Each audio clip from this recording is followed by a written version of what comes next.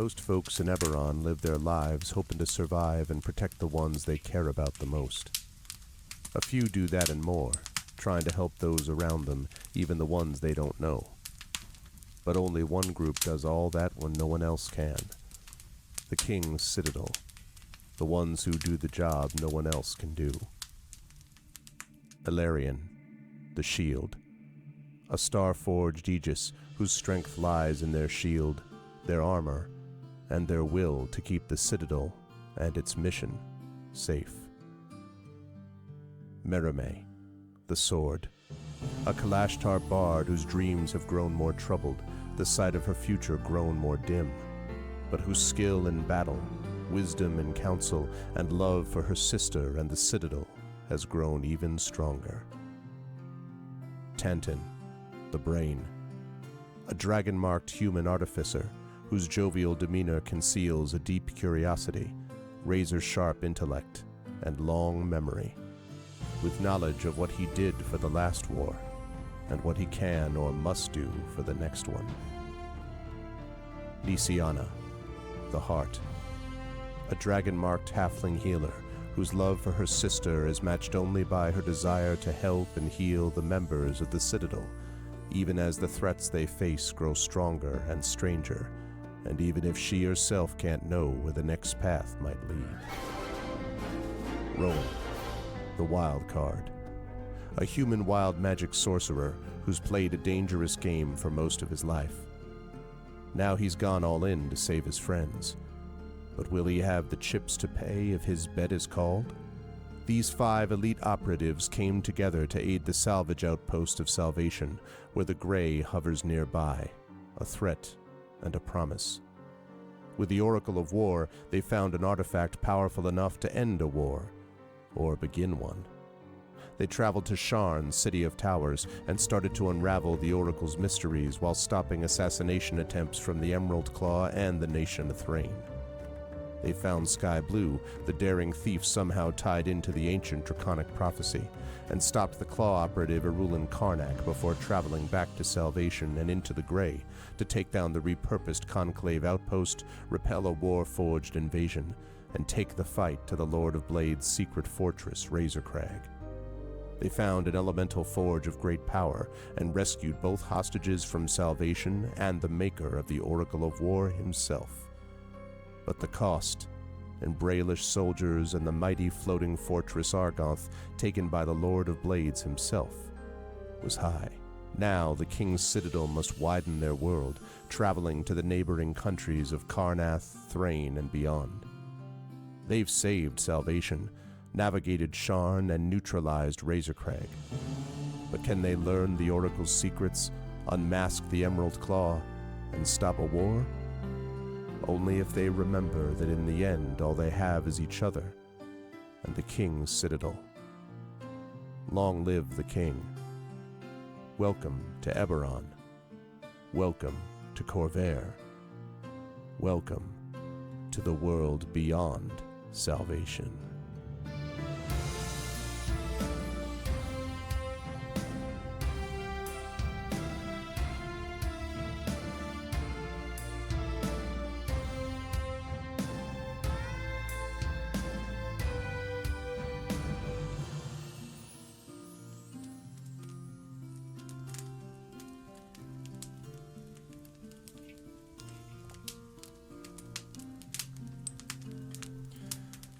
It's always a great pleasure to hear that music, and it'll be the last time that we see, at least hopefully should be the last time that we see the Season 4 intro, because tonight, folks, is the finale of Season 4 of Dungeons & Dragons with Infinity and Beyond, Eberron, Oracle of War, Part 6 of Stonefire. This is definitely going to be the end, one way or the other, of that season.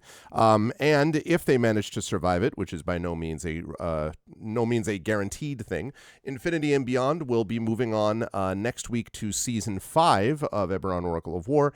And there's just one season after that, Season 5 and Season 6, before we wrap up this campaign next year. So I am excited for it. I hope you folks are as well. It's going to be pretty nuts, y'all. But before we get there, a couple of reminders about ways to support us on the channel. If you have not done so already, please follow us here on the channel. That is always appreciated. If you haven't already done so, please make sure to check out our YouTube, which is !ArvTube. And if you're watching me over there, welcome. Thank you so much for joining us, and please spread the word. We love to have people both on YouTube and on Twitch. We are currently at a new record number of subscribers over on YouTube, so every new sub over there is a new record. So please consider subbing over at YouTube with !ArvTube. Discord is !ArvCord. You can hang out with the Arvanauts in between streams. Twitter is !ArvTweets, although who knows for how much longer we'll be on that hell site. But Blue Sky is definitely that is popping these days, so you should definitely head over to that. That is !ArvSky for Blue Sky. TikTok !ArvTalk. The website for all of this is arvanelleron.com, and while you're there, why don't you check out the Hearthglow podcast. We have our new long form recording happening next Friday of Hearthglow. Very excited for that. And then Triffid is going to be getting new episodes of that up for you very soon, so I'm super excited about all of that. And I hope you are too. Also, check out our Gen GM show with Zach Clay and myself, because we do DM and GM tips there. We have a new long-form video out, short-form videos on the way. On the on the financial front first, !Arvtreon, that's the Patreon, which is really the financial backbone of the channel. Cool stuff that you can get for yourself, cool stuff for others as well, for the channel as a whole, so please consider supporting us there. Subscribing to the channel is always appreciated, as JLC was kind enough to do. It's good to see you, JLC. I hope all is well.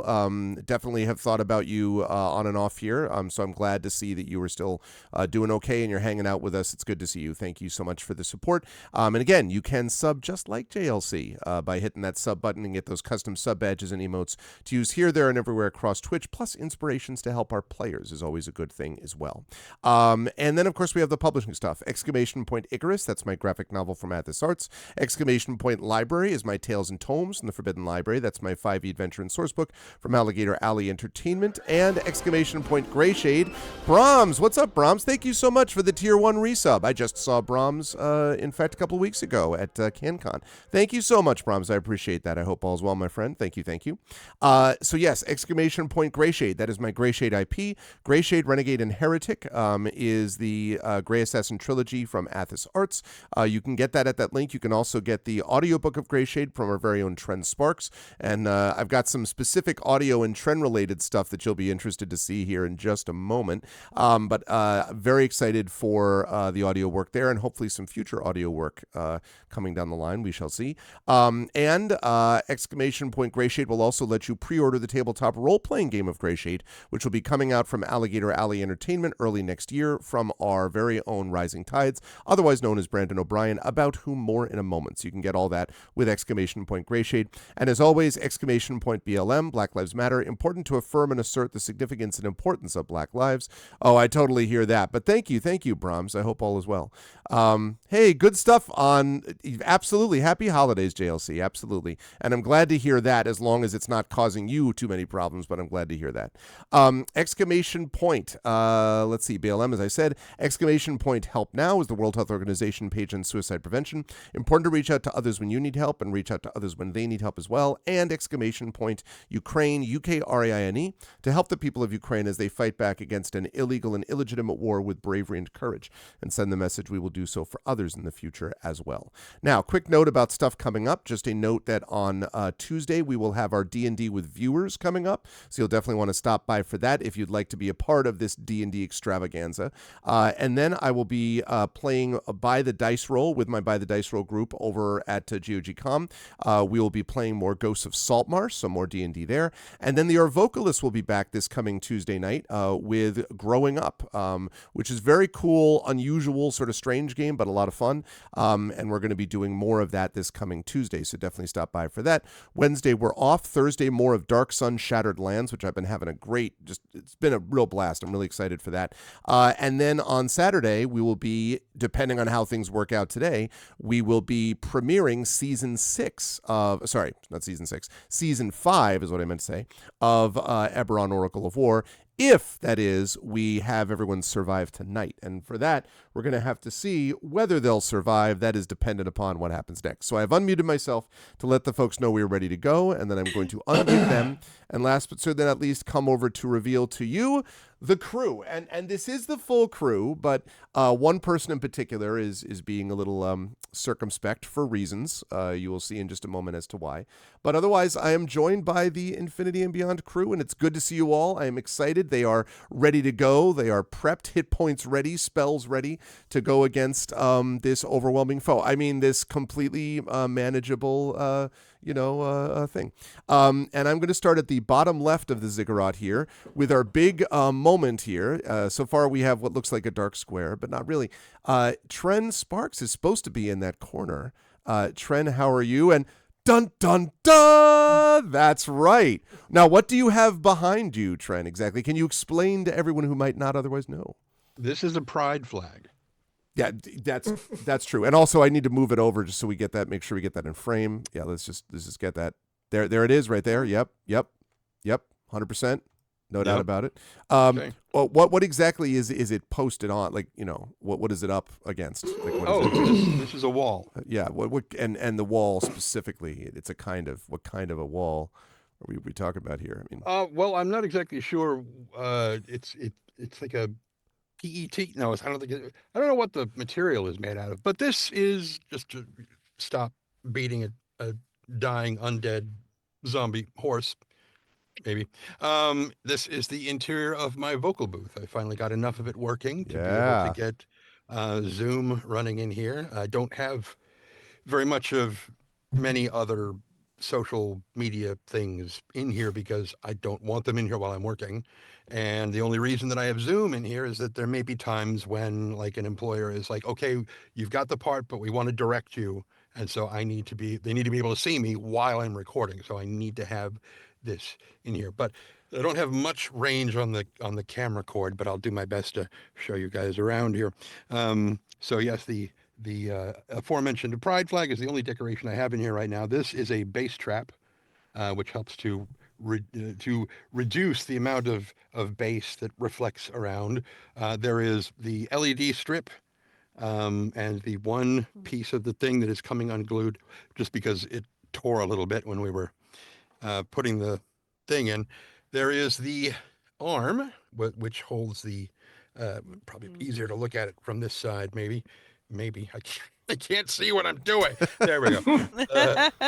Yeah, the microphone arm. Yeah. Comes down behind this monitor, which is where I put whatever document I'm narrating. And over here is where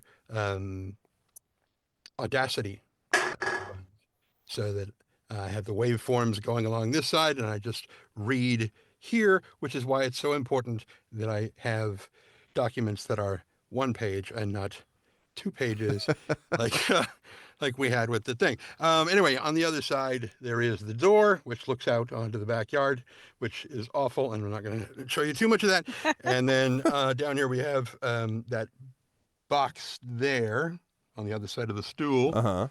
There, that is the ventilator, which is super quiet, but it still shows up. And then there's the stool, which I occasionally lean on.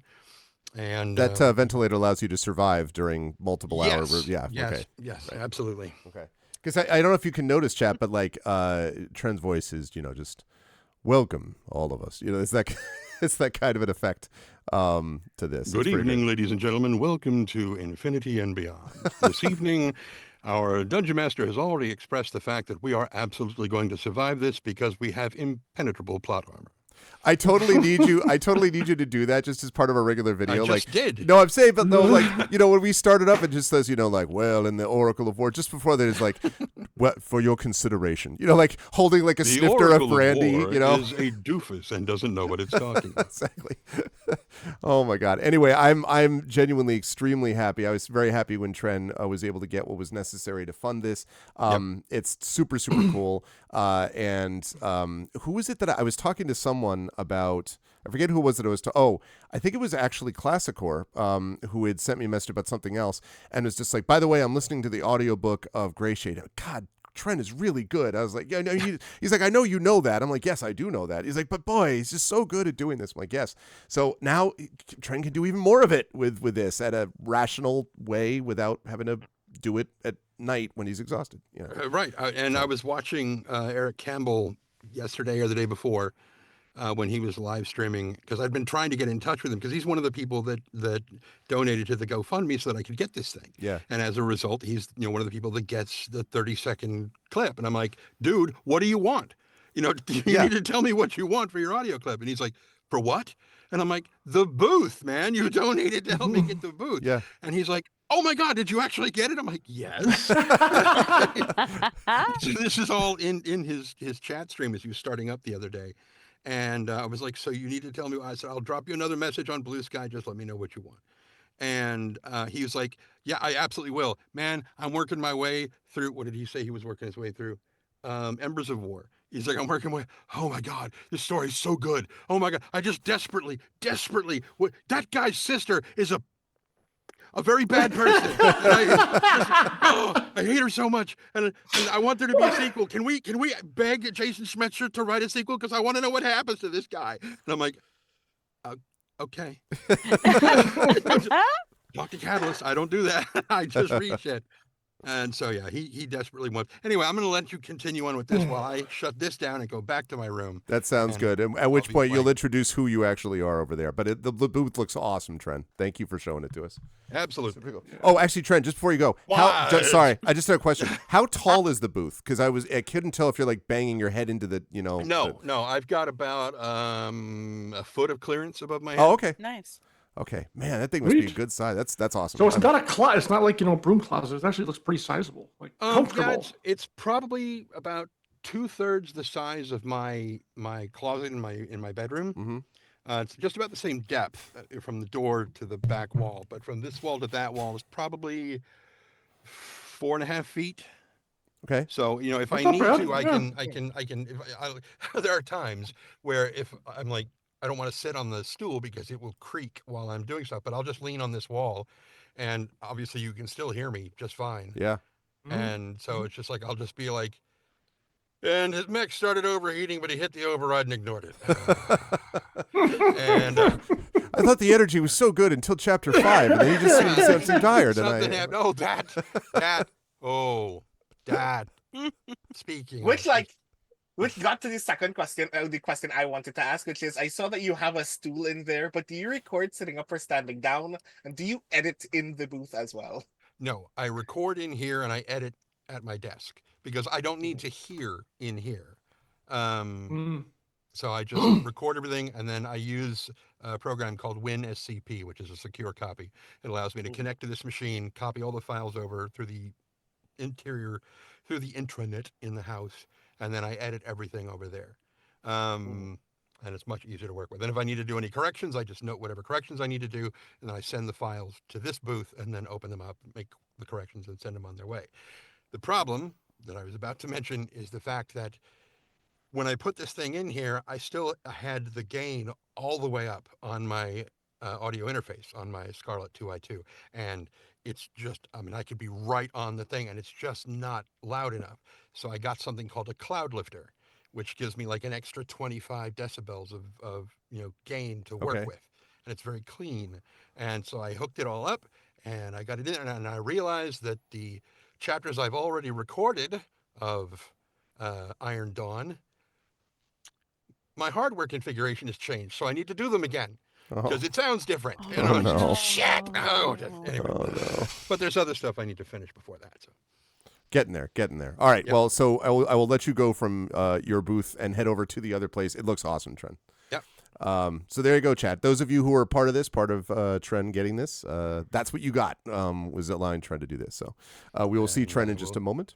Just a few moments, yeah. And while we do that, I'm going to move on to the pictures are off for people, but that's okay. It will not be off for long because in the meantime, we can talk to Marie. At the moment, you can pretend that Brandon was Tren, which is definitely not true. But we will move up here to, we can move up to Marie.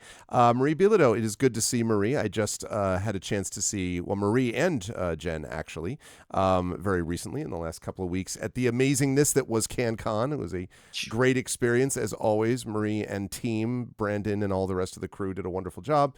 And it was a great time. And Jen and I and her husband got to get some awesome egg breakfast and stuff like that. And it was cool. It was good times. It was awesome. And Marie, I assume the hotel is still standing. It was standing when I left on that Sunday, so I assume that it's more or less there. Can I tell you something that happened yesterday? It burned down. Is that what you're going to tell me? I swear. Well, I haven't paid my bill yet, but Okay. I swear I'm not responsible. But the person, the sales lead who was in charge of our contract, left. Really? You drove her out. I drove her to madness. Is she going to the other hotel that you just made? Maybe just following you. I don't know what I did, but there you go. She's there you go. So anyway, yeah, the hotel I believe is still standing. However, not all the staff survived CanCon.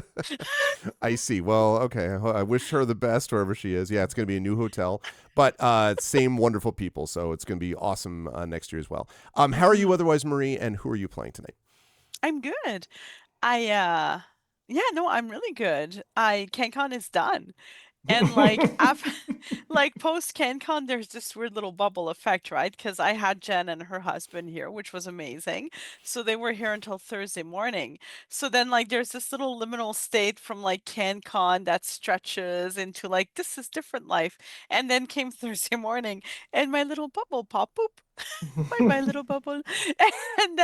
And then all of the stuff that was awaiting, just in the shadows as CanCon passed, just pounced on me. But it was fun. I killed most of it. But yeah, no, so it was good. I'm doing great. I'm having fun, and there's banana bread upstairs with chocolate chips. I felt that that's important for you all to know. Good. I'm glad.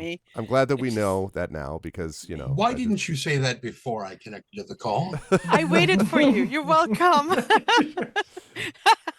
I started with other stuff. Anyways, I'm a good friend.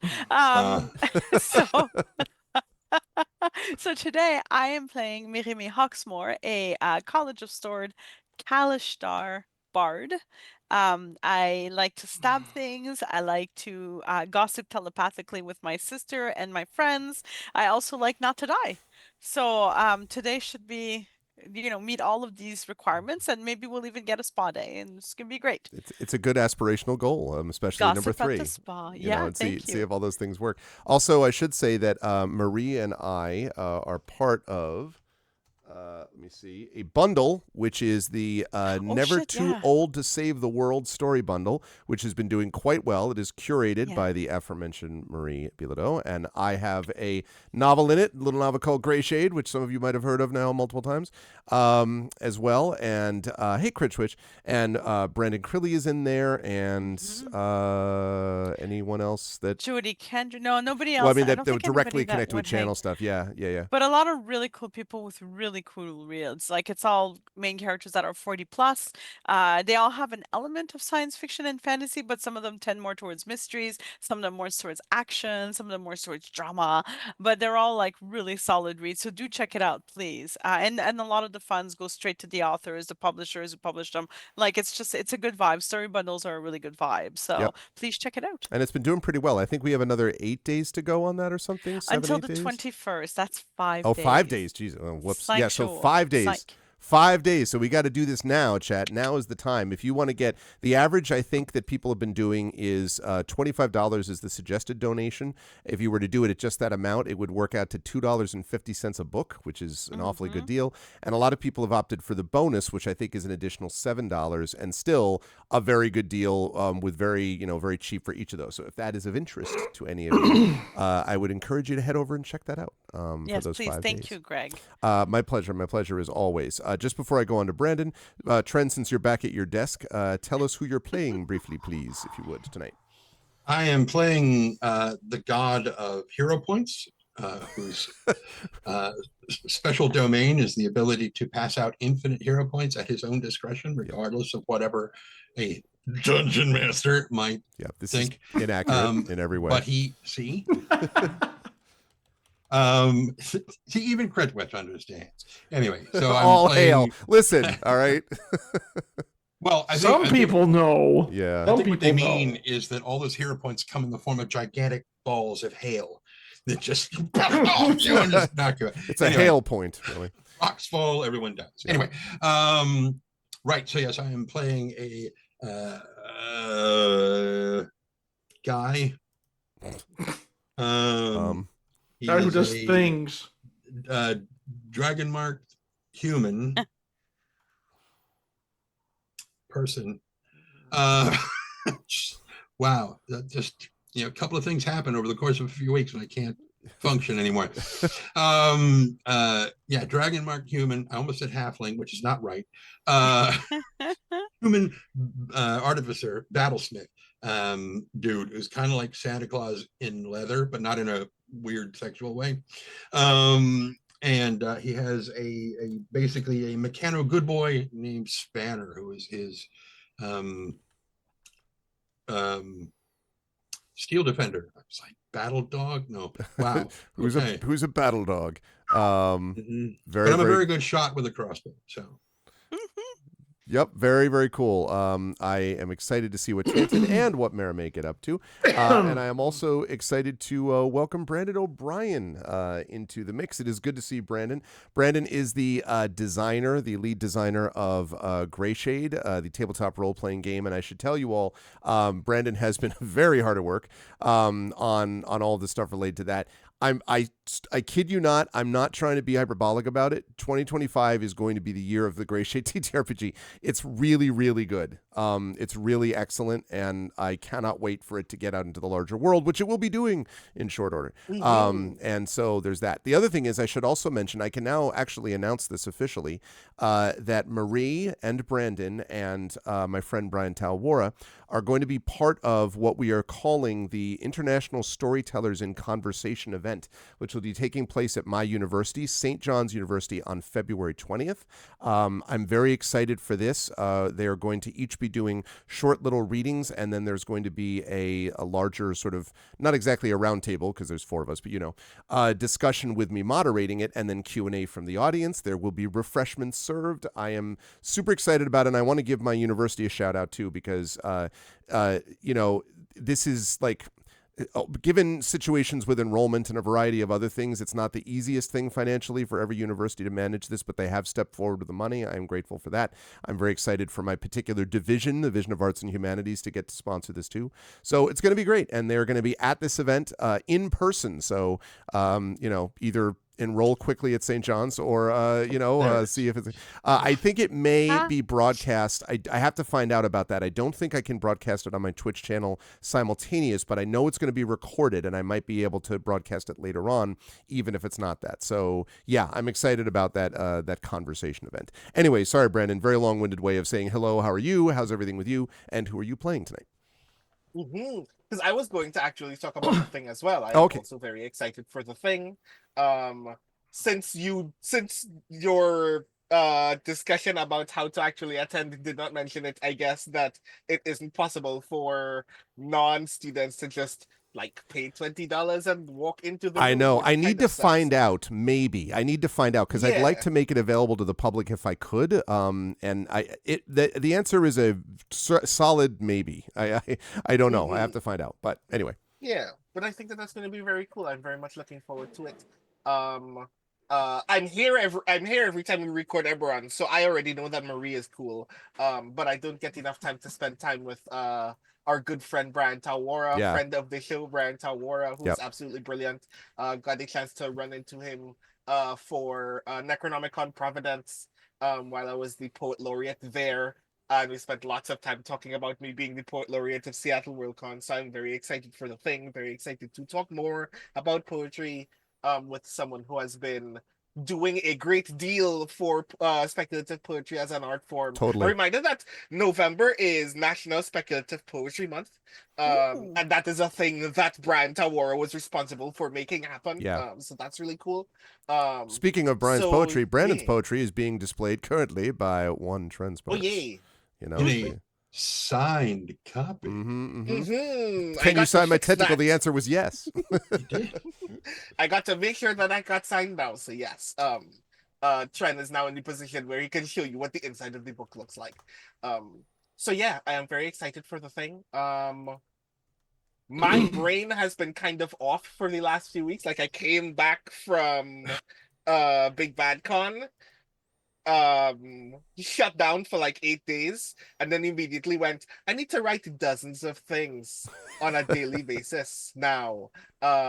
So yeah, my brain is all over the place, which is not helped by the fact that for like the past 6 to 8 days, I have suffered at least one critically file corrupting blackout Oh no. a day. Oh, So that's been jeez. fun. Oh. Yeah, what a joy. Yeah, I've rewritten several 100 words of text every day for the past week so far. So that's been fun. But yes, hi everybody, I'm Brandon O'Brien. I am not here to be frustrated about that. I'm here to be frustrated about everything that Rowan Shallow has experienced in the last 2 days. Rowan Shallow is the King Citadel's resident sorcerer with a gun, who is very annoyed at the fact that every time they meet somebody after engaging in large combat for several minutes, they discover that that person is either a friend whose life is in danger or a friend who suddenly is no longer a friend who they now need to kill. As evidenced by the combat that we're now about to engage in, which I would like to remind the rest of the party, I've never met Flamewind, so if you're precious about Flamewind, you should stop me from doing the exact first thing that I'm planning on doing. Yes, I am excited to reveal this. For those of you who missed this, get ready for a doozy of a fight. It's going to be an interesting one coming up. We'll talk about that in a minute. Always a pleasure to have good friend Brandon with us. Also, a good friend Jennifer Brozek with us. It was good to see Jen as well at CanCon, as I said. Awesome times.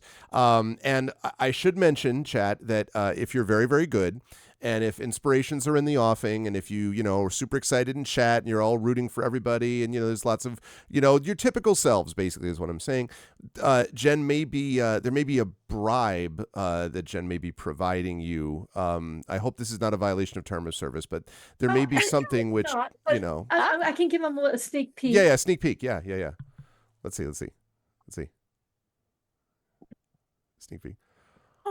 Oh, This is Freya. Freya, the new kitten. One of the new kittens. She is fearless. I'm and leaving. weightless. She's like, what the heck? Why? What? What? Who are these people staring at my fat tummy? This is not what I had in mind. I'm Like, not I on just wanted camera to hang out kitty. with mommy, but now all of these strangers are here. I feel Exactly. watched. Well, Oh, that's awesome. She is a kitten. She has very many things to do. This is Freya. I am very our oldest or youngest or Mina lives in the house of hisses and growls, so that may be happening here shortly. But it may be later if a bribe is needed. She has a brother named Mimir. So we may show Mimir later on. Just saying, Chad. Yes. However, I was in Canada for 8 days at CanCon. It was amazing. Marie takes me to the best places. I wrote a blog post about it. 8 truths and 2 lies. You guys got to guess which one's the lies. Oh. And let me tell you, you're probably going to guess wrong. I really like Canada a lot. I enjoyed going to CanCon. I met so many really nice people. Then I got home. I was home for maybe 36 hours and then I got kittens. and like then it was so Kitten Con for everything. And I had pissed off older cats. And so I still have pissed off older cats. At least one of them is still pissed off and still snarling and hissing. The other one, she's pretty apathetic right now. So that's actually a pretty good sign. And then, just like Marie, like I was gone for 8 days and then I got kittens and then I looked at my work. There's a lot of work. I've been doing a lot. And a certain editor of mine just dropped some stuff on me today. Well, technically last night at 11 p.m., which was what, 1 a.m. your time? Yep. Which I have to get done before Friday. So that's going on. There's a lot going on, but it's very, very cool. And in the meantime, Shadowrun also has a humble bundle. And let me give you this. The humble bundle. With apologies to Marie and Greg for coming over the top of their bundle, but it's all right. There's room for multiple bundles. You know. Well, yes. It's not very humble of you to come out. No, just kidding. No, it's not. Multiple bundles. If you would like just one link to go to, I happen to have written about both of them. Oh, look at that. Very nice. Very all nice. about the bundles, baby. Yep. And if you don't have some of my Shadowrun, literally every bit of my Shadowrun is in this mega bundle, along with a bunch of the legends, a bunch of Rusty stuff, RL King. There's a lot. There's more. John will continue on afterwards, but that's going on, and John and I's second anthology together, my 25th anthology, I don't know, his 1025th anthology will be coming out within the next month, I'm gonna say. Hopefully sooner. Before the end of this month. That's what we can say. Yes. Yeah. It has to be out before the end of November. Okay. Well then yeah, it will be. Yep. Also, Augment Magazine is on it. It's is doing well. The open call is still there. My queue is empty, and I still have 7 slots left. So if you want to write for Shadowrun, I will dig that link up soon. But in the meantime, all intermixing around many kittens and many growls and travel and work pouncing like a kitten on morning breakfast. Mm-hmm.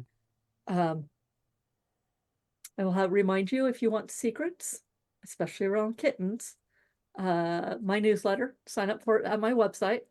You get secrets. Only my newsletter followers get it.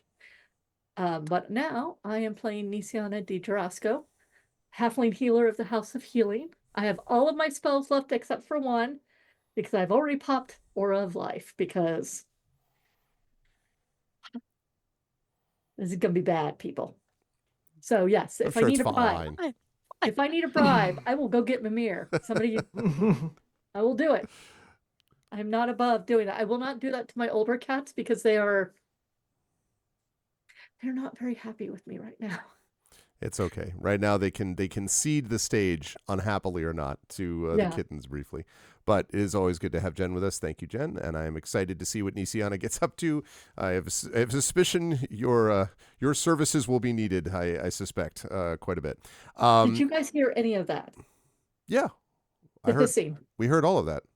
Oh, you did hear all the hissing and stuff. Oh no! Oh, the hissing. Oh no, I didn't hear that. I did not hear. Sorry, I thought you meant we didn't hear you or something. Okay, that is the thing I needed to know, because spleen was vented, so you did not hear it. I don't have to worry about that. Nope, we heard no hissing or growling from that front. But thank you, Jen. And last but certainly not least, the one of the aforementioned editors that we just talked about is here at the bottom right of your ziggurat, and that is one Mr. John Helfers. John, good to see you. I hope all is well with you and yours, etc. How's life and everything, and who are you playing on this pleasant evening? Life is good. As good as can be expected, given certain current events, but we're going to just ignore that and have fun playing the game. Mm-hmm. Yes, as Jen had said, 80 plus volume Humble Bundle, all the Legends books from the very start, with Secrets of Power trilogy all the way to the latest book, which is Dark Synergy by Rusty Zimmerman. And Jen's, she's right. Jen's entire body of work is in there in some way, shape, or form. With short stories, novellas, her newest novel, The Mosaic Run, which is an awesome wrap up to her YA novella kind of series we did. That's also available in there, called Auditions. It's just anything you want to know about Shadowrun fiction, it's there. So take a look at it, and a bargain basement price, which is how we like it. It's been doing very well for us. So I'll get off my Catalyst soapbox now, and combination looking forward to this and dreading it at the same time. So let's put it that way. But it's always great to play with everybody, and welcome to be back. Great to be back here.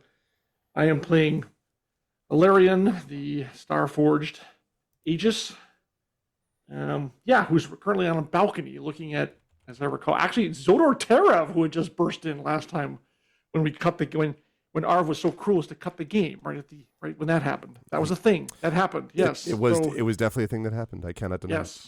Yes. So Could. With that in mind, let's go. Let's all get this rolling. All right, I'm excited. Let's do it.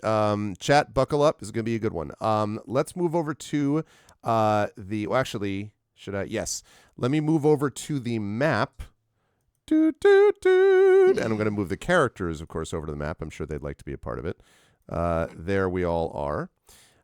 So this, you may be asking yourself, I feel like one of those, like, you may be wondering how we all got here, like, montage cut back to like, but anyway, so these characters that you see before you are not our characters. I'm going to ask our characters, the King's Citadel, to drag themselves onto the map, and then we're going to talk about what happened in our last session, because in our last session, chat, in part 5 of Stonefire, the King's Citadel, which was sent originally to Thrain, to stop a war that has been brewing for a while, between Thrain and Brayland and the rest of the 5 nations. I'm happy to report that happened.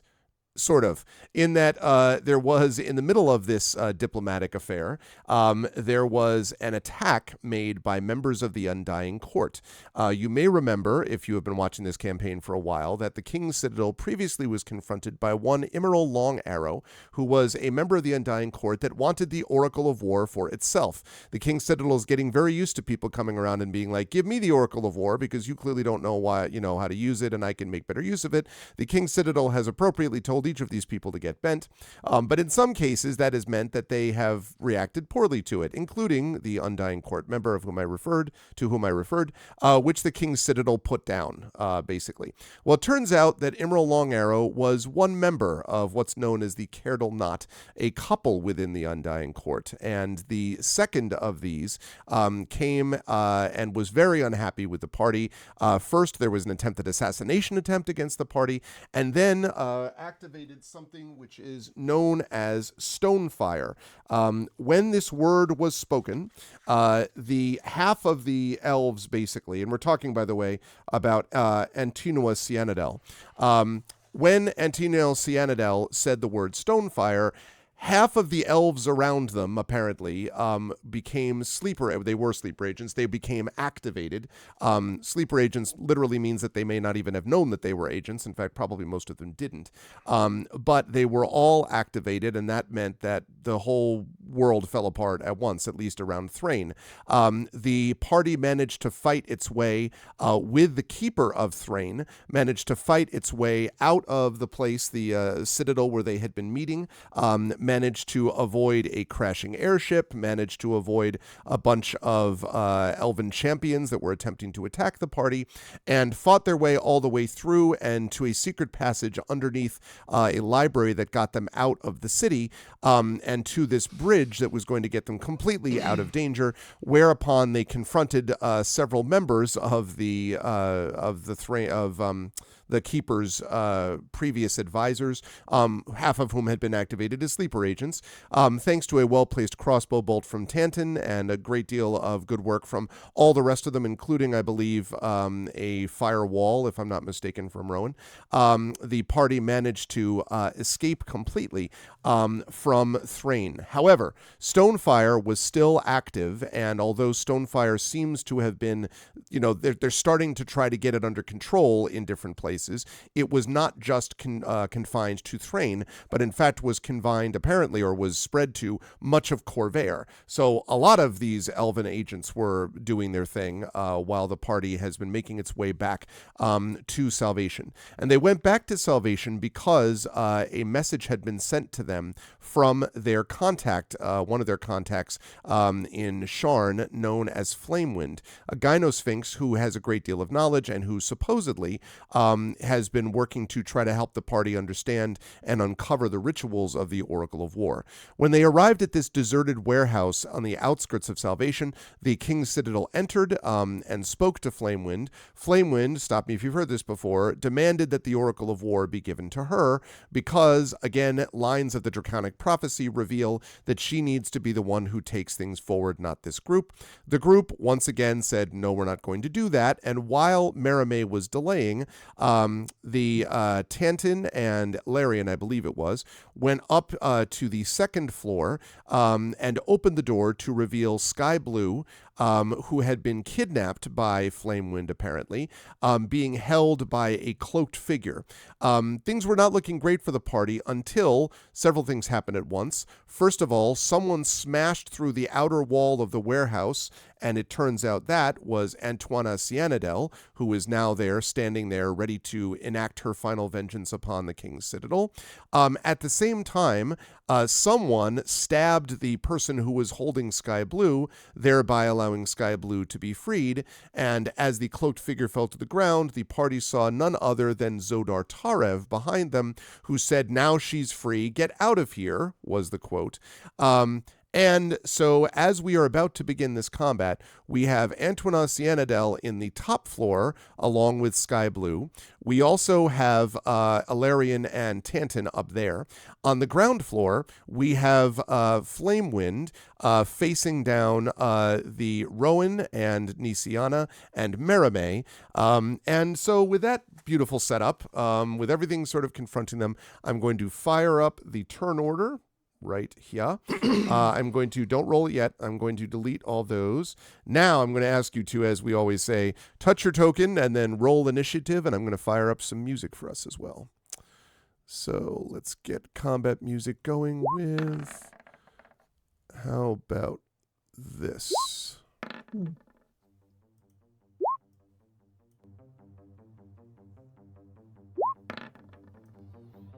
I do need my aura of life up too. Oh, yes. Let me take care of that. I forgot Zodar Tarev was Wow. Mm-hmm. We're all sucking today. We've been taken by surprise. Oh, yeah. Every single one of us. We are all trying to determine if Flamewind is mind controlled or the enemy. One or the other. Yes. Now, remind me again about Aura of Life. These are 5-foot squares here. How again, radius on this thing? It is a radius is a half one. 30-foot radius, 60-foot diameter. 60-foot diameter. So 5, 10, 15, 20, 25. Oh, it's pretty close, actually. Maybe like that.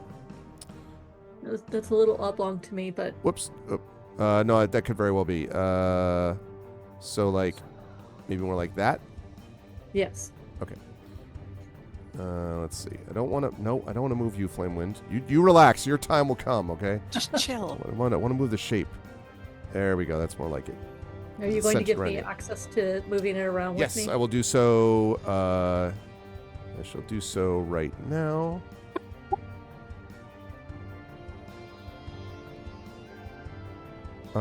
If I can, although I might.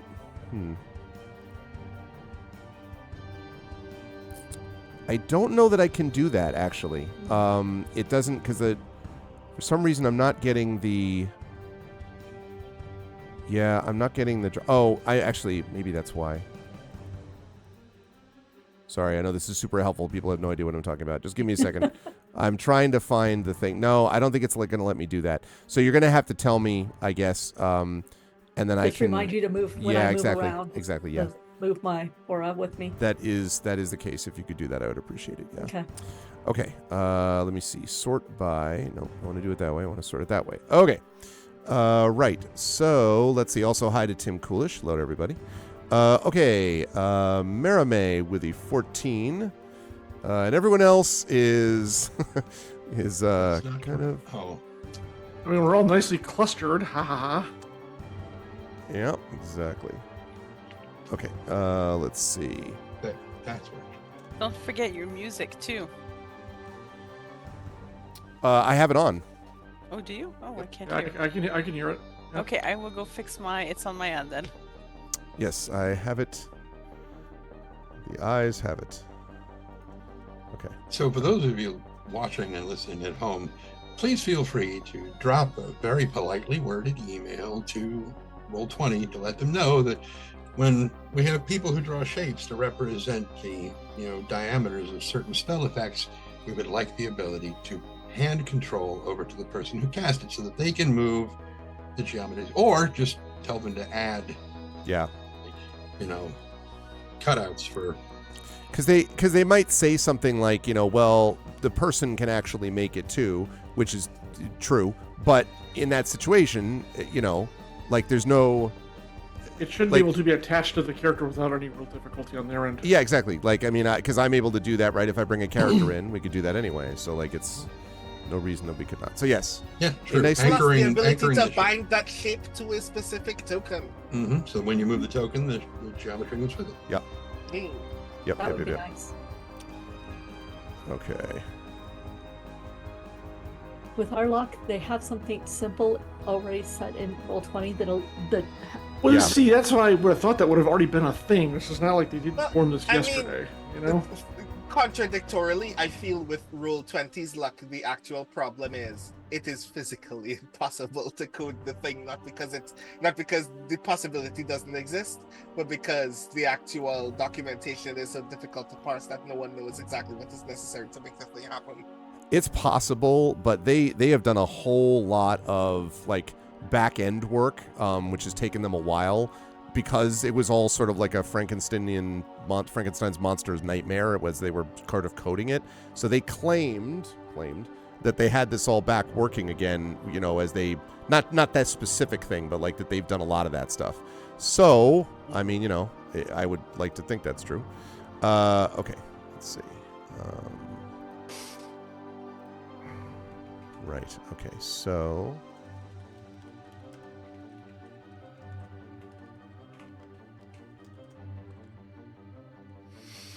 Okay, right, and then that goes like that, and all right, let's find out when she goes. She is going to be going. When are you going to go, Antoine? Tell me your secrets.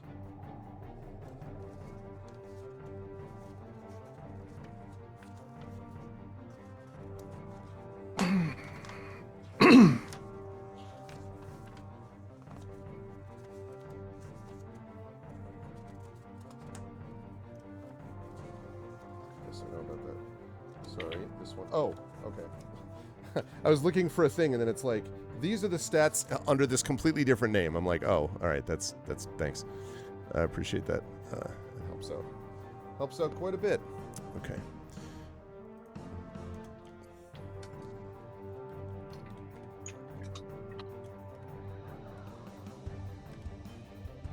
Okay, good. And we have, let's see. We have Zodor, we have the one remaining. Okay, right, because we have the second agent who is up there. Who...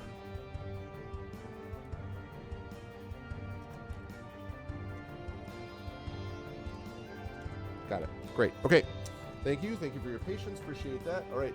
Let's get things rolling. You will probably not be surprised to hear that at least one of the bad guys, in quotes, bad guys, is going to go first. Having rolled a little bit better, just in this particular case. All right. So, Flamewind is going to sort of stand up as, is just sort of kind of lying. I shouldn't have, there's no real chair there, but was like lying near the chair. He's lying near the chair. I see what you did there. Okay. So, and looks around and says, I am sorry that you felt the need to do this, that you did not do what should have been done. But there is nothing for it. The prophecy must be upheld. And stares at you, Marimé, and says, you have always been the one most closely linked. Now, I need you to understand. You, more than any of the others, perhaps realize what is at stake. You do realize that, don't you, Marimé? You can see her eyes swirling. And I'm going to need you to make a wisdom saving throw for me, please. Exactly. And I spend the rest of the Why time do just... stars suddenly appear? Oh, I'm not very good at wisdom saving throws. That's weird. Oh, my one weakness. Oh, sorry. I should have done that regularly. So It would have been 15. Let me see. It's gonna be close. That's enough, surely. Well. Let's see. I mean, guys, she makes a good point. Pretty much. Yes. Oh, does she? So yes, and you hear No! you I'm hear sorry, you hear in your mind now turn and do what you must. Your sister is right there. You should convince her. Perhaps just a little small bit of pain will do the job. And she tells you to attack Nisiana. Oh. Now, she's telling this telepathically. You hear all of that in your head. So, Nisiana, you heard her say the thing of, why don't you do the da da da da da, right? And then there were the eyes swirling, which Nisiana I don't think would have seen, but Merime did see it. And then she tells, then Merime tells you tells Merime to do that action that I just mentioned. You're gonna make me attack my sister? Oh, we're gonna have words. She is going to do that. Now, there will be... Right. Well, I'll tell you... we're not going to tell you how long this is going to last yet. Yeah. Let's see. And actually, just to double check here quickly, you did this at... Like, if you had advantage, would have been a 15 anyway, right? Because you rolled the 2. Okay, that's what I thought. All right, just want to double check. Well, let me just check that I didn't forget anything. I'm sure I didn't, but, you know, indulge me. Yeah. Yeah, I don't think I have anything else as a Kalishtar that helps me with wisdom saving throws. Okay, so Can I do something? Well, I don't know how you would know because it's telepathic, right? Like, But I heard the first part. You did hear the first part, yes. But you didn't hear the part of attack your sister or any of that stuff. But we're all in the link with Marie. Yeah, but this is not this link is not part of that group chat, if you will. In fact, on a separate channel. I'd have to think about that actually. I wonder if that means that Merime would drop the telepathic link. I don't think so, because at the moment, Merime, you have no urge to go, wait, I'm being controlled. Like, you're just like, yeah, that is totally reasonable. Like, why would we... For me to attack my sister? That part might not be reasonable, but the part of, we should be listening to her and doing this might be reasonable. She's... Yeah. You will see what the attack does in terms of the impact it has on you. I will address it. Okay. I'm sure that'll go well for Flamewind once I come to. Mm-hmm. Oh, yeah. I imagine it will. So, Tantan, my answer is I don't know. Maybe. It depends on what you have in mind, I guess. Well, basically, upon hearing Flamewind tell Merime, what she told her, Tantan would basically just turn around and go, don't listen to her, would be his response. But that would be his invoking of... Flash of Genius, which would give her a +5. Ooh. To the save. Mm-hmm. I mean, Merime's been had before, right? I'm the only one who's who's been charmed before. Do you? Because I know we said that you were within 5, 10, 15, and it was within. I probably was a little generous about the 30 feet last time when we said you were in 30 feet, but that's okay. I won't change that up now. Just for the sake of the thing, there's the text of it if you want to read it. How many times have you used it? Because you used it once already, I know, in this scenario. I have 4 of 5. This will bring me down to 3 of 5. If you allow me to use it this time. Okay. I will make an ability check or a saving throw. It's up to you, Greg. Yeah, I agree. If your instinct is to say no, then say no, and it's fine. Well, I will also, in our favor, I will say, because Trendane has been flat out saying he doesn't trust Flamewind from the beginning. Yeah. I would take that more into account if she was doing this with Tantan. But she's doing this with Merime, with whom it's very clear that she's doing this because she thinks she has a advantage with Merime in relating to this. Advantage game. I think I'm going to deny that, even though it's a very good idea. Thank you, Tren. I think it will come into. I think it may come into play though at a later point. Not just the attack on her sister, but also that note. I will talk about that when we get there. No problem. It is a good concept though. Okay. By the way, for those of you who are not familiar with how to play D&D, that's it. right there. Yeah. That's how you play D&D. Yeah, exactly. That's right. It's a discussion and negotiation. Yes. And I probably let about 80% of those go through because they're generally good ideas that I agree with. If you're not willing to deliberate with your table, just write a book. Yeah, exactly. There you go. Exactly. Okay. Wait. Arv's done both. How does that work? Arv writes the book specifically for the stories that he knows we read. Yeah, exactly. Then I'm like, okay. If we ran a Grey Shade campaign, me or Jen would break it. Okay, and then having said that, Flamewind is going to get up here and is going to move. Let's see. Just make sure I have the movement right. Going to do her little turn on the 5, top. 10, 15, 20. That's what we're doing, Trent. Oh, right. I don't think... Yep. I was going to... No, Flamewind is not going to want to turn her back to Rowan. That seems like a very bad idea. So I think instead, she is going to, if anything, probably back up here. Also, I love the fact that Spanner apparently is 700 feet below the ground, or just was made very small. There we go. That seems like a more rational size for Spanner. Yes, it is. Okay. Right. So Flamewind did that. Now, second to go, unfortunately, is still not the good guys yet, because Antoina rolled a little bit higher than you all did as well. And so she, crying vengeance, is going to step forward and take her attack. So let's see. Ooh, so many good ones here. Let's see. We're glad you have a menu to choose from. Okay, let's see. So you are not in the room, but the door is open. I mean, she could dispatch Zodor first, I suppose. He's right there. Stabbed her guy. She could do that, but she seems more... I'm pretty sure she knows who destroyed what's-his-face, so yeah. You got it. I love how since Zodor is not in our party, we're perfectly fine with throwing him away. We'll totally throw him to the undead elf. She raises her hand and screams out something in Elvish, and suddenly you are all aware of this... massive. It reminds you of something that Rowan often does, except this comes, it seems, from the heavens almost. A column of flame roars through both Ilarion and Tanton.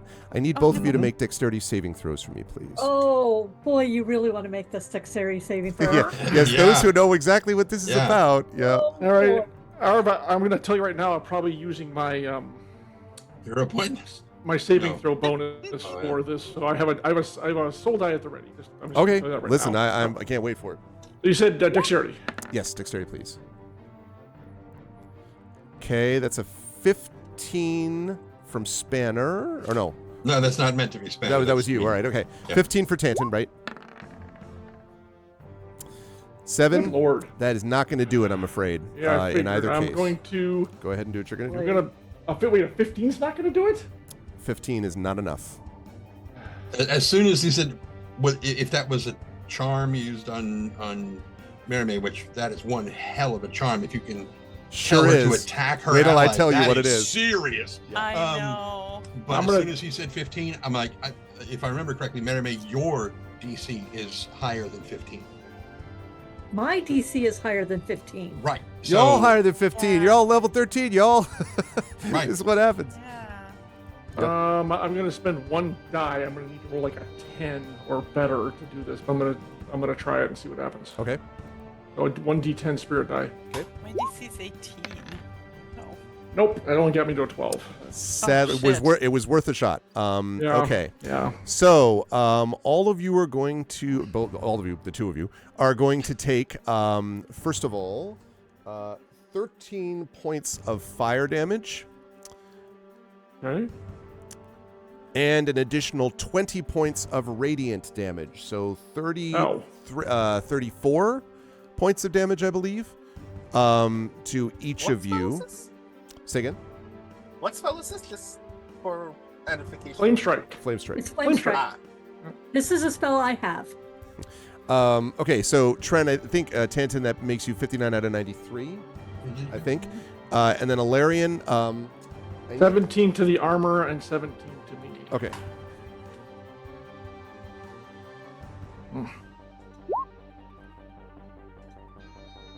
Okay, this is not boding well for my freaking dice so far. I'll tell you that much. Okay, so sorry, 17 to your Aegis, right? Okay. Puts it down to 40. Yeah, and then 17 should bring you to 97. Correct. I think hit points. Right. Okay. Yep. Okay.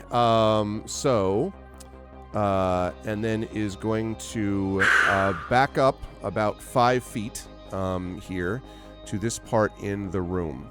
Okay, that's going to lead us to Merime. Now, Merime, as you know, you have an action to take place. After this action, I'm going to tell you what will happen regarding the whole thing with Tanton and you attacking your sister and all that. But you are going to have to get the attack off first. So, just so I understand the parameters, so that I play this correctly. Yeah. So right now, I want to inflict pain on my sister. She does want, her direct order was for you to attack your sister. Now attack, you can, so that would... and now remember, you don't have to maximize damage beyond all belief, okay? But you can't just be like, I will punch her with the side of my face, because you don't, at the moment, it does not strike you as unreasonable to do this. It will strike you as unreasonable in just a minute, but it's not going to strike you unreasonable right now. So you need to do the whole Merime thing, is what I'm saying. She said cause her a little pain. So yes, you have to cause me pain. Yeah. I think in character, and this for role play, just to recall how she uses the sword, but I think she would just whip out her sword and turn around and Yep. That in a sounds right to me. graceful move slash her sister. So I'm gonna do a rapier attack. Okay. Which is interesting because it's the thing she uses, it's the thing she uses to ground herself too. The sword. Yeah. And she just stabbed her sister with it. Yeah, and I struck. think, I'm assuming a 23 is going to do that. Yeah, even with my wings, with wings, if my reflex wings would be a 23, would that? It still counts. Okay, then I'm not going to use it. Actually, there's a good reason for me not to use it because I very specifically told Merime I'm going to focus insight on Flame Wind and try and figure out if she is mind controlled or if she actually believes this. So it's very. I did not see this coming at all. No. So that's going to put you. So that's 8 piercing damage. Are you doing any flourishes or anything like that, Merime? I'm aware usually that you. do. Yeah, go ahead. I usually do my flourish to defend myself. Like Okay. in gameplay, I don't feel that Nisiana will. Okay. You know, I mean, if you feel that you should do a flourish, you're just No. wussing out. No. Okay. I'm allowing you to interpret it in that way. Just that So I do have a second attack, but you said that I would get to reflect after this one attack, or should I hit? No, again? you have to do the full attack action, including the second attack. Once that's done, I promise you'll get your reflection Okay, moment. so I would flourish and I would flourish again, like not actually flourish, but I would do my little dance move. Oh, that was floating on a 20. I was like, oh no. Yeah. So now I'm hesitating. Now I'm like pulling back.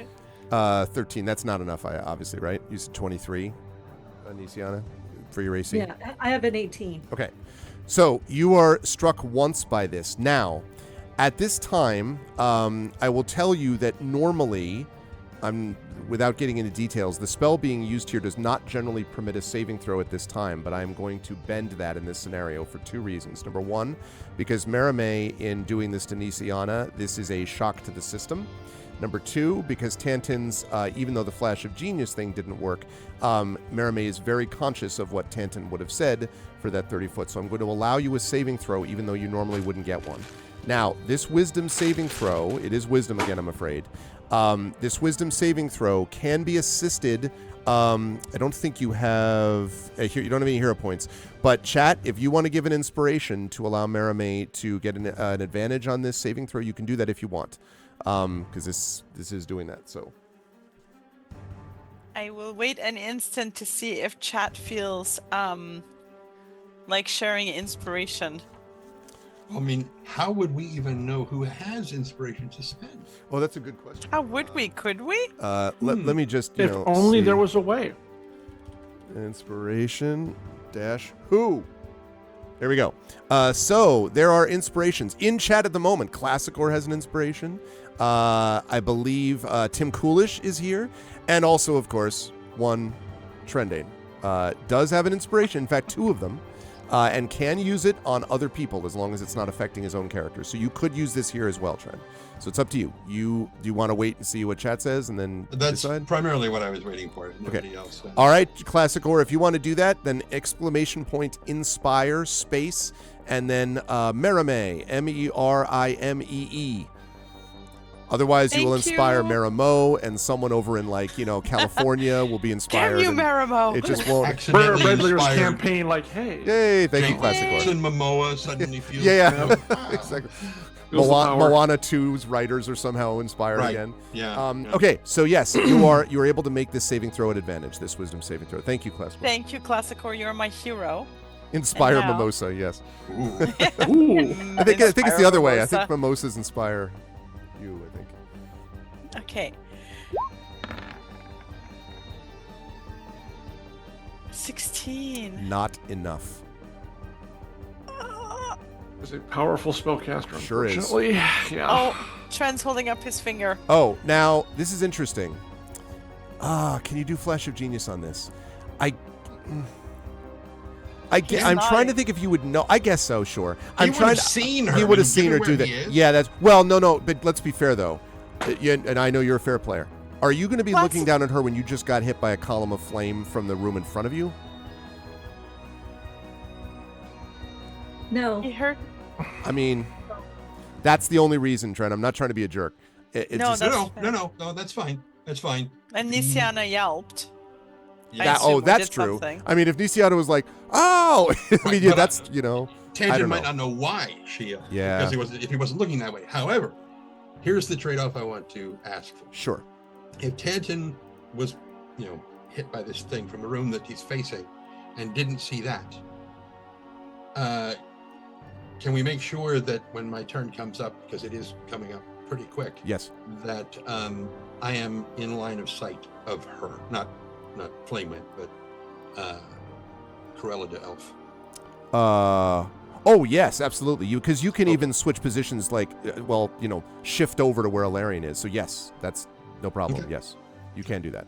But I don't think you'd get the Flash of Genius on this based on what we That's just fine. said. That's fine. So unfortunately, that is not enough. And for those of you at home, Merime just rolled a 16 on that save. That's a very good save. This is a very powerful spell. I did make clear that this was this fight's a bit.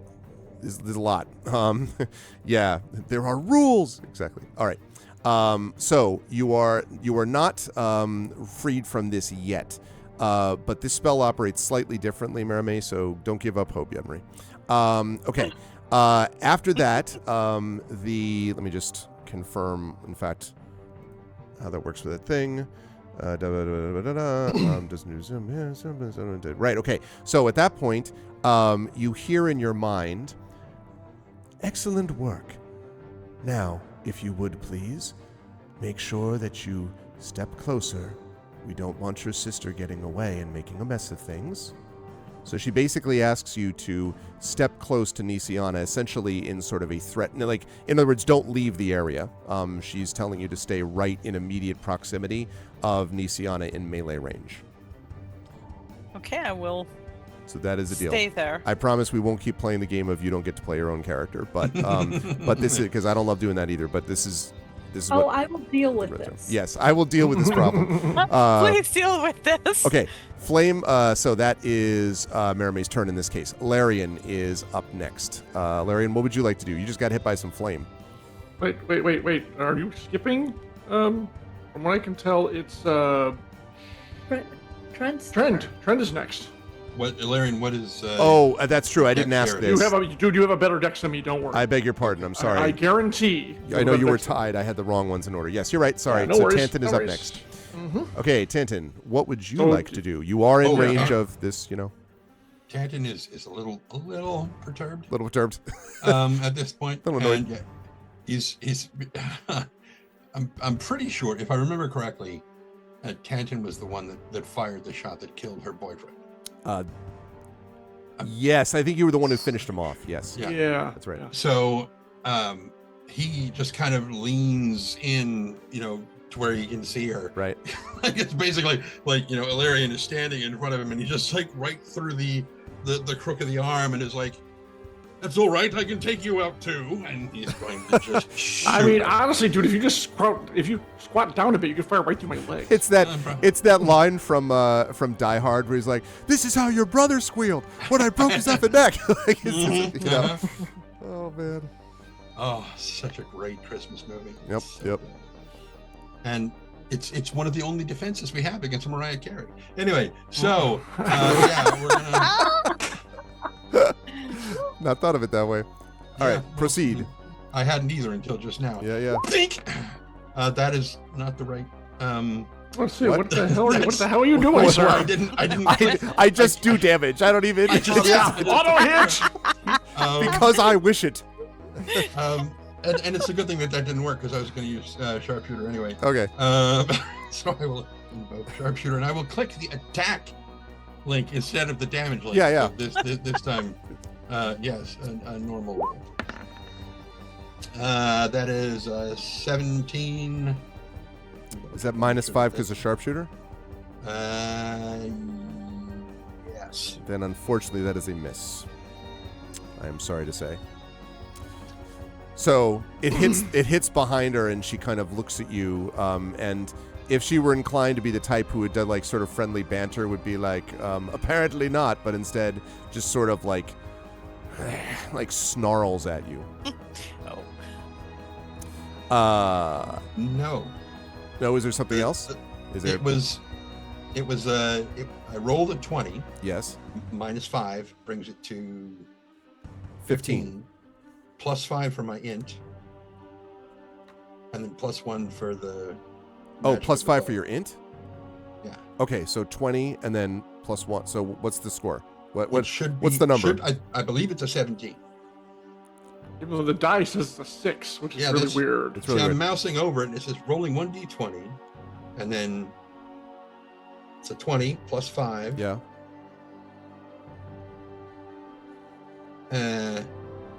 And then +5 for the proficiency, +1 for the magic of the weapon. No. Okay. No. Never mind. Sorry. That's not it? Okay. Yeah. I like the idea that she's waiting to see if the thing hits her or not. Like, right, as I was saying. Yes. Okay. Tanton, are you moving anywhere? Or actually, I'm you're again. shooting again, right? Yeah, shooting again. Shoot that's it it. again. We are heavy on Die Hard tonight. Aren't Yeah, I know, really. Well, you are rolling dice, so. we? Yes, that's. No. Oh no. Great line. He's like, I'll be right with you. It's like, damn thing's not working right. Just do what Drake did and knock it against your head. Yeah, no, right?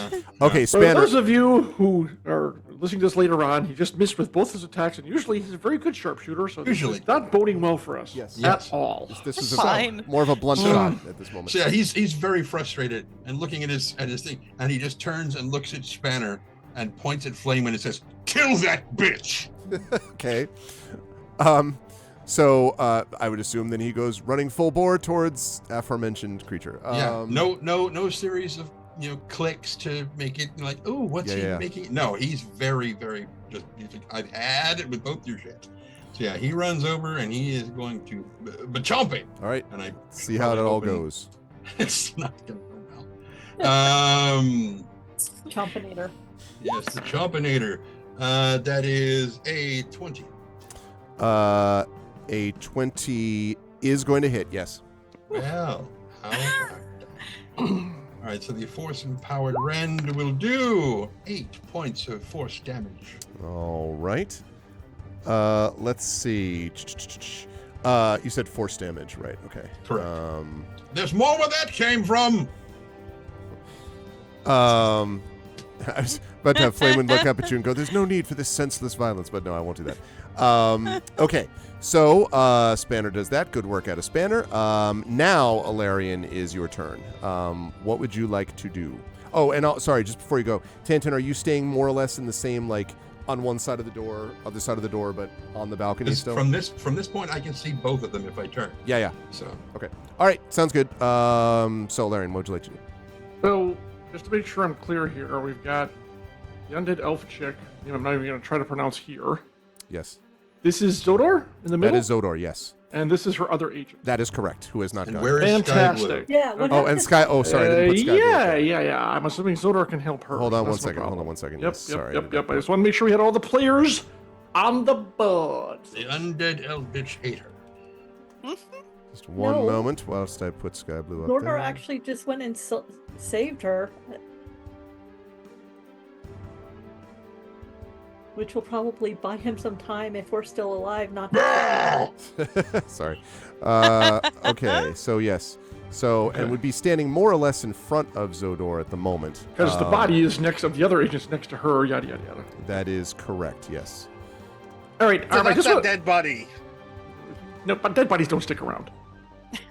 They just magically disappear all the time. Haven't you been playing this game? Come on. They just vanish. All right, I just want to make sure I can do... I'm pretty sure I can do this. So, I believe I had my heavy crossbow ready because we were creeping around and doing the doors and all this stuff. Mm-hmm. So I want to shoot her or shoot at her. Okay. My bonus action, I'm going to pop my spiked aegis, and then I believe I can still... I'll drop the crossbow, and I can still move and attack her with my sword for the second attack, correct? Is that all doable? Well, so technically the attack action is you taking those 2 attacks as part of the attack action. That's fair. See, that's why I asked. Yeah. That's what I figured. I mean, what I'm wondering is... I'm trying to think if you can, like, fire en route. Yeah, I think that's kind of bending it a little bit more than it intends. So, now the good news is you can get through the door and up there without... The agent is not close enough to interfere with you at the moment, and they haven't No, gone yet. I wouldn't think so. But now here's another question. Mm-hmm. So in case of what if I glided over there? What if I flew? Because my flight speed is 60, not 30. Right, yeah. Well... Or I can just... You know what I'm going to do? Screw it. I'm going to shoot at her, then just pop the spikes in the sword, and I'm just going to wait for someone to either come at us or on my next turn I will attack her. Okay. All right, let's do it. Yep. All right, that sounds good. All right.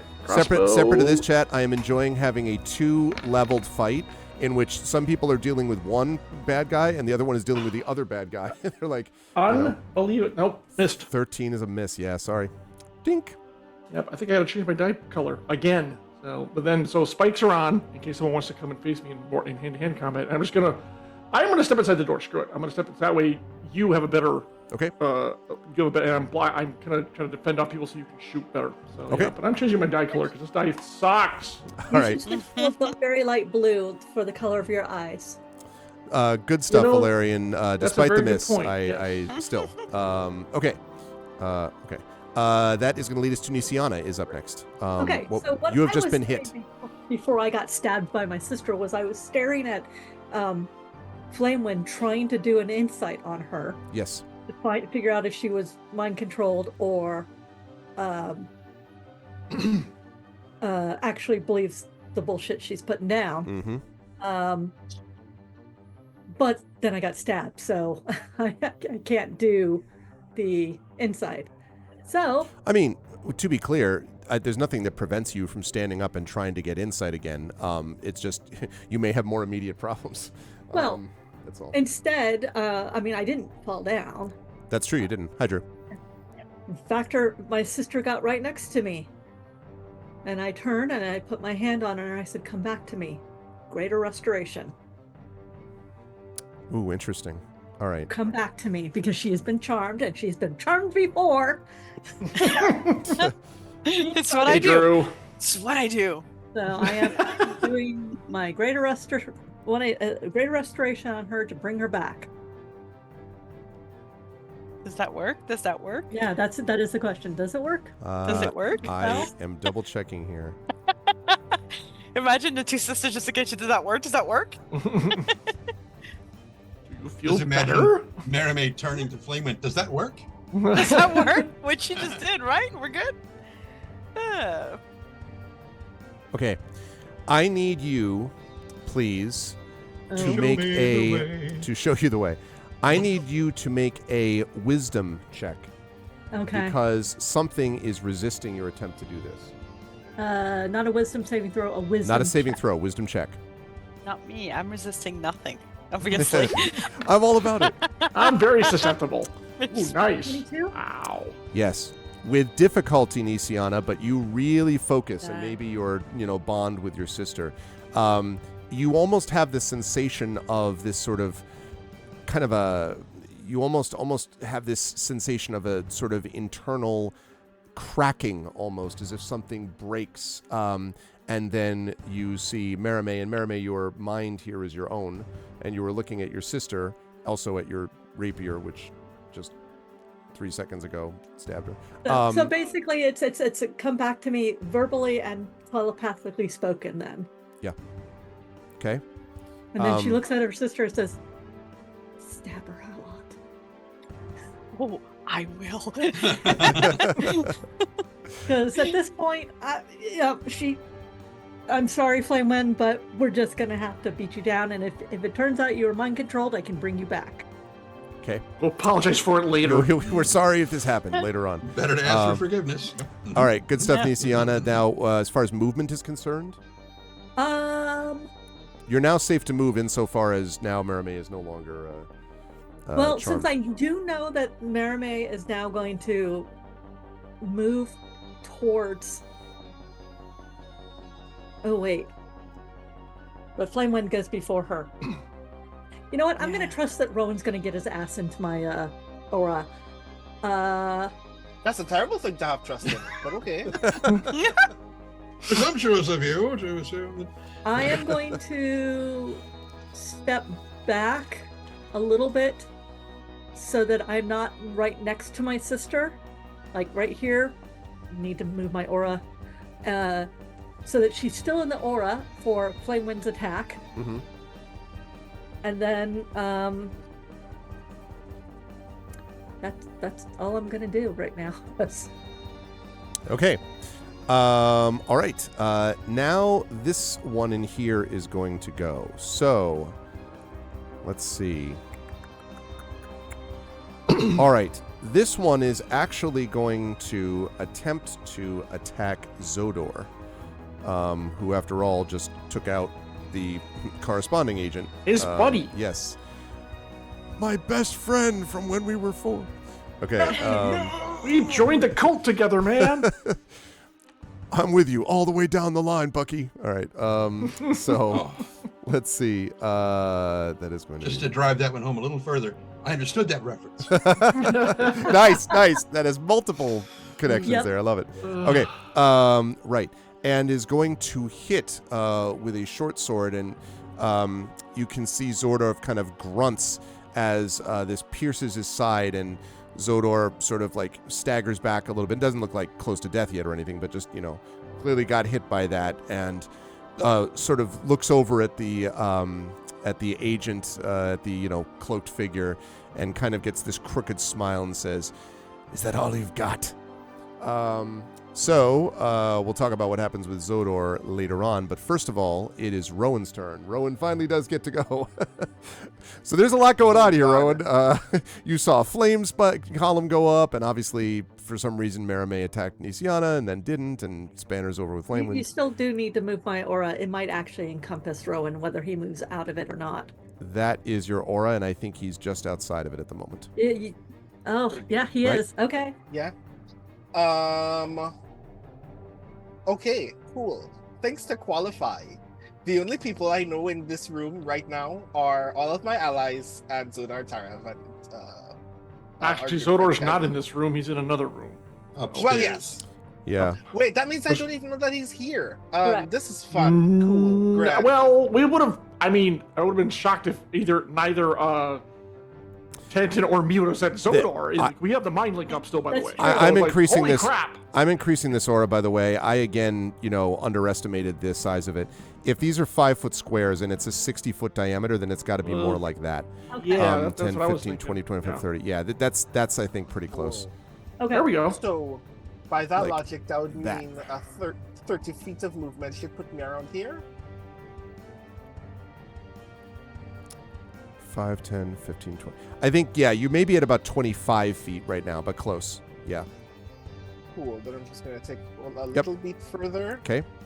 I am going to... I cast Wall of Fire, Drew thinks is what you're going to do. My money's on another spell. Yeah. There are a handful of other spells that I would really, really like to do right now.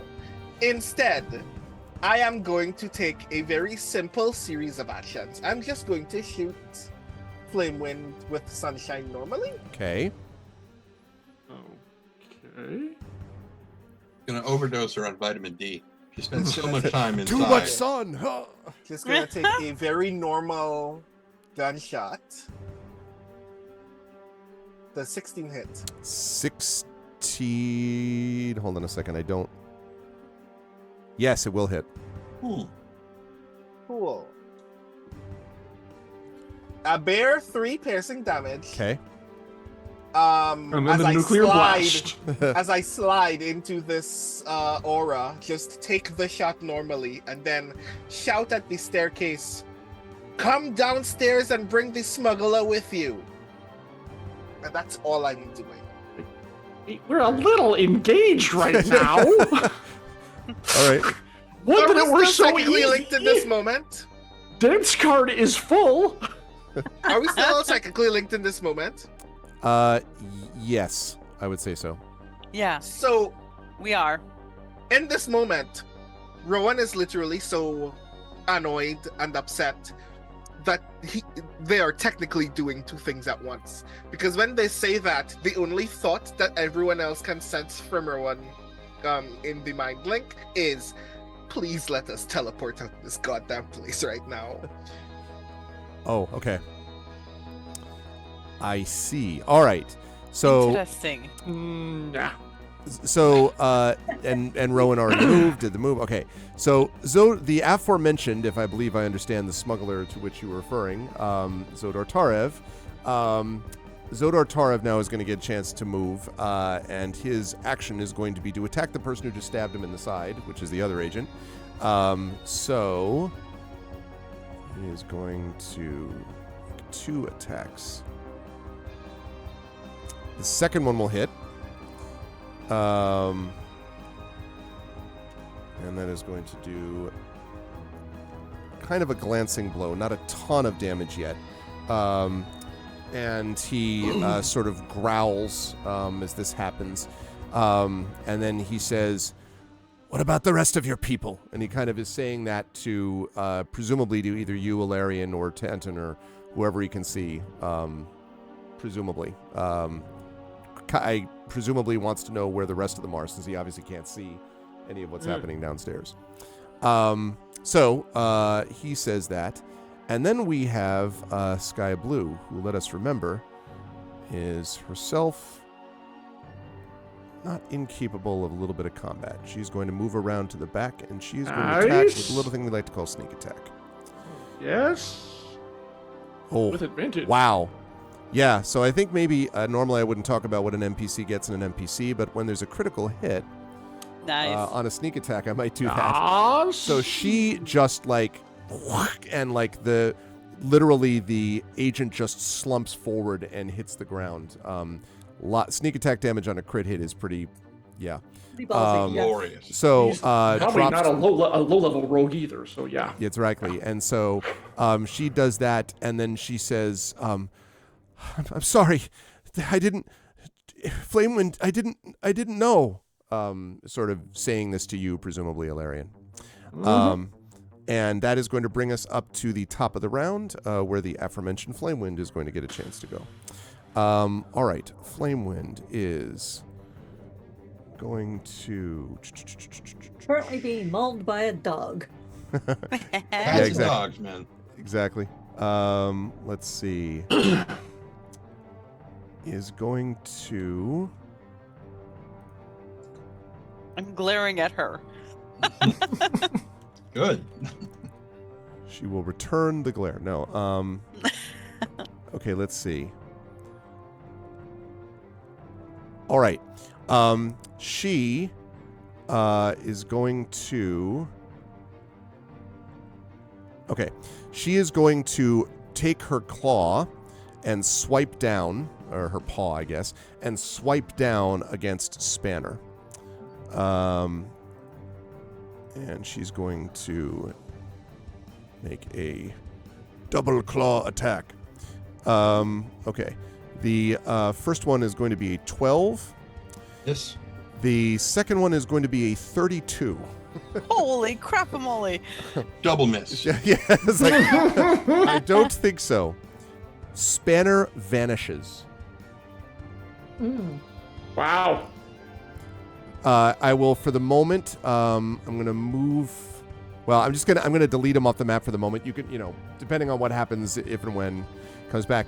And then she turns back, and in a slightly bored voice says, "Now then, the more serious problem," and starts moving in this direction, sort of over to the side here where she can face all of you. Okay. Right.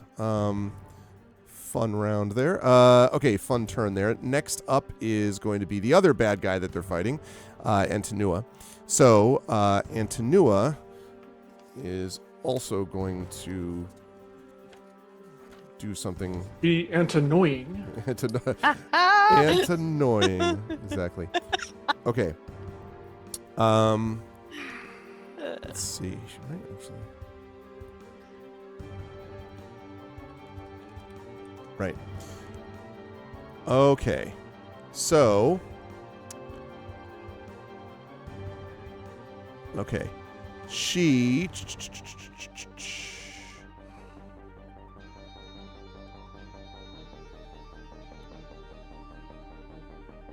Okay.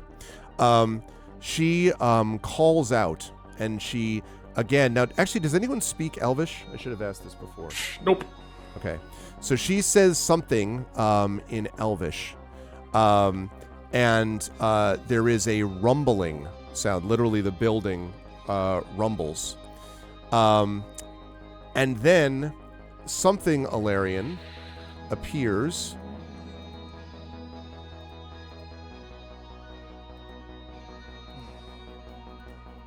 Right behind you.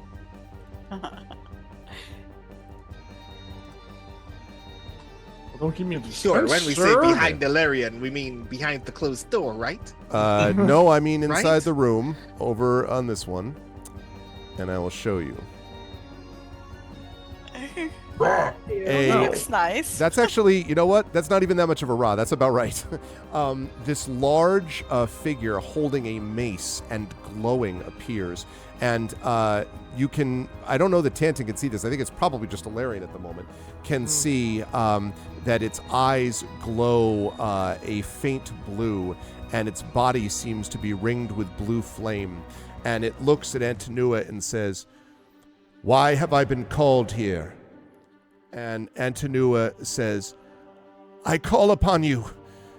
I have pledged my service. Now is the time for you to deliver what the service has promised. Attack and destroy my enemies." And the creature sort of regards her and then says, "There will be a cost." "I will pay it," she shouts. Oh, you And most he- definitely will. And he nods and steps forward and attacks you, Alarian. Okay. So, Ooh. You're fine. You got this. You got this, I hope. okay. Right. So, let's see. Okay, that's helpful. Can I actually get the attack thing here? No, he misses. No, damn it. Okay, there we go.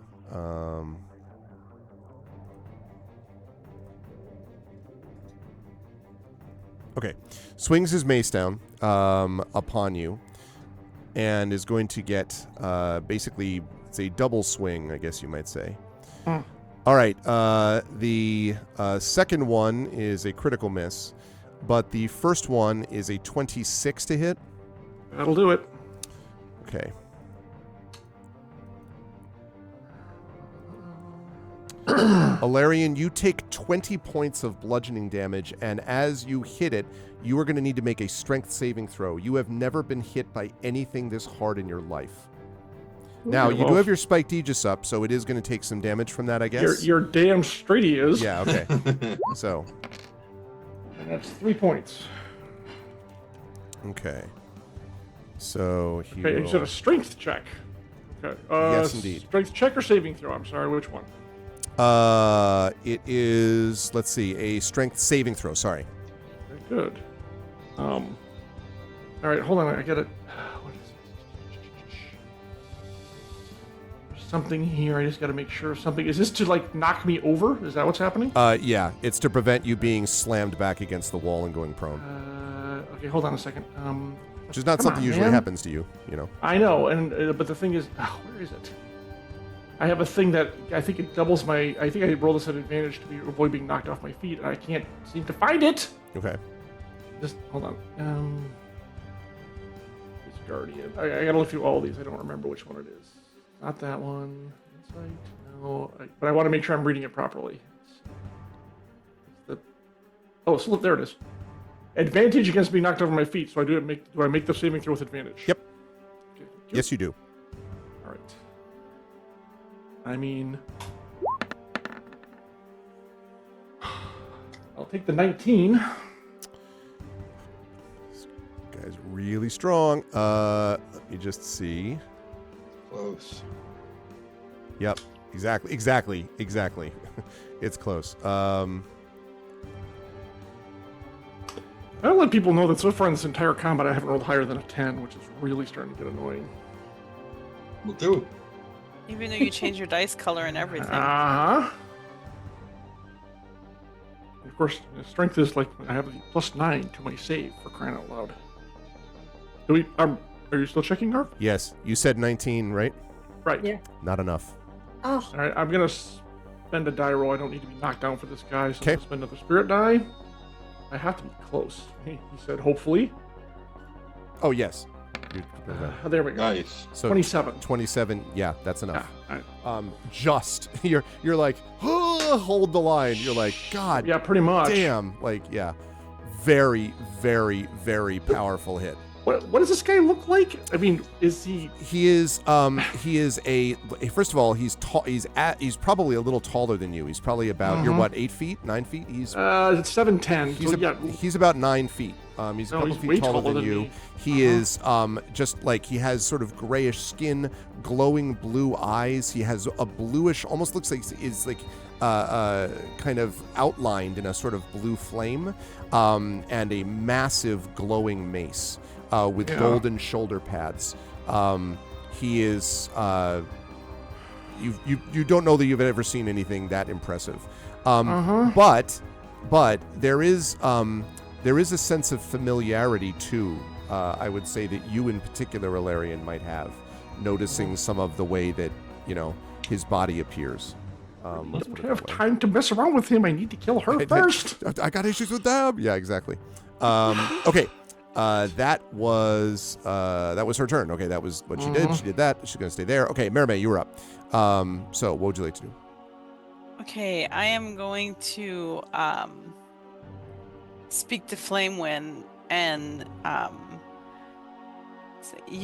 you're right. I do understand the prophecy, and I don't know why you have gone against it. But if you wish to stand against us, then so be it. And I'm gonna step over here. And then I am going to... Okay, this is almost... I'm going to synaptic static. So you have to make... So I target it like behind her, so it only hits her. But you have to make an intelligence saving throw. DC is 18.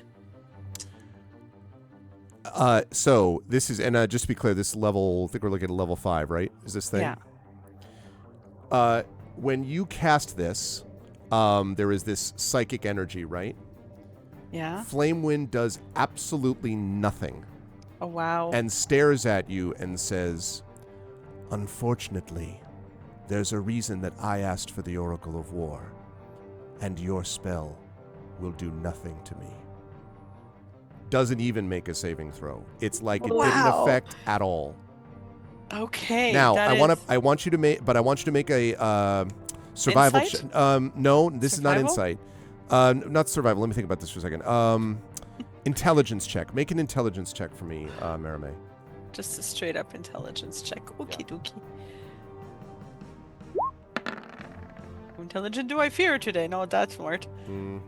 Yeah, you just are like, oh my, like what? Like that, like there are ones that can resist damage. There are ones My but spell! the amount of the amount of creatures that can be like, no, that didn't even happen. Like,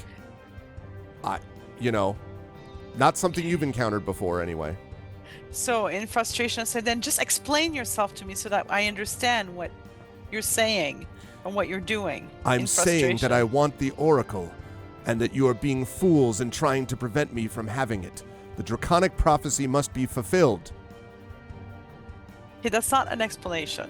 So just be real clear. That's not an explanation. DM comment. That's true. Back to the That's as much explanation as you're going to get. Says, Okay, so I am going then to bonus action. I'm going to cast Jaunty Dash onto myself. Okay. Which kinetic jaunt. Kinetic jaunt. So I'm going to bonus action that. So I'm ready for next round, in which I am going to just stab her. Okay. A lot. Stab her a whole bunch. Okay. Okay. And I'm kind of tripping. I love that. No fate carves a table with knife. and I'm gonna kind of put myself so that I'm in the way of her if she tries to get to Rowan or my sister. Okay. Because I know I've got the better AC. Yeah. Okay. Sounds good. So you were going to be, so you're looking to stab her, but you were also keeping her in between. You want to be in between her and your sister, etc. Okay. Yeah, basically right All now. right. Yeah, I'll move in later. Good stuff. That's going to lead us to Tanton with Spanner on deck, obviously. With Larian on deck, I should say. Tanton, what do you want to do? First of all, another brilliant reference to another great movie. Linda Hamilton was so good in that film. So Tanton kind of notes the sudden absence of Spanner and just sort of kind of slowly turns to look back at Flamewind, and it's like, you're on my list. But first, and he just shoots it at Okay. You can see by the way, Tanton, you can see that she starts singing "You're uninvited."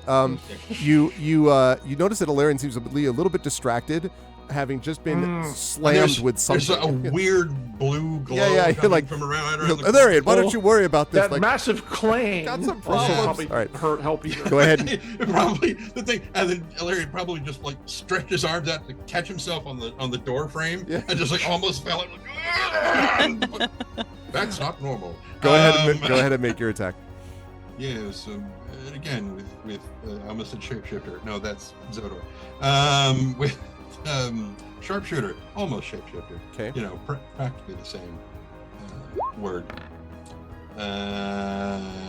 18. 18.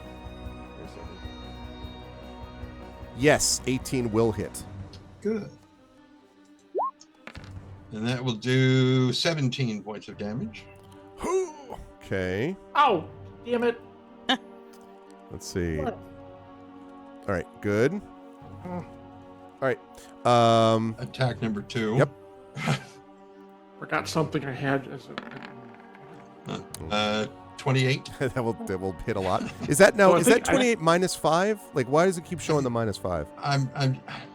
It's confusing me because it's plus minus 5, and so I'm like, is it? Wait. Yeah. So it'll be just looking 23. at I mean, it would still hit anyway. I just want to, for future reference, I want us to know what the hell is going on with that. But don't worry about it for now. Regardless, it would hit. Even if it was a 23, that's going to hit. Yeah. Okay. So that would be 20 points. Very nice. Of piercing damage. Okay, you've done a little bit now. And she's sort of staggers back, staring at you angrily. good job, Tran, because I'm unfortunately otherwise engaged. Spanner is up next, though. Except now this is interesting because when you look around, Tanton, you would obviously see that where the hell did Spanner go? And Spanner is at the moment, sir, not appearing in this picture. They're not appearing in this fight. Yes. Let's see. Oh, that's fascinating. Okay. Yes, I will deal with that situation at the moment. Spanner is not here. So that's going to lead us to Alarian is up next, and you have a large mace-wielding creature in your grill. What is that behind him? Is that a box or a crate or something? I think that's actually a table or a kind of a... Countertop or Let me move him something? for a second. No, what that actually is what looks like a safe. Safe. Yes. Yeah, that's what I was thinking. Yep. Open it. All right. So the guy wails on me, and I, like, again, actually blew a spirit point to remain standing, which is a little insane. But then I straighten up and I say to him in Celestial, "Is that all you have?" And I come at him. Okay. I'm going to have you do this first. Go ahead and make your attack first. 2 attacks, thank you. Here, yes. Oh, did I still have it? Oops. Well, I'll take... Shit. I had it actually on advantage. So It's all right. The 28 would have been the roll. That's why it's all right. Then the 28 for That will hit. 5. I'm gonna add. Oh, wasting all the time. 3, 2, 1. I want to add a spirit die of damage onto that. Okay. Gotta start doing something here. Okay, good. So that makes 12 total. All right. So... Second attack. Okay, yep. Miss. Yeah. Of course, then I rolled a 10. Yeah, of course I do. As it misses, it says to you in Celestial, why does she want you dead? Okay. Okay. If I can answer, she wants something we will not give her. We didn't hear that, Jen, by the way. Yeah, all you heard was just a bunch of blah, blah, blah, blah, blah, some Pretty much. Jen was saying something. I saw her mouth moving, but we didn't hear what. I wasn't meaning to. Okay. Saying that was my. Since I didn't hear it and I didn't understand it, he wouldn't have heard me say answer true, answer true. Yeah. Can I say something else real quick? I mean, like a couple words. Oh no, it's longer than that. Never mind. No. Okay. But so, okay, that's setting something up, which we'll talk about later. Okay. Okay. Right. That's. Oh, by the way, before Yes. you go, I Sure. did 10 points for that hit. 10 points to my armor, which is instead of 30, and 10 points to me, which is 87. I want to make sure you had that right. I don't think we went over. Oh no, I think you're right. damage. Actually, yeah, 87 and 30 out of the. Okay, got it. Uh-huh. Okay, sounds good. That leads us to Nisiana, who is up next, Okay. and Rowan is on deck. Wait, actually, I'm sorry. Can I do one more thing before this? Oh wait, no, I already spent a point. Never mind. So then no. Okay, Nisiana. I am actually going to move up to next to Rowan, Okay. just so that I can be within 5 feet of him. Okay. And I had privately said something to Marime, which was basically, my aunt ordered me to learn how to harm and use my abilities. Do not think less of me. And I'm going to throw a spell. Okay. Called Harm. And instead of the golden dragons that are swirling, it is a black dragon. Ooh. And this is what it does. All right. Ooh. So Yeah, it does. It's an amazing. It's a Wow. Constitution saving throw, and it does 14d6 necrotic damage, or half on a failed save. If they fail,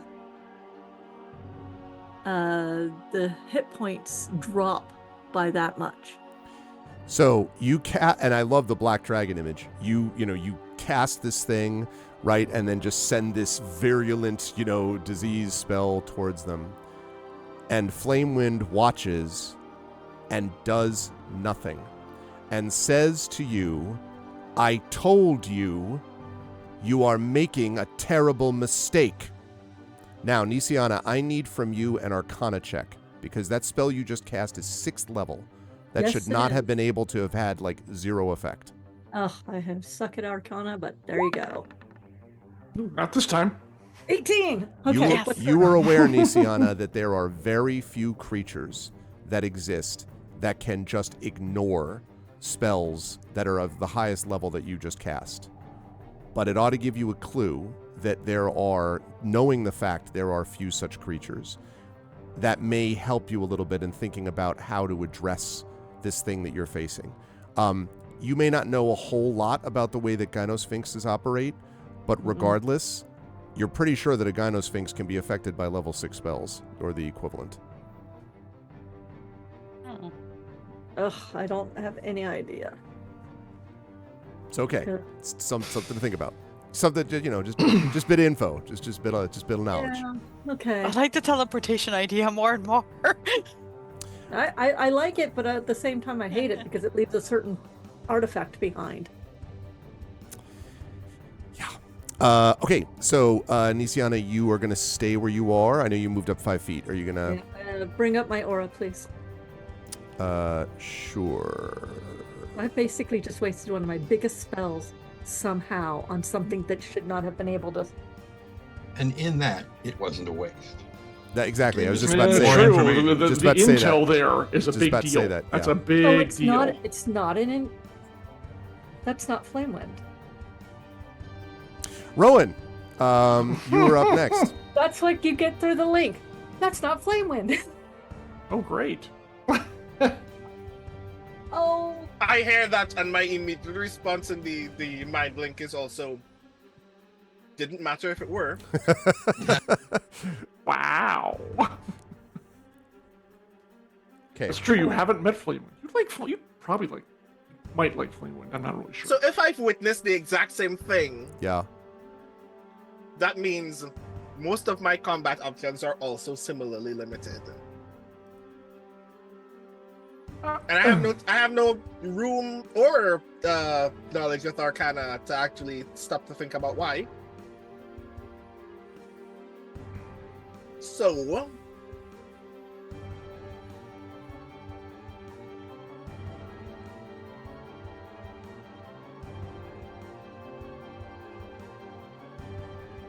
can I? No, this is not what I want to do. I want to do violence. Violence. I want to beat people up.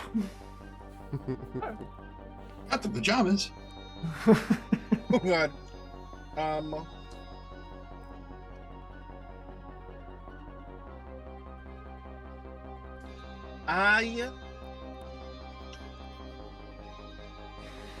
That was a 6th level spell. There is not much I can do otherwise.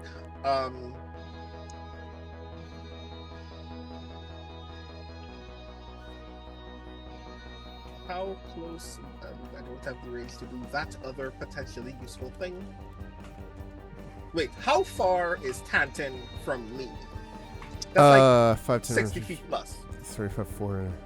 I would say probably about, because they're up about 10 feet, probably about 55, maybe just at 60 feet, I would say. 55 to 60 feet. Right, yeah, so that's too far. I'm gonna do a version of a thing that I imagine is only useful insofar as it allows us to go up the motherfucking stairs.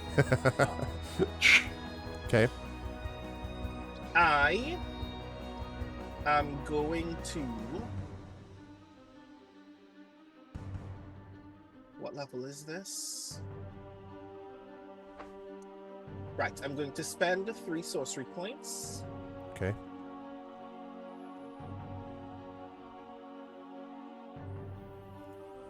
So I can twin spell haste on Nisiana and Merime. Ooh. Nice. Thank you. I like that. And I say to Nisiana, I guess it's time to bring the mountain to Muhammad, or whatever that analogy would be. You're all like, what? Everybody in the room is like, who? I can still shoot then, can't I? No, that would have been my action. Yeah, unless it was... So I'm just gonna... Yeah. So I'm just gonna take it to the furthest possible edge of this aura. Like, I am leaning out of the aura. I am dangerously leaning out of the aura. Gotcha. Okay. I am headed towards the staircase. I want everybody to pick up what I'm putting down. Yeah, it's good stuff, Rowan. Okay. Right. That is going to lead us to Zodor Tarev, who is...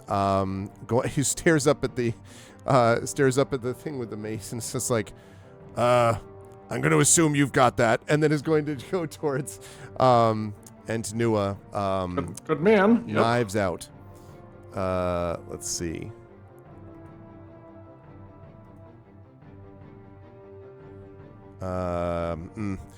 Two attacks. The first one almost hits, but not quite.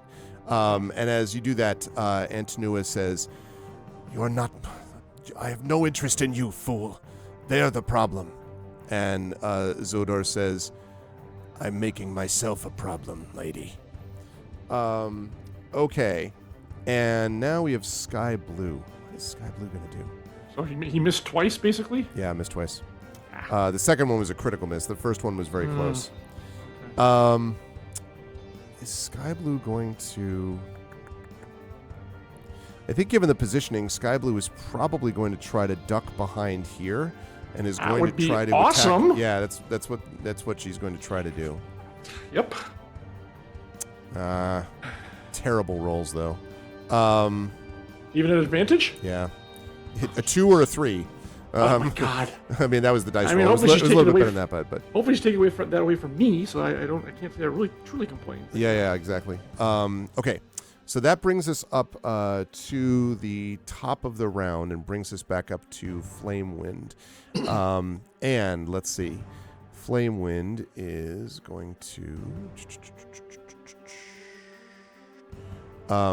Okay, Flame Wind is going to look at Nisiana. Boy.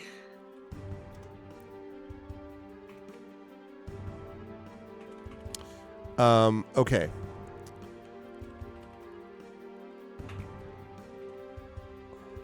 All right, she says to you, "I know that you're trying to help your friends, but really, you're just making things worse.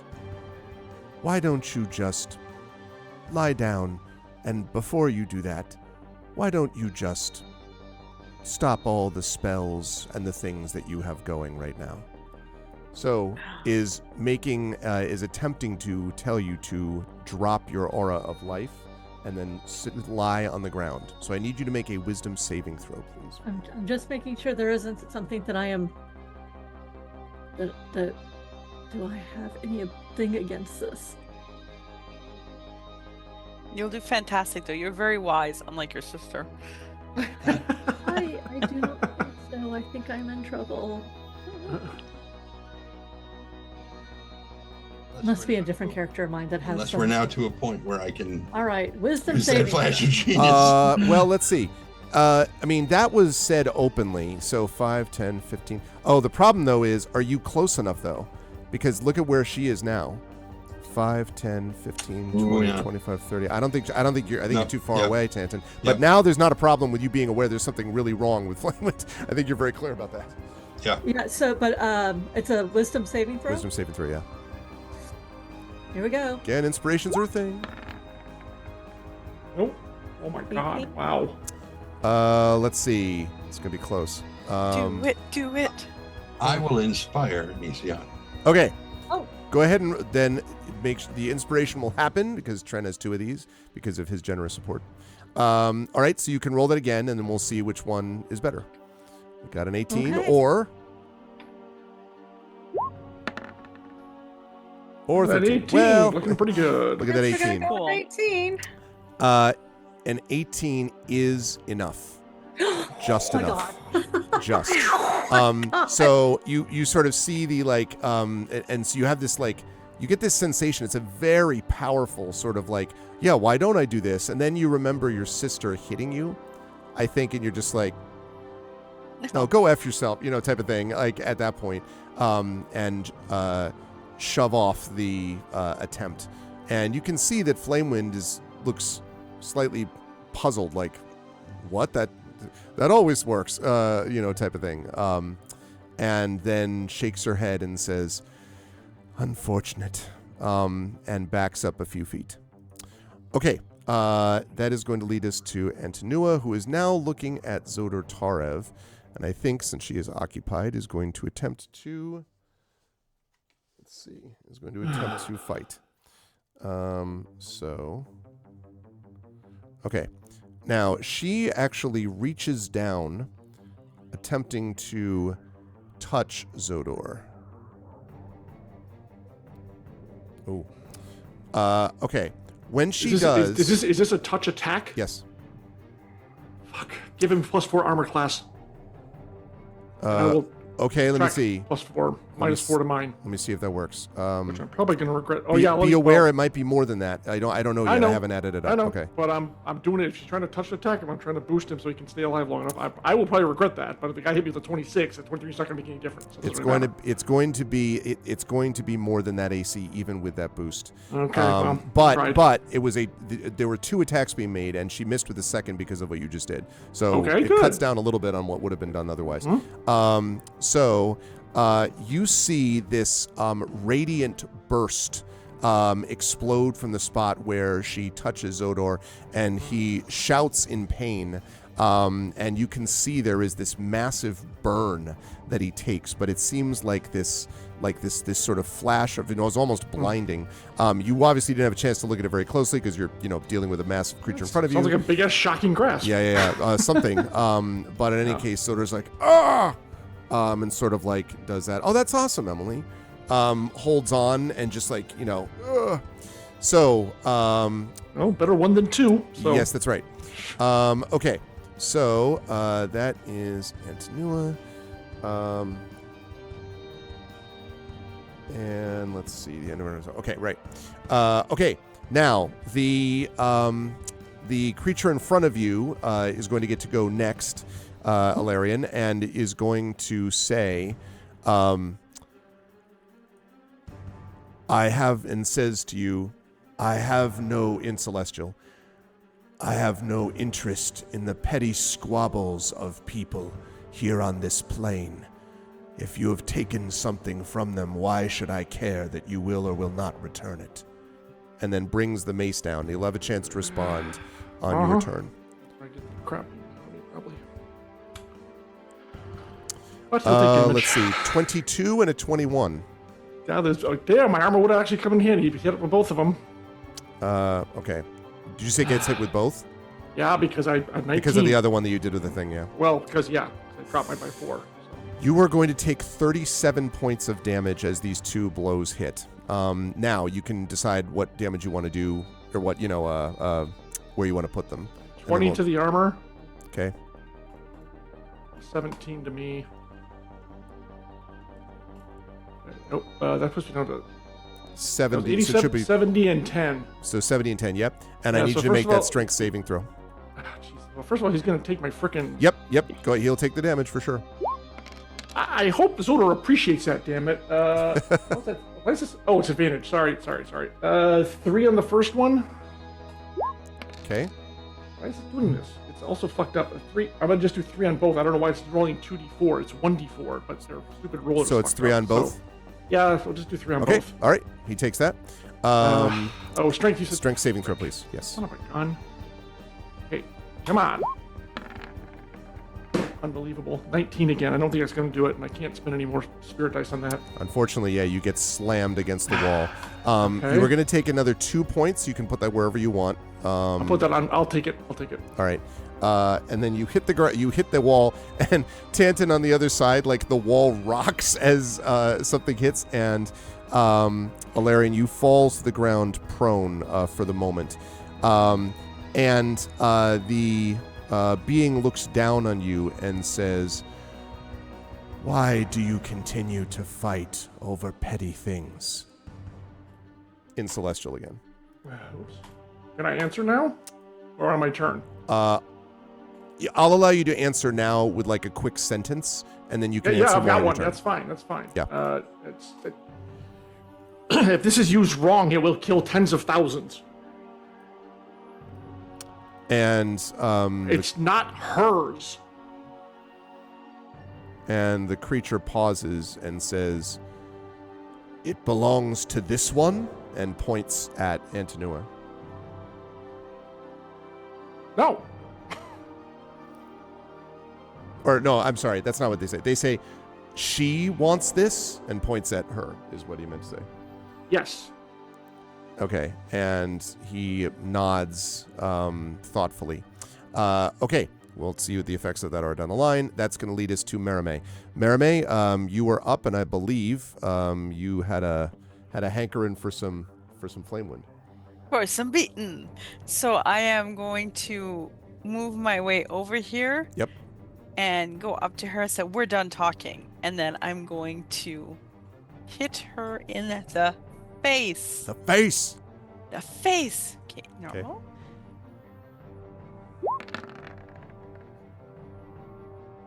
Oh. God damn it. It was right I'm on the just like- 17 too. Does this whatever this being does it have a dice suppression? Aura or I know, something? right? Seriously. I'll change the God. color as well. Yeah. This is mean, important. That Go 14, for for it. those of you listening at home, that was a 14 and sadly a miss. We're gonna go for hot freaking pink. I was All like, right. why were you gray anyway? Because my nails are like sparkly. Oh, Yeah. yeah. Obviously. No, it Good makes gods sense. is Alright. right, Crit Switch. Okay. Second attack. Very quickly. Turn around. Attack again successfully. There you go. Yeah, pink. That's a pink hit. for the win. That's piercing damage, right? Piercing damage? I have good news for you. You are a good creature, are you not? I am mean, a good alignment creature. good creature? I am a wonderfully good creature. Yes. I mean, but alignment specifically. Yeah, chaotic good. Yep. When you pierce with this weapon, oh, and also, this is important too. This is a magical It is? rapier, right? Thanks to Trend, it is. Yep. So when you pierce her, Ouch. she gives out a shout of pain, which seems beyond what you might have expected. You actually just did 22 points of damage piercing with that hit. I feel good about myself right now. I'm going to flourish in joy. Mm-hmm. So let me just... Okay, I'm going to do a defensive flourish. Okay. And I am going to use one of my inspirations, which is a D10. Okay. Which will be high again because it's pink. 7. Okay. So that gives me +7 to my AC. Yep. Exactly, Crit Twitch. Do it again. Do it again. Do it again. Yes. Okay.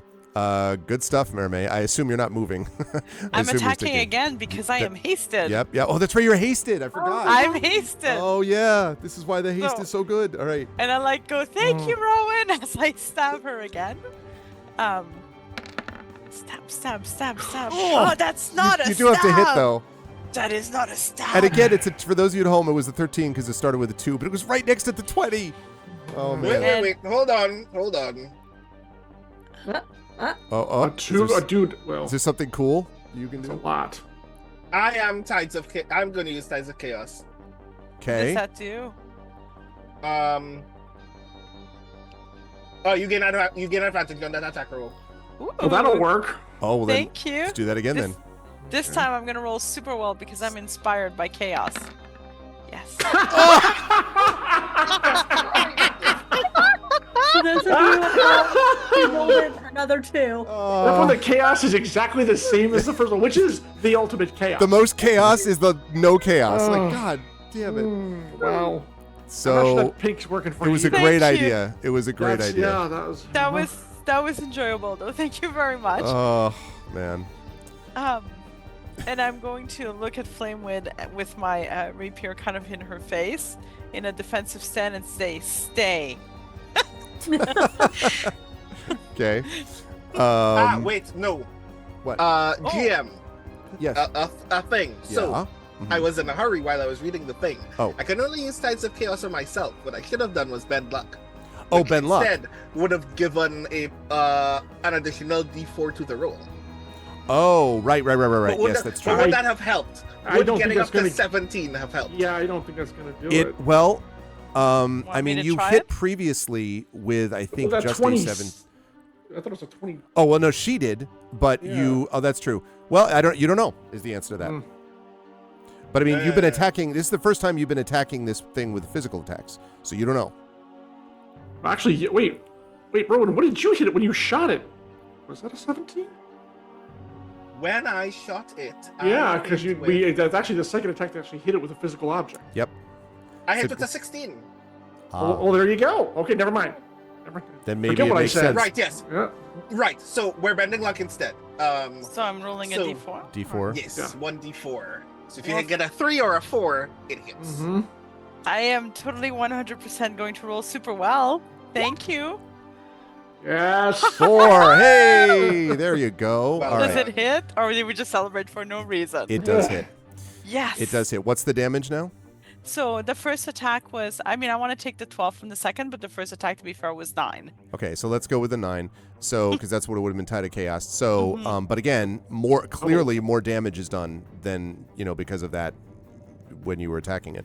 So, let's see. I'll tell my sister, I can handle her. Go help the others if you can. Sounds like they're getting their asses handed to them. Yeah. So I just want to qualify another thing again. Does ranged attacks from a magical ranged weapon also have this effect? As long as they're doing piercing damage, which I'm pretty sure your thing would, right? Yeah, but let's do piercing damage, which means that my So it would have done more. sunshine shot was not free. Yeah, Okay. What damage did you do on that one? Can you remind me? a 3. Okay, so I'll just add. All right, got it. I don't think you would have noticed this effect on it when I you were did from a not. distance. Yeah, but the other one would have. Okay, good stuff. All right, Flamewood started to look a little, slightly beaten up, more than was the case I before. got this. Okay, that is right. So Mermaid does that. Okay, we bent the luck. We did the thing. All right. So now that leads us to Tanton with Alarian on deck. Tanton, what would you like to do? Tanton is going to step forward a little bit to kind of try to get a peek around the corner, and he sees, Gigantor there, and it's like, oh. And he's like, well, and he shoots at her again. Okay. Because he's just, she. Yeah, she deserves this. And... Yeah, absolutely. No sharpshooter this time. Okay. But I am going to put a. No, not yet. So no sharpshooter this time. Okay. Here we go. Attack number 1. 29. 29 will absolutely hit. 14 points of damage. Okay. All right. She will take that and not like it. Good. And he just stops for a minute and turns and points his as the bolt apparates on the bridge of his thing. He turns around and fires at Flameon. This one, he's going to apply a branding smite. Oh, nice. So he just shoots, then turns around and fires in the other direction? Mm-hmm. Tanton, or should we call him Turreton? Thank you. Kinda. So this will be a 26. 26 will hit. Nice. And that will be 13 points of piercing damage. That's for magic that. piercing damage, isn't it? It is. And you are a good fellow, aren't you? No, I'm not. I'm Oh. lawful neutral. Okay. But the branding smite does an extra 4 points of radiant damage. So 17 damage total so far, right? Yes. Okay. And the target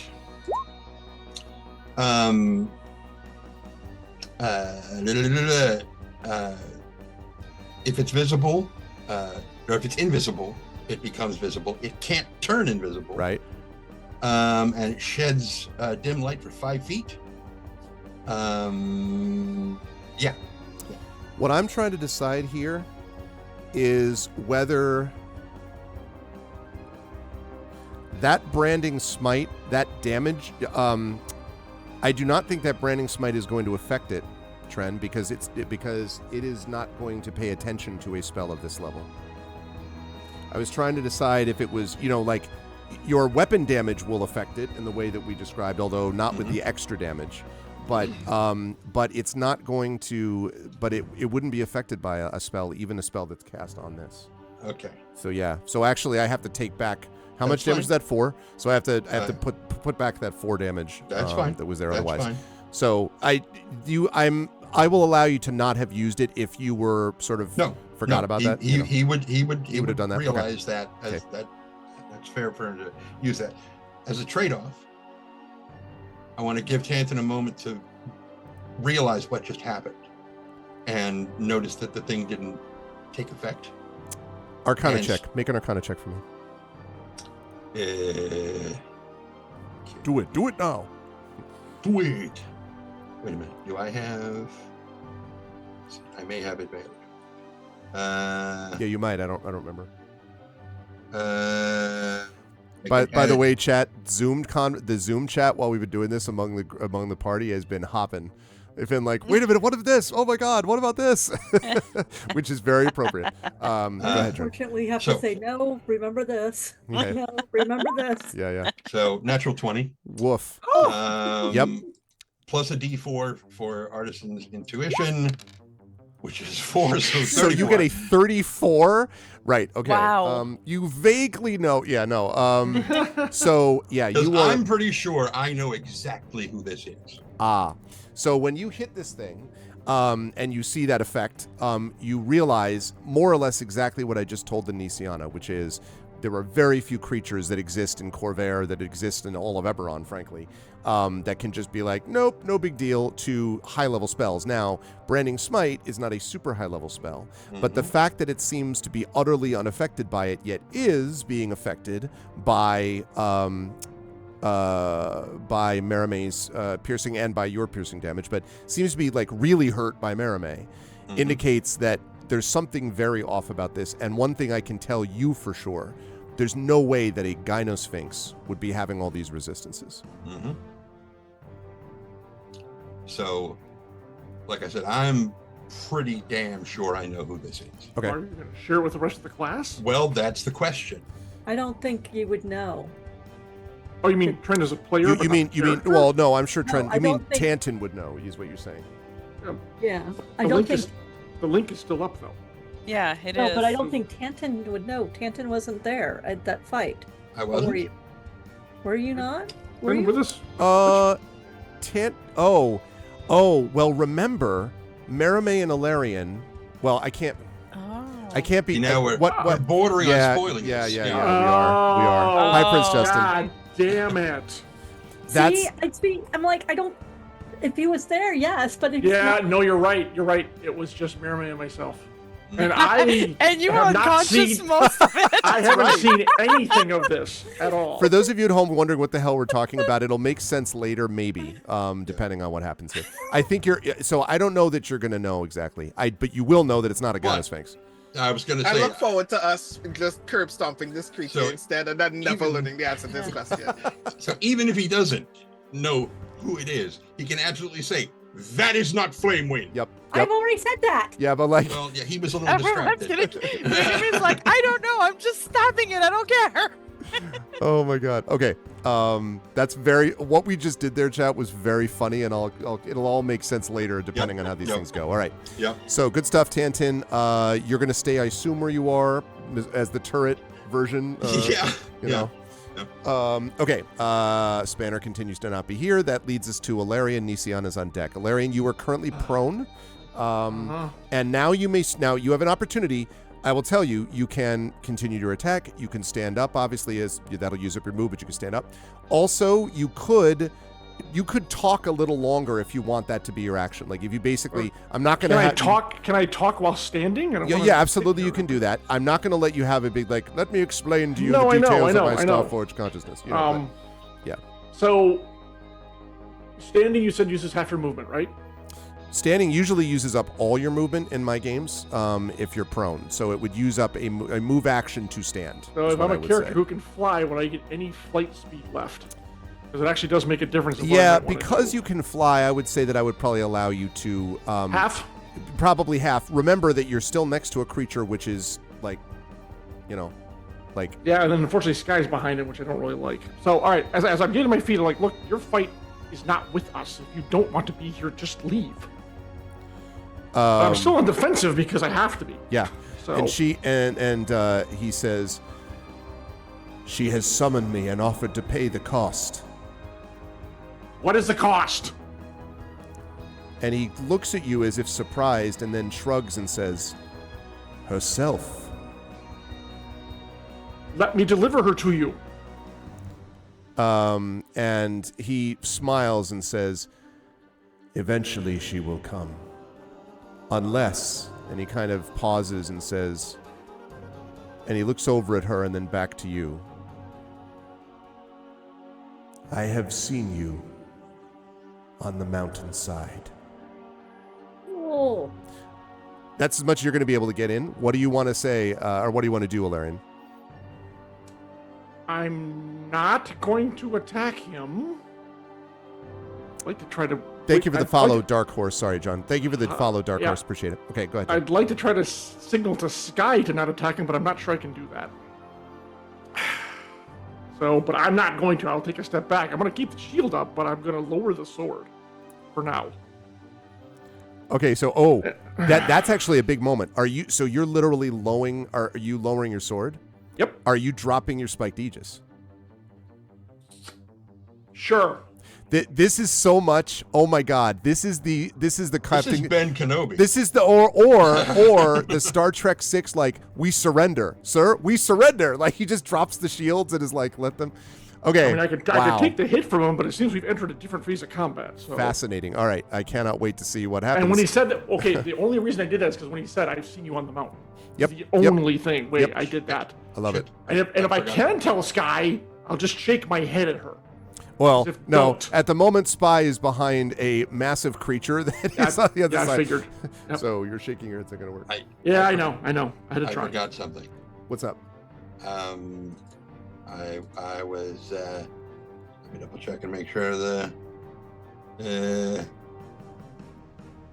Yeah, crit twitch. Yeah, it is. Yeah. Since I hit with both of those attacks, that's going to be 2 arcane jolts to Alarian. Oh. Huh? Okay. Yeah. To heal them. Yeah. How much total? It's going to be 2d6. So let me double check that. Yeah, 2d6. 2d6. For one is 6 points, and the other one is 8 points. So whatever that is. 14 total. Thank you. 78, 82. Okay. Thank you. That does help. Lovely. All right. Okay. Alarian did the thing. Dropped the stuff. With the stuff. Yep. Okay. That leads us to Nisiana then, with Rowan on deck. Okay. Nisiana, what would you like to do? I'm hasted. Now, how does that work again? So, when you get hasted, it means that your effective move speed is going to be doubled. In fact, let me get the thing there. up. So, right. I have put the thing in the thing. Yes, thank you. So your target speed is doubled, +2 bonus to AC. You have advantage on dex saving throws, and you get an additional action on every one of your turns. So in Merime's case, she used it to take a attack, like a second attack action. You could also disengage or hide or dash or use an object, or you could attack twice if you wanted to do that. Also, important to note that when the spell ends, the target can't move or take actions until after its next turn, because it's like, You're exhausted. yeah. You're Used to be in the drained. old days, haste would also age you. Like in the first or second edition, I forget which it was. You aged a year. Yeah, aged a year. So if I want to get to right next to Mia Tantan, how is that? 15, 20, 25, 30, 35, 40, 50, 60. What's your normal Your speed? speed is doubled, so that means So you my can normal you can make speed it to It's Tantan without 25, doubled is 50, a double move is 100. Yeah, so if you're 50, 5, 10, 15, 20, 25, 30, And dashing. 45, 40, 45, 50. I would say that you could, here's what I'm going to allow you to do, Nisiana. You can get here if you make I'm going to have you make a check to get on top of this table. So you basically have to either leap on, or you can also imagine it as rolling under the table, however you want to. But either way, it's an obstacle to you. If you make the check, I'll allow you to treat it as if it were just normal terrain, and then you'll be able to get here, which is where 50 feet would bring you. Does my halfling nimbleness come into this at all? I can maneuver through space. Oh, no, it doesn't. Never mind. I think that's more characters usually more than it is. Okay, so I have to make a what roll? Acrobatics I would take if you have it. Otherwise, dexterity. I'm just going to go with dexterity. So. We have advantage on dex. But, But I have advantage on dex, so I will roll it again. That was awesome. It's 17. I'll take the 17. You have advantage on dex. It sounded like he was setting up for just an awesome now I'm going to sing the song of combat. Like, you have advantage. So put But- me there. Yeah, you would 17 take is the enough. 17. You would take the 17 anyway because that's advantage on dex saving throws, not Oh, check. okay. So it would have to be the All right. first one. Classical. So- That's funny. Oh my god. Yeah. So you So do that's make it up there. there. You're actually one square behind that. You're like right here, Okay. and that's So with me my- assuming you cut off 5 feet of stairs, but I'll allow it. So then I can do one more action. Yeah, that was your move action. Okay. So yes. And all right, there's 2 things I want to do. Okay. Tell me if I can do them. Okay. With one, I want to shoot the guy with the fake flame wind with my crossbow. Okay. Second one, I want to shift so that I can see through the doorway, because I figure as soon as I see Elf Lady, I'm gonna throw a spell at her. I don't think you can do that. What you did with your haste was you used the dash to be able to get up to this spot, which is Okay. great, and you wouldn't have been able to get there without it. Now, though, you have an attack you have another action remaining to you, so you can so either I can't shift. move in Right, until exactly. next- You can shift, which would act as like a double move, and then that would be your turn, or you can attack. Okay, I'm actually gonna crossbow this dude. I have one. It's still attached to my belt. Okay. Oh, it's not magical. I will tell you that right up front. Okay. Light crossbow. But it's a 16 and I am good. Yes. Okay, a 16. Okay, so a 16 hits. Go ahead and roll your damage. 8 points of piercing. As Flamewind looks down at this thing, she takes a paw and casually picks out your bolt and drops it to the ground. You don't seem to have done any damage at all. Oh well. Oh, it's not a magical it has to weapon. be magical. Yep. It has to be magical piercing. Damn it. Well, I don't have any magical bolts or anything, but future Lisiana will make sure she has some. The information is valuable. Okay. Still, you got up there, Nisiana. Good stuff. Yeah. Could you, Yes, I did move it, I think, right? That should be Yeah. there. Okay, Rowan, you were up. There's a lot of crazy stuff still happening. Indeed. I'm gonna move here. I am aiming for the staircase, but I'm trying to provide cover first and foremost. Okay. And I'm gonna shoot with sunshine. Shoot. Please don't miss. Well, you know what? Screw that. Tides of King. chaos. It's tides of now you use tides of chaos. And if you steal my sunshine. Hey, 17. Oh, nice. Okay, there you go. 8 piercing. You are, however, a good character, correct? And sunshine Right, so this is the is thing that I want to magical. qualify. I'm actually chaotic neutral. I'm sorry. Oh, all right. So, right. I was not sure about that. Okay, so then, yes. Still is going to hit. But let me then... What was the thing that you did before? Oh, it was an additional 3, Yeah, it right? was that. Yeah, that was just. All right, okay. So, I've adjusted that. Okay, but this does hit, Yeah. and it does take all of that damage nonetheless, and she's not happy about it. Okay, you moved there, and you still have a little bit of movement left if you wanted, but it sounded like you wanted to stay, like, in Yeah, this I'm gonna proximity. I'm gonna touch this staircase, but I'm not going up yet. Okay. All right. That is going to lead us to Zodor Tarev, who's looking somewhat the worse for wear after last turn, is going to attempt to attack.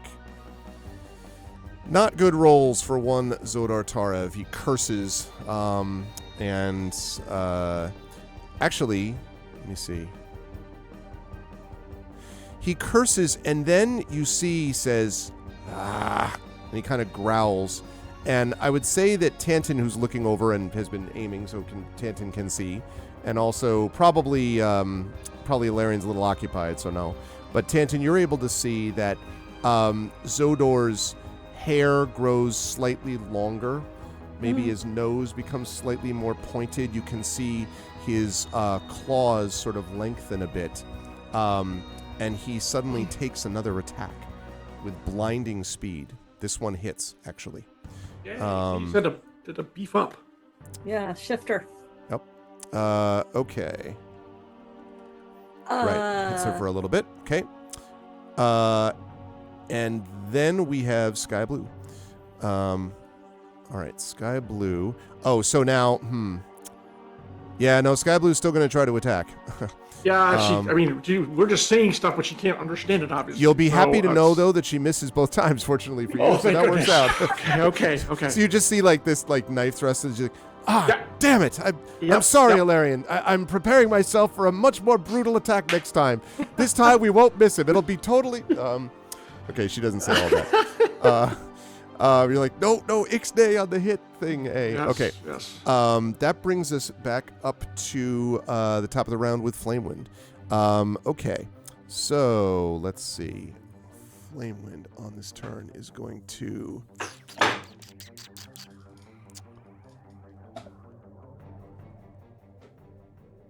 Oh, man. Okay. Is going to reach out to you and is going to attempt to claw you twice, Marame. Okay. The first one is going to be a critical miss. The second one, though, is a 25. Oh, with my +7 flourish +2 from haste, it is a miss. It is a miss. Very nice. Okay. And Flamewind is obviously not pleased with that. And says, you're making a terrible mistake. Okay. Antonua is going to, is going to reach out and touch someone. Okay, and is going to try to do that to Zodor again. Ooh. And is going to hit twice. 4 points. Okay. That means only hits once. Yes. So, okay. Again, this flare. Again, Zodor gives out a shout of pain, and Zodor is looking very messed up now. But probably, given that, would have been very dead if you had not just done what you did. Okay. That is going to be it for Antonua, I think. Okay. Now, the guy, so the creature looks at you. You've dropped, sort of dropped your weapons, dropped the shield, and looks at you and says, I saw you staring up at the stars. Are you one who has wandered the world of the dark sky as I have? I have wandered the universe for ages immemorial. I have lost count of the years I've spent among the stars. That is my home. I am only visiting here. What then would you do to save your friends? She must die. And that must die. Well, I know it's something I'm pointing in the general direction. I know it's out there. It nods and says, there is always a cost.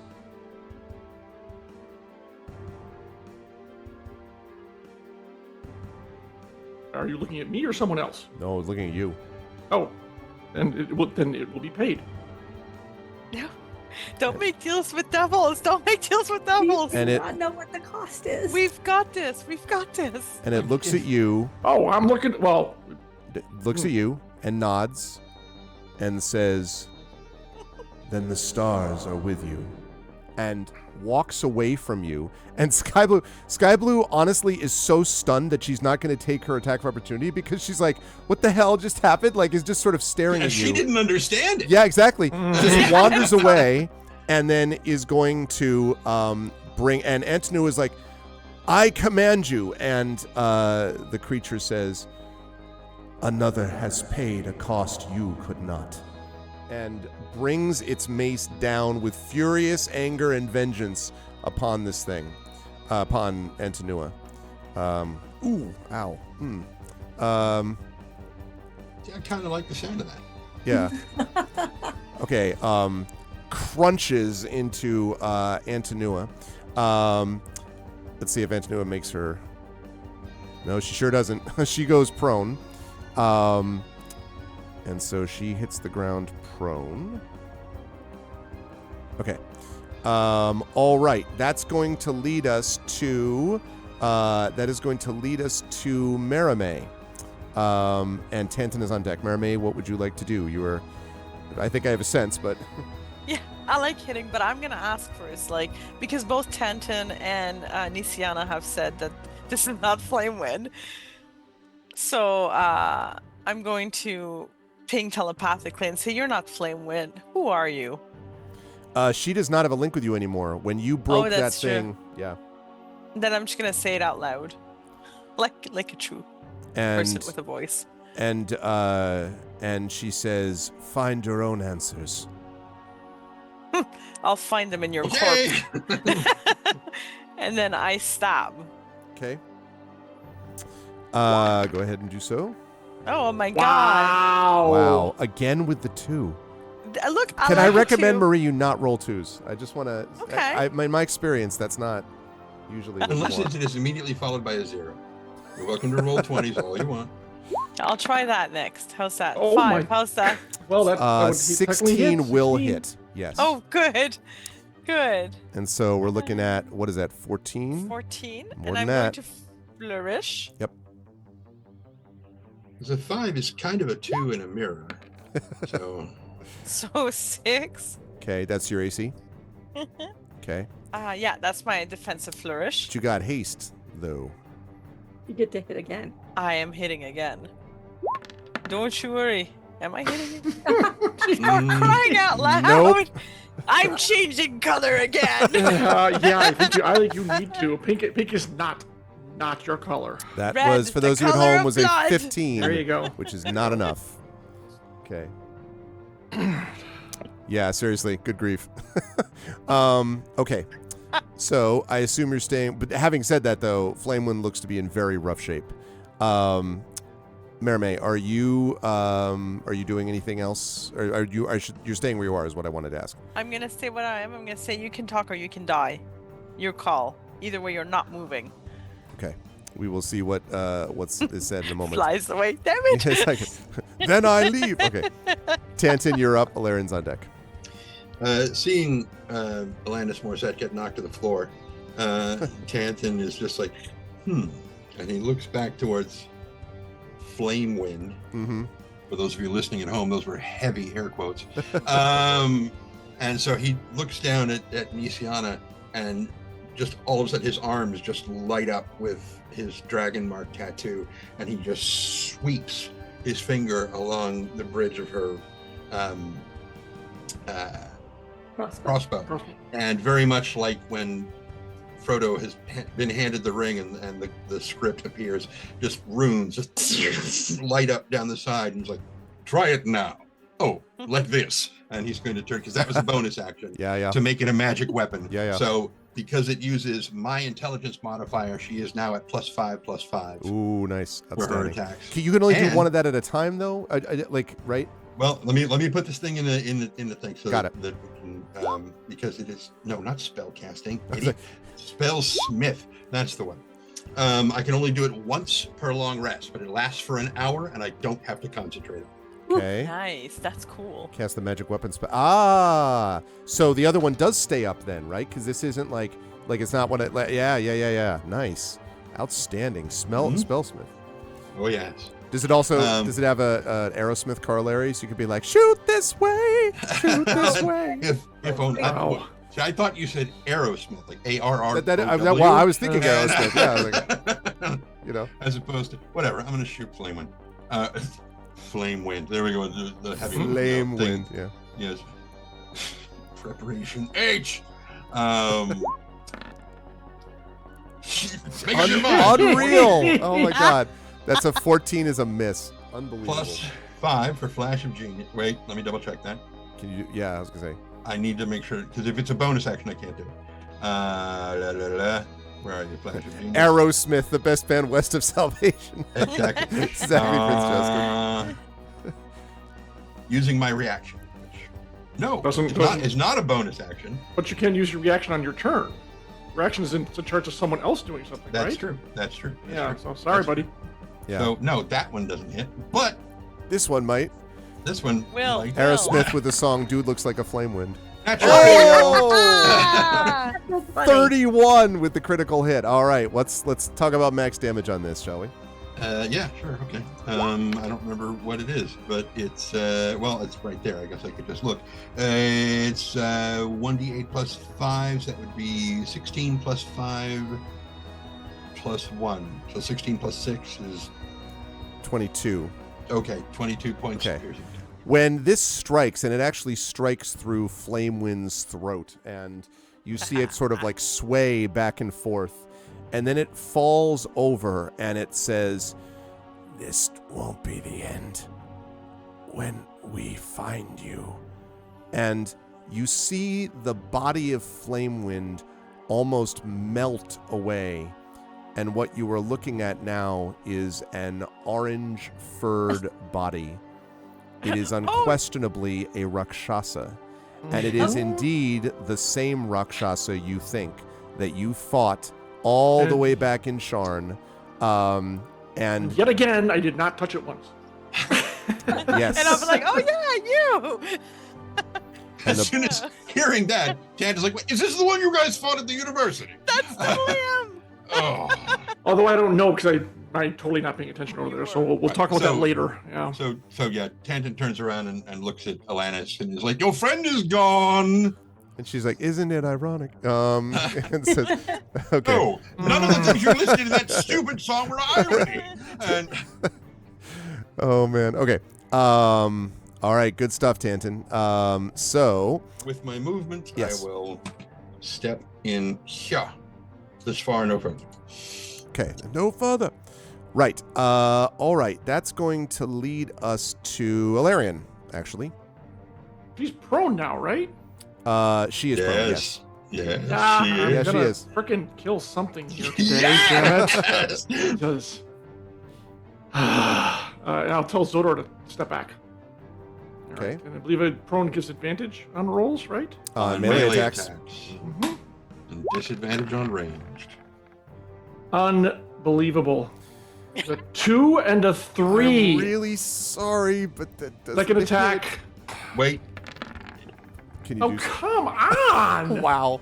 Okay, wait, go ahead. What is the weight about? if I What- hit what was Flash of Genius for this, does it apply? I Because don't. that's my reaction. Yeah, do it. Can you do well? Because it's his reaction. On Isn't my that like turn. an intelligent? But I. Let me. Yeah, let's confirm. Ability check or saving throw. I'm not sure if an attack counts as that. Yeah, I mean, That's all right. I'm gonna roll a freaking spirit die on this yeah, anyway. it's not. It is not. Definitely Okay. not Okay. something. All right. I'm Thank you. I I think forgot this one might be close enough to actually tag her at least once, for God's sake. Hmm. It's ridiculous. Let's see. That So that's a makes total of. in 18. Yes, that will hit. God, just unreal. Come on. Yeah. Damage is 8. Okay. All right. She's starting to look pretty messed up too. Okay. Right. You made your attacks. You're staying where you are. Oh yeah. Okay, Nisiana, you are up. Okay, so I come in, I move in. You see this big dude there. I see the big dude. I see Alarian. I see Zodor. Yep, you sure do. And Sky Blue up to the right. At this point, since I don't think Zordor is attack. Well, I don't know if he's attacking or not, so I can't say he's actually now protected by my aura. Mm-hmm. But the moment I figure out he's not, he's on our side. He's protected by my aura. But I want to call her Antigone, but that's the wrong one. Antinua. Antinua is on the ground, and I have this newly. I'm hasted, right? Yep. Still, So, yeah. Can I shoot her twice? Yeah, because you just moved in with it. Yes, absolutely. I'm going to attempt to shoot her twice. Shoot So- her. So add 5 to this. So 19. So the first one hits, I think. Okay. You said 19 will hit. Well, yes. it's actually 24. So 19 would hit also, but yes. No. Yeah, exactly. It somehow So- loops around and now suddenly doesn't hit. Oh, So yes, that does. damage on that is 7 plus 5, so 12. Okay. Yep. And the second time, dirty 20? Yep. Oh, 25, so yes. And 10 points piercing. Okay. And magical. Both of them. When you strike her with that, and actually, by the way, I had to say, because you're shooting her, all of those needed to be at disadvantage. You get disadvantage on ranged attacks when someone is prone.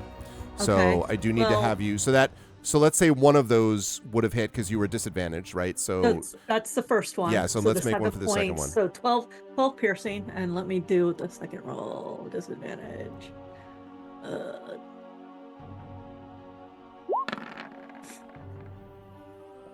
13. 13 will not hit. Oh, 13 plus 5, sorry. 18. Oh, so 18? Yeah. Because I've got the weapon is +5. Well, because it already... That doesn't stack on your dexterity. His replaces yours. I don't think you can do that and stack it up on there. Can you? Okay, is that a thing that happens with this magic? Plus 5 work. Well, that's true. If you're using, because you made it into a magic weapon, right? Yeah. So it's using...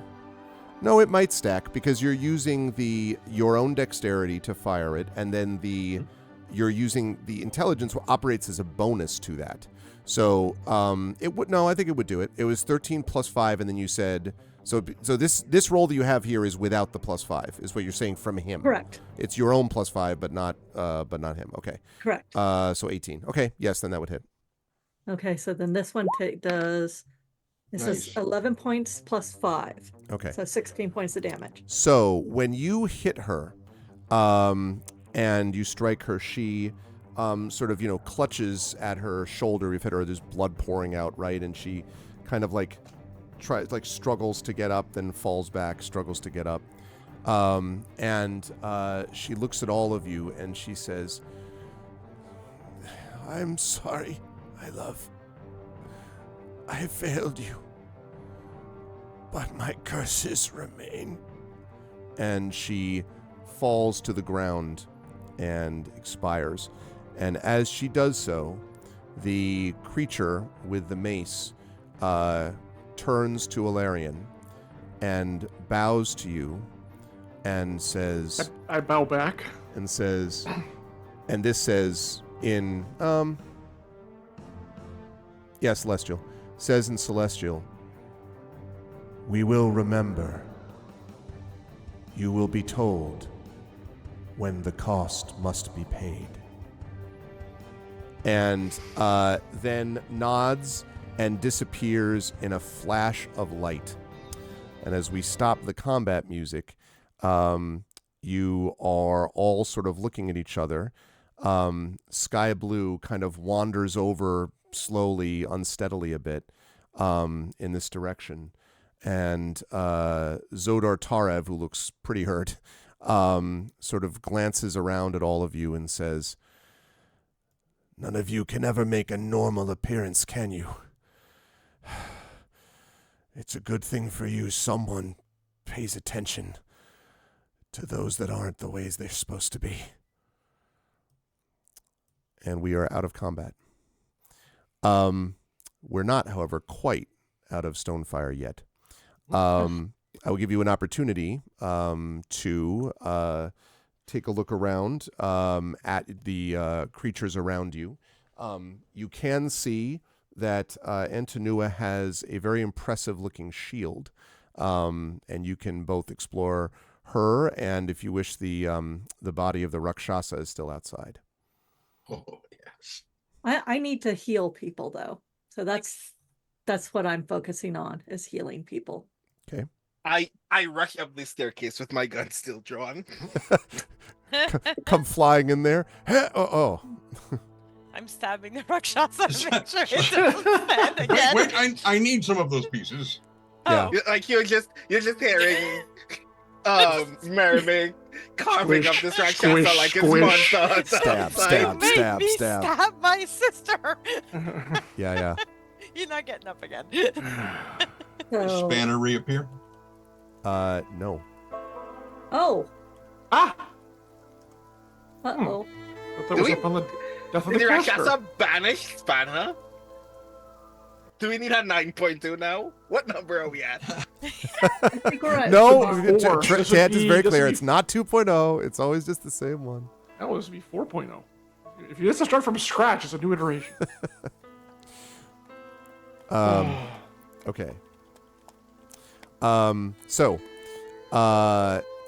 as Zodor sort of like, kind of like first of all, you can all do what you want to do in terms of trying to investigate anyone you want to investigate in this warehouse, but then we'll talk about Zodor one way or the other. I am going to get rid of this Aura of Life because it's going to be past that 10 minutes. Okay.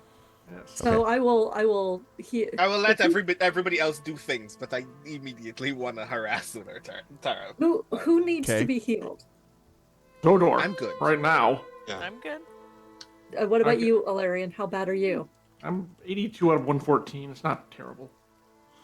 How So, far he is down- seriously hurt, though. I know, but if I used a heal on him, I mean, I'm sure he'd feel better. well, I'd have to use it at 7th level because I don't have a 6th level left. So, if he looks like he's about to die, I will, and he's not quite got a PC glow, but I'm still going to give him. How does that work if I use heal at a higher level?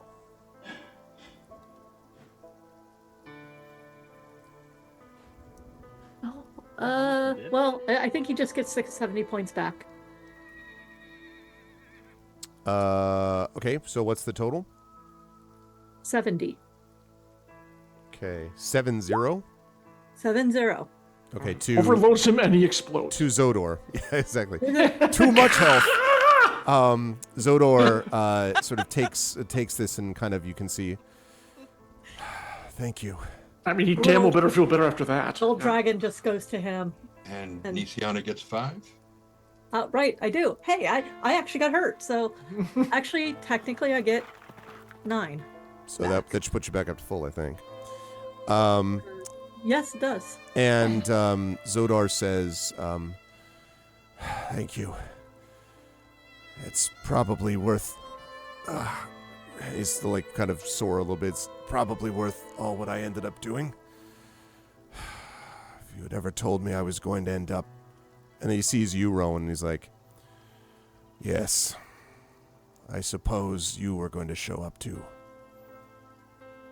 And he's looking at One you as you good come turn to deserves another, after all. I told you that there were going to be things that you were dealing with you didn't understand. And it almost killed you. Several times, but who's counting? You know I'm accustomed to dying. Never Gets stopped me better. from making a good bet yet.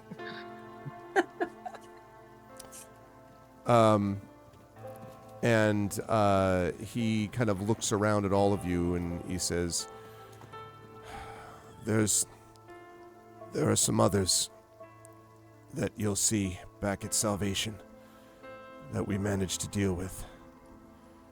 For example, he says to you, Alarian, Mother Johanna's back. I managed to find her. And thanks to all of you, I've completely blown any cover or respect I can ever have in this town again. Most of them believe now that I'm working for the Claw. And given current events, it wouldn't be surprising to imagine it. I The knew there Claw? was... The Emerald Claw. Emerald Claw. So, yes, what exactly happened to you? We thought you were going to be in, and I named the fortress that we infiltrated to find him, and he wasn't there, and yada, yada, yada. That was the plan, or it would have been, but I managed to escape.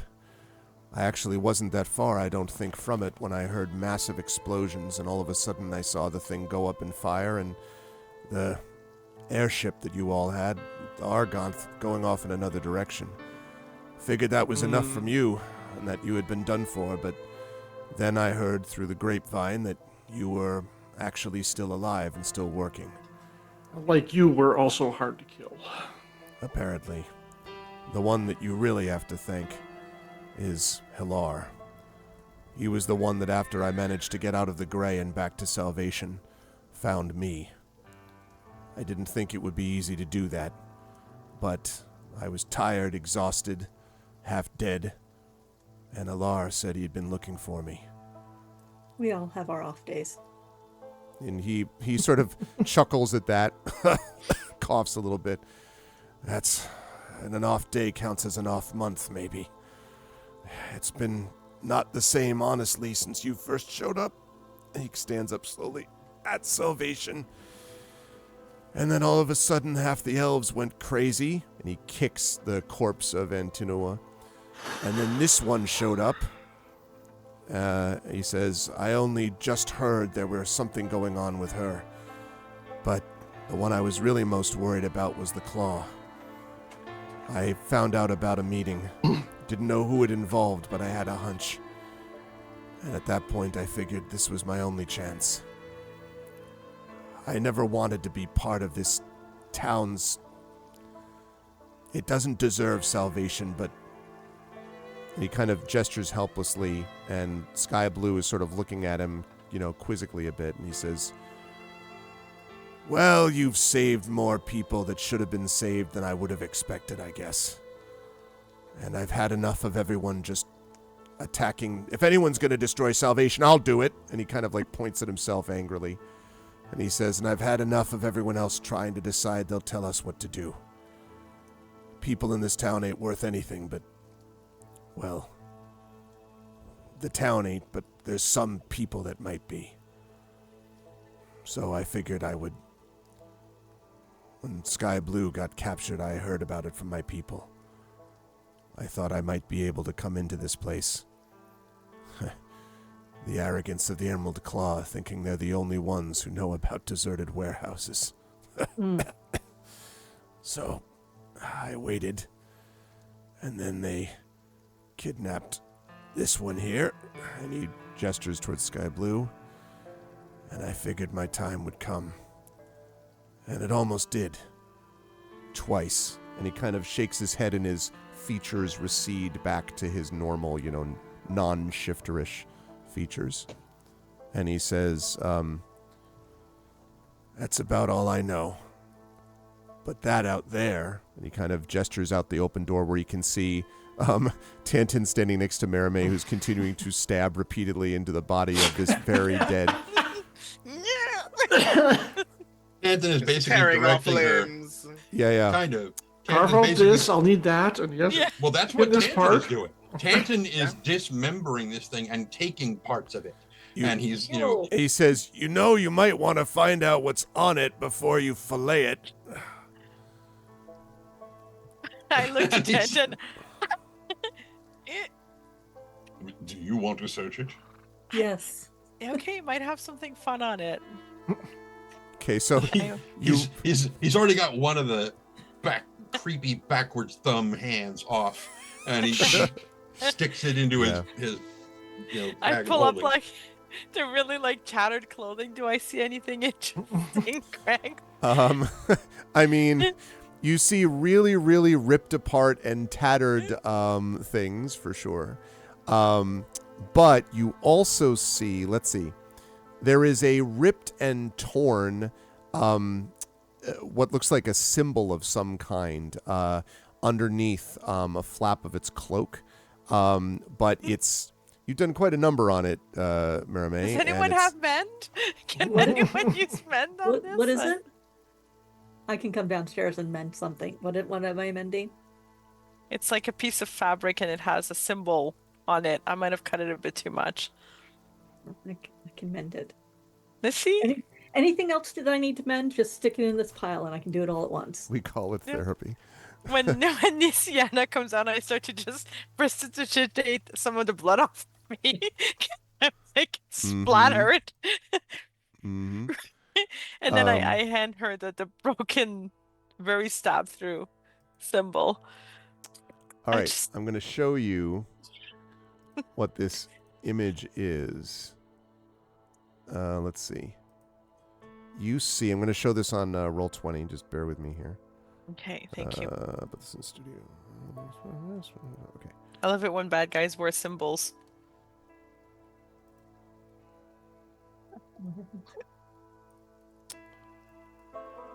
Okay. When it's put back together in more or less the condition that it started in, This is the symbol that you see. And that is the symbol of the Emerald Claw. You don't need a check to know That is not roll 20, but okay. I'm Oh, not didn't I say? on Twitch. Oh, I'm sorry. I beg your pardon. I'm so sorry. Yes, on stream is what I meant to say. Sorry. Yeah, sorry. On Twitch. I beg your pardon. Oh, We're going up against the Grinch. it looks. I'm guessing It's the lime green paw. That's the emerald claw Yeah. symbol. They have a weird definition of claw. right. I'm just going to say that. Look, they just can't draw, okay? They can do I think whatever Well- I think it should be the No emerald one said the paw. claw. You have to no look one said in- the claw couldn't be disfigured. Well, also, you have to look inside the claw. If you look inside the claw, you see inside the paw, like the Twiggy branches. yes, thingies. yes. Right, pretty much exactly. All right, wait. If Did I your do heart like, go 3 sizes that day?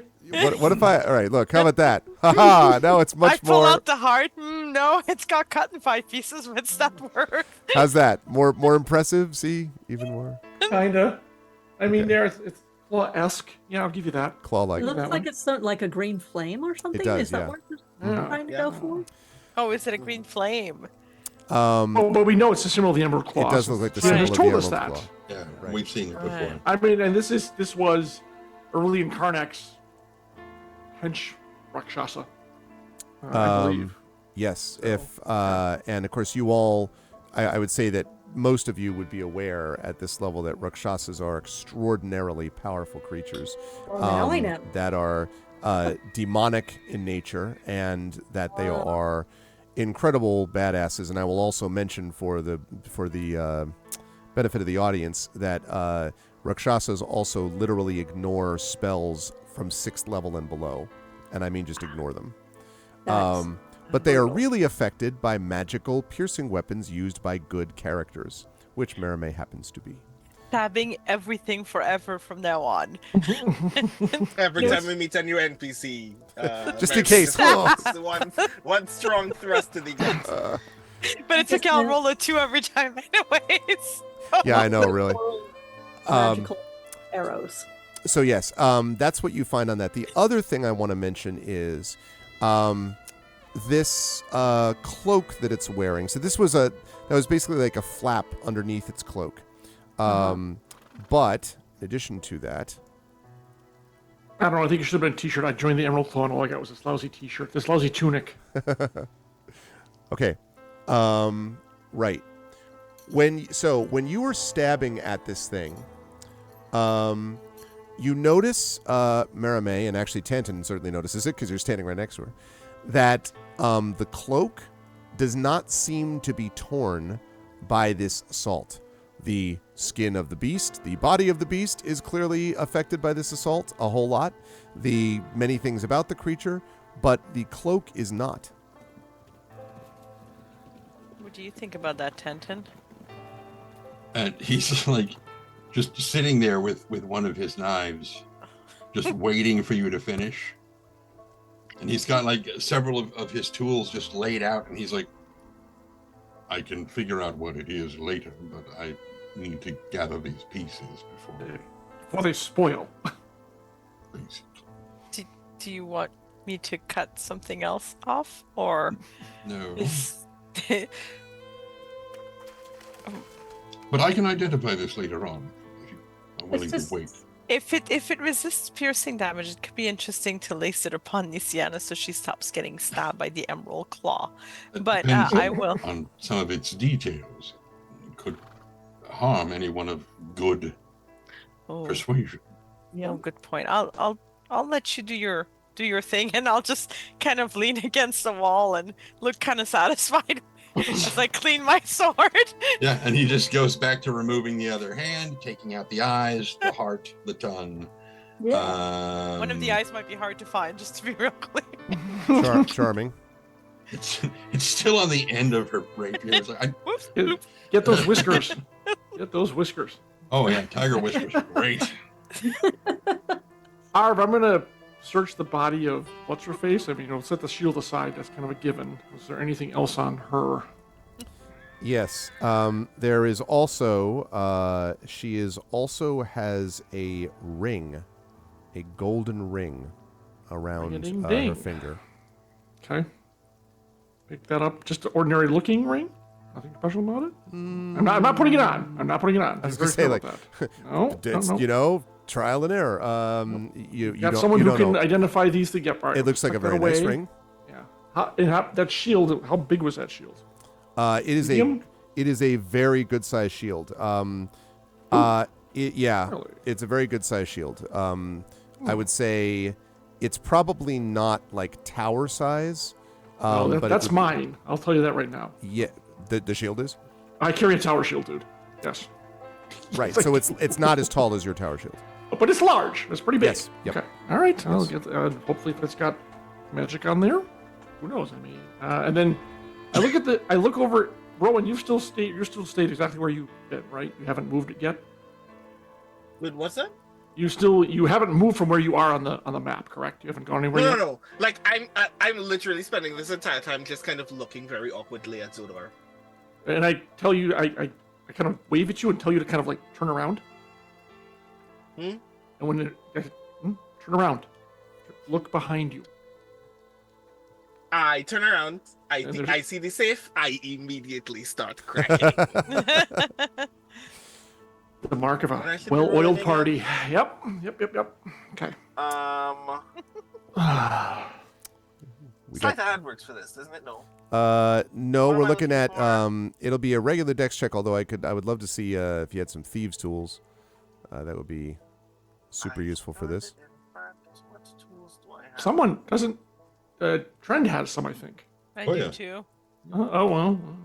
I'm Right, not oh, yeah, I don't have The two thieves people with tools him out are on the other this side of the guy's warehouse. Yeah, exactly. It's funny. kit. So let's just do the bare decks, which I'm actually not very strong at. If I know what you're doing, I'll inspire 16. you. Okay. So then this was And to I will just idly spend 2 sorcery points out of nowhere to just bend luck anyway. okay. Okay, so you want to add to that, you mean? I think you just rolled Yeah. this dex save, but it's okay. Oh, shucks. Works out probably to the same. So we're looking at a Plus 20. 4 is okay. 20. And this was to open, right? Yes. Okay. We need Because as you yeah, well, not exactly. But so when you open it, you do manage to open it, but you also hear a click. And something embeds in your torso. It's a telephone pole. Oh, damn it. Okay, wait. Let's qualify some things first. A reminder that I am observant. Is there anything I would have noticed before the thing happened? Well, I mean, I don't know. I mean, you're focused on, I believe you are focused on picking the lock, Fair. not necessarily on checking for traps, right? So yes, unless you have something where you're like bend poison needle, I would be happy to take that. Yeah, no. I'll just take that to the chest, I guess. It hits me. I look down. I immediately return my focus to be safe. Wow. Okay, you are going to take Like 6. people see blood dripping from my mouth. I'm like, let's just see what's inside here first. Okay, Just a scratch. it's 50. So first of all, you're going to take 16 points, 16 points of poison damage there. And I need you to make a Constitution saving throw for me, please. 59 con save. See, I mean, it's only good. fair you didn't take any damage during the fight, so. 15. Okay. I'm So yes, enjoying this. you feel something like kind of this burning kind of sensation at the spot of where you were hit, but you managed to and you sort of I imagine that you sort of like pick the needle out and sort of drop it on the ground as you're like feeling this to see what's inside the safe. Yeah, it hits me. I take out I stop stop touching the lock and go, this is better than buckshot. And I just start opening the door. I mean, he's not a rogue. Let's be honest, folks. And yet. So inside the safe, you find a one simple scroll basically, that is tied up with and is in a scroll case, I should say, inside the safe. Unroll it. Scroll case and unroll it. Okay. Did you enjoy the needle? Yeah, I was gonna say you are blasted. No. Yeah, well, we didn't realize this Rowan is made up of 90% poison. This is that's where I live. When you open the scroll case and you open and take out the paper that is within it, there is a line there of there is a sheet that basically seems to be laying out what look like, if you had to guess, directions might be the best way to put it. And I'm going to explain what those are here. Give me 1 second here. Okay.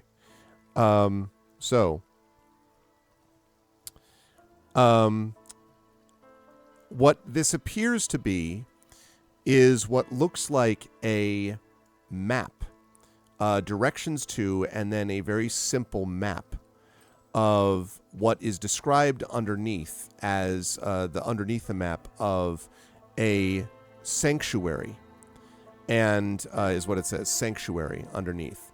And then in parentheses underneath that, it says, this is all handwritten, this map. It says Daelkyr, that's Daelkyr, question mark. And then it says on the top of, above that little, list of things, on top of the map, it says Metrol.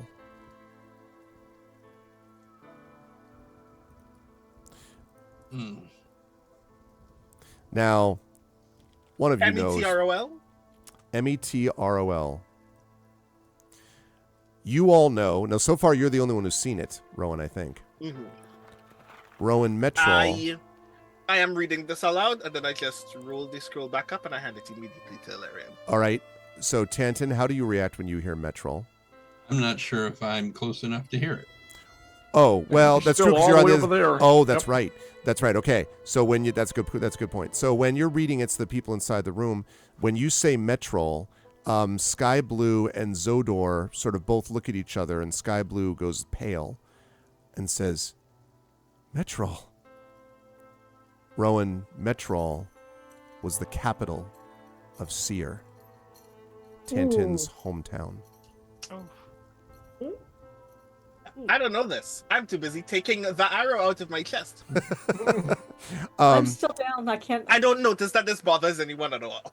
Well, okay, sounds good. So you read it out loud. They said that. Ilarion, you would know that too. I was about to say I would. So would Nisiana. That's not. I mean, that's not. Nisiana's down with her sister. Oh, okay. So. Okay. I didn't see that. I got to move the token down so I can. Sorry, that's okay. I went down to do the mending. It's all good. And much like the rest of Seer, the city was obviously destroyed. You got it. Oh yeah. Obliterated. So.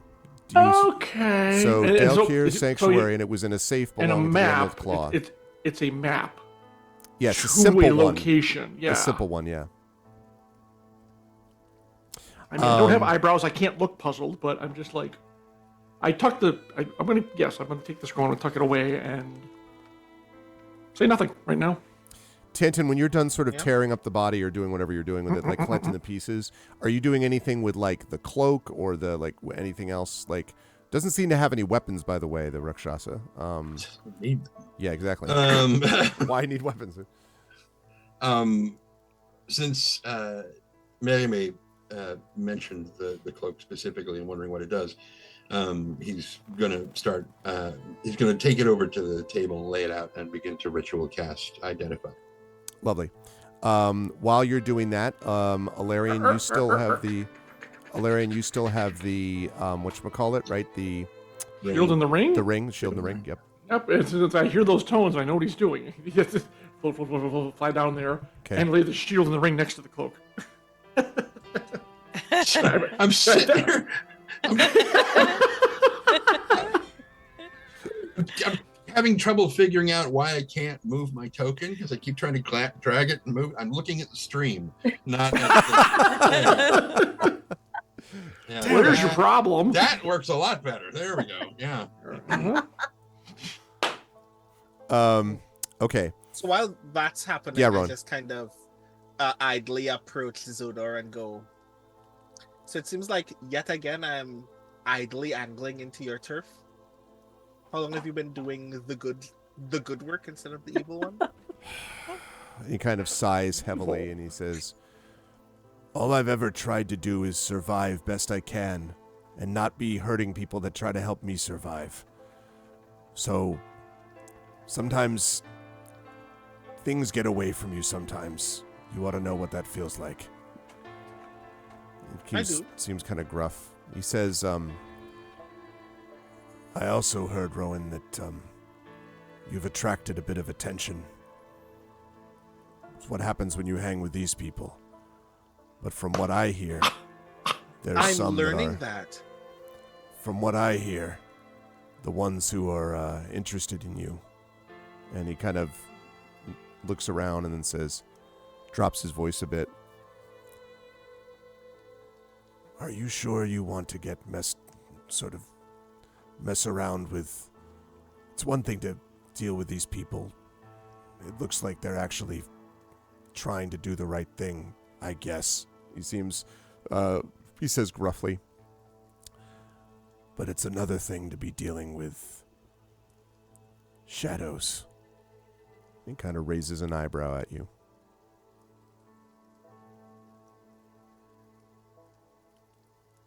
I take my wins wherever I can get them. That means trying to make more friends than enemies. And if you've seen my ledger, you know I have some balancing yet to do on the friend side. Are you sure This is why I'm hoping I get to move you to that list. And he kind of folds his arms and he says, you and I are square. That's what you deserve and it's what I deserve. But it may be, Rowan, that I'm not going to be the problem. Are you sure that the House of Shadows are friends?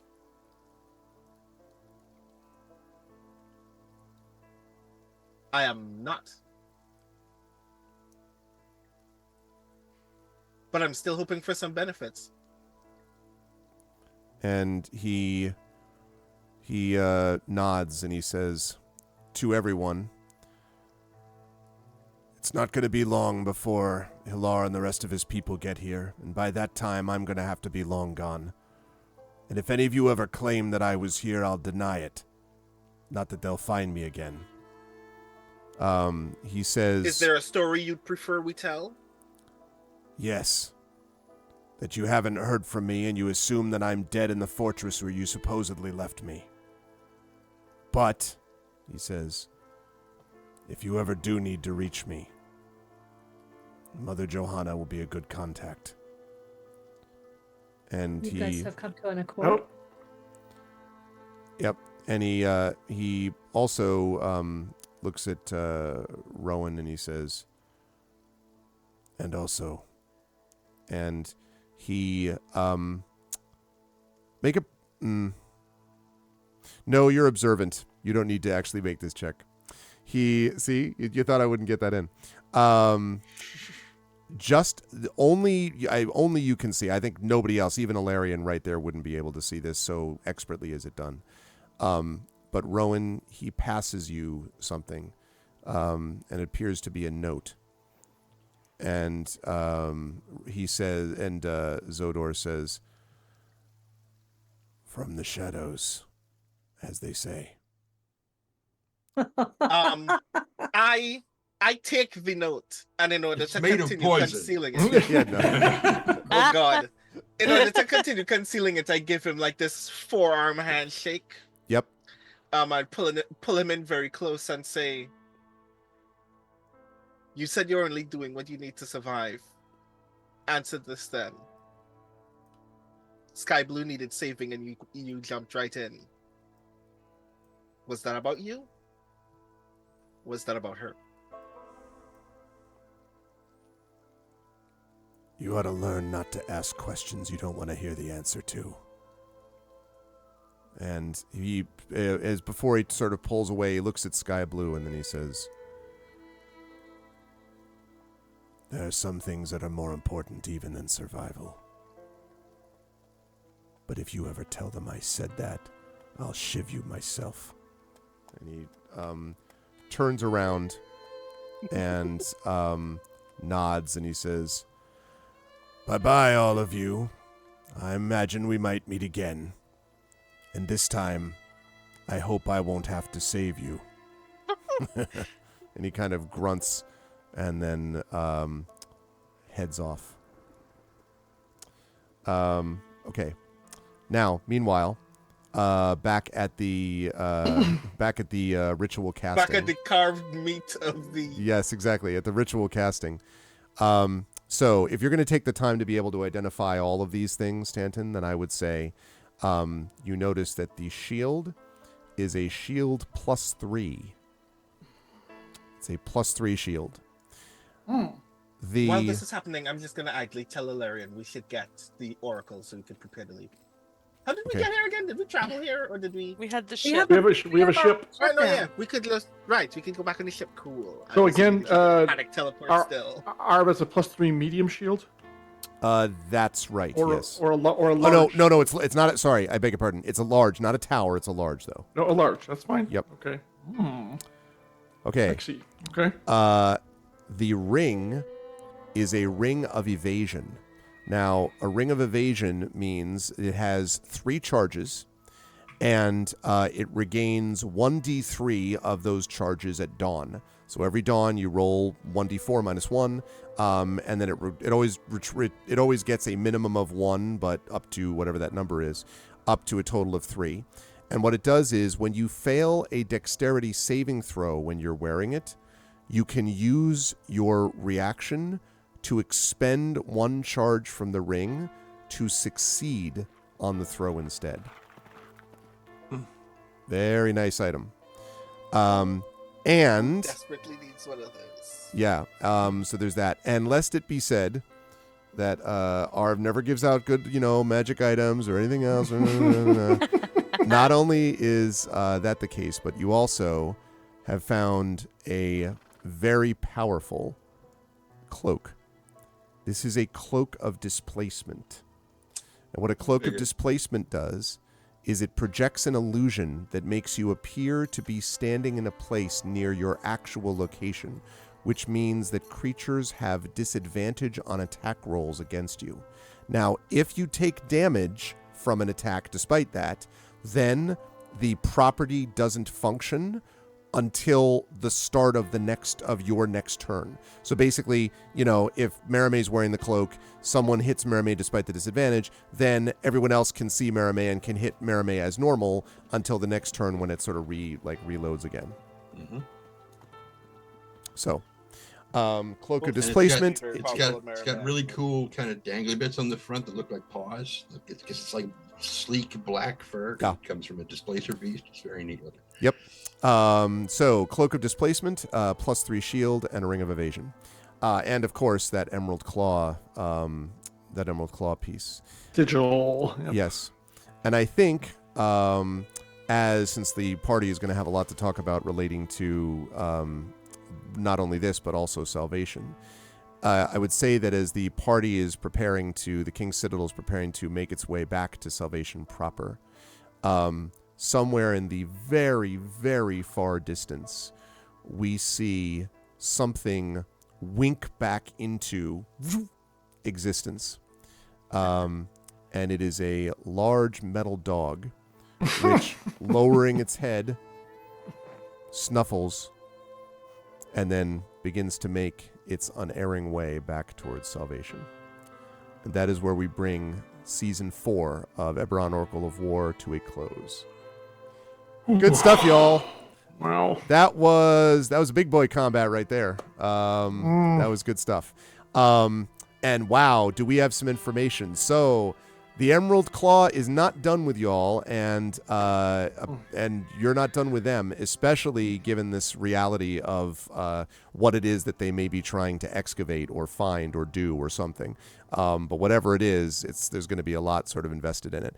I do want to say on one personal note that I was talking on my Gen GM show about a week ago. I was talking with Zach about our favorite monster that we've never been able to use effectively in combat, and both of us independently, without telling the other, were like, Rakshasa. And I was like, can I tell you how excited I am? Because I'm going to get to use a Rakshasa against my group. And he was just like, that's amazing, because I'm like, I know, spell immunity. And oh my God. And it was, and I it sort of solved a lot of these problems too, because of the whole, and the midway through the fight where Nisiana's like, wait, that's not flame wind. And then it's like, that's not flame wind. That's really, really not flame wind.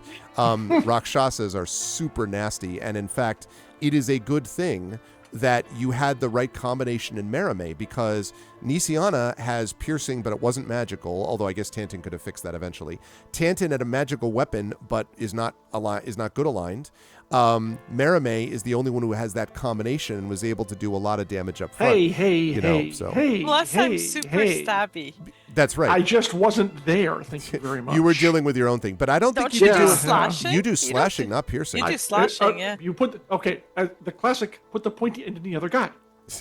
It is a sword. It has a point. I mean, you can stabby. It's a rape. She has a raper. I have a sword, but they both have points on them. Yes. Anyway, but the point being. So so it's I'm very interested to see what's going to happen in season 5, which is going to begin next week. And by the way, chat, I've already told this many times to them, but the name of season 5 is Engines of War, and the particular adventure, in case people are curious, is called From Dust.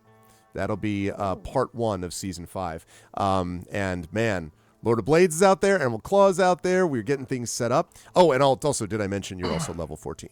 I should also mention that too. Yay! You have level to level 14. Yes. Yeah.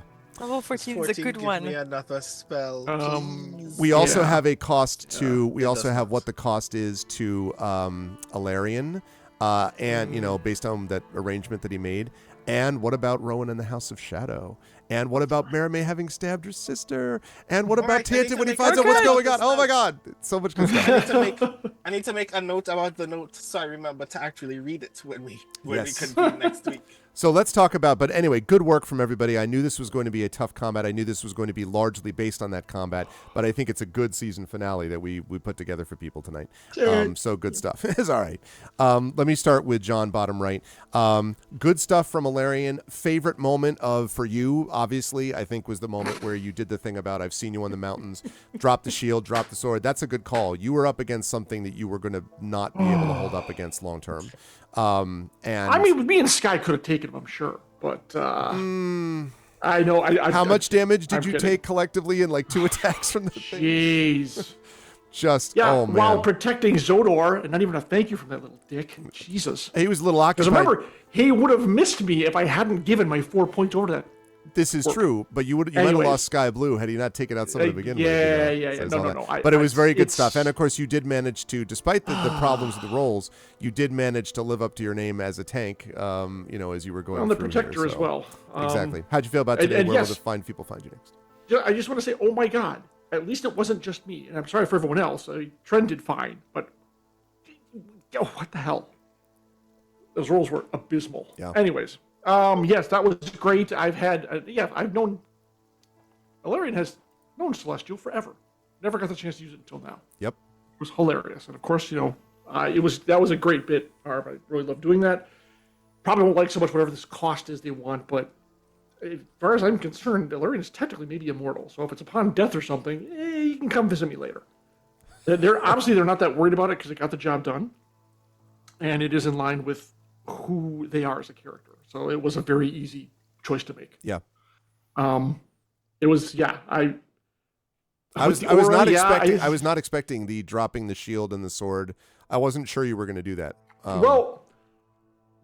And honestly, I was just taking my cues from you when it sounded like this being was more curious about, I'm going to beat the hell out of you, but like, why? Why are we doing this? Like, okay, maybe and the very first thought in Alarion's mind was maybe they can be reasoned with.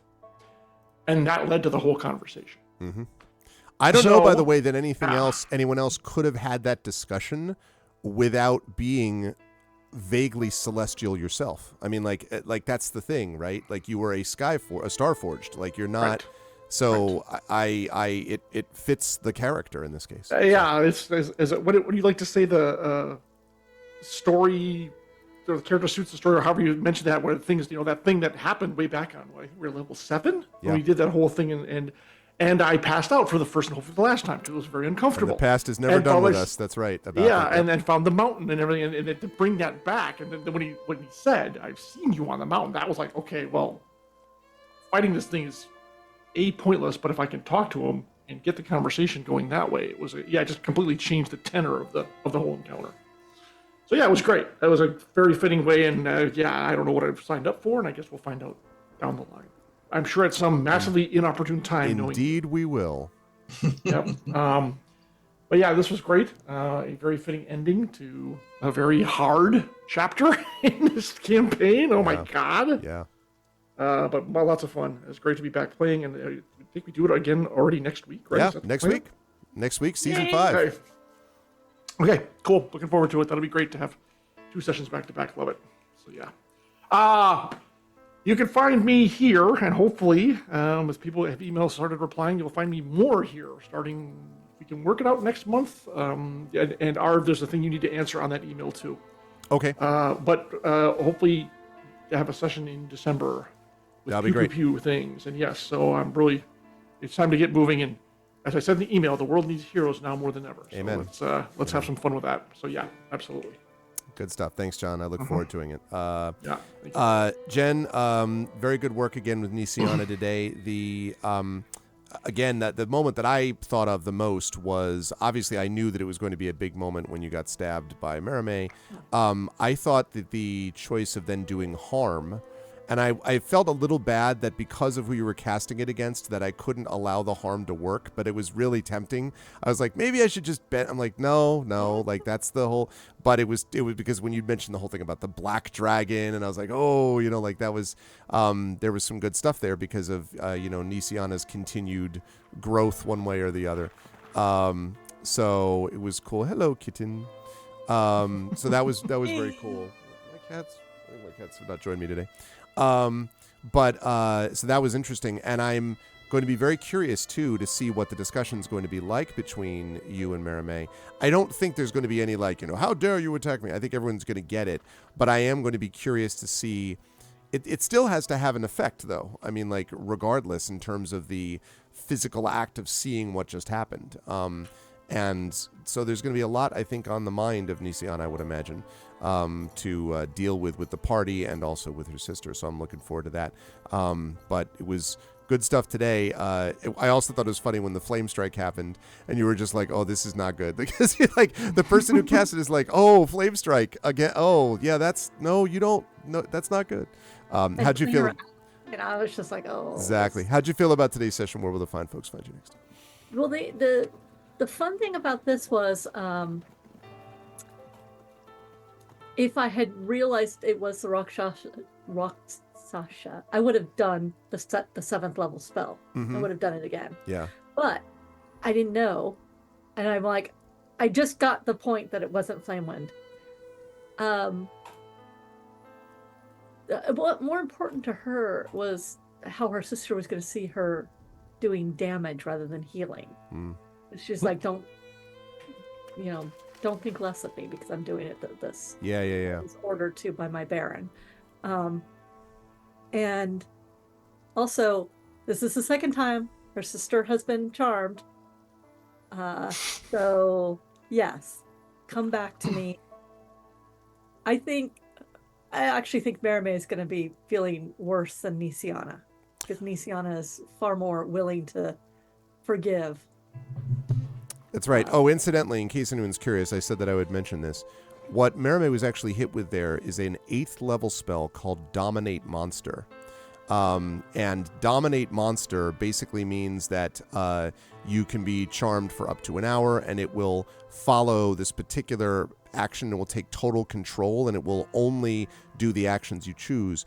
It would have also, it would have worn out by the end of next turn anyway, because it's really more powerful even than a charm is.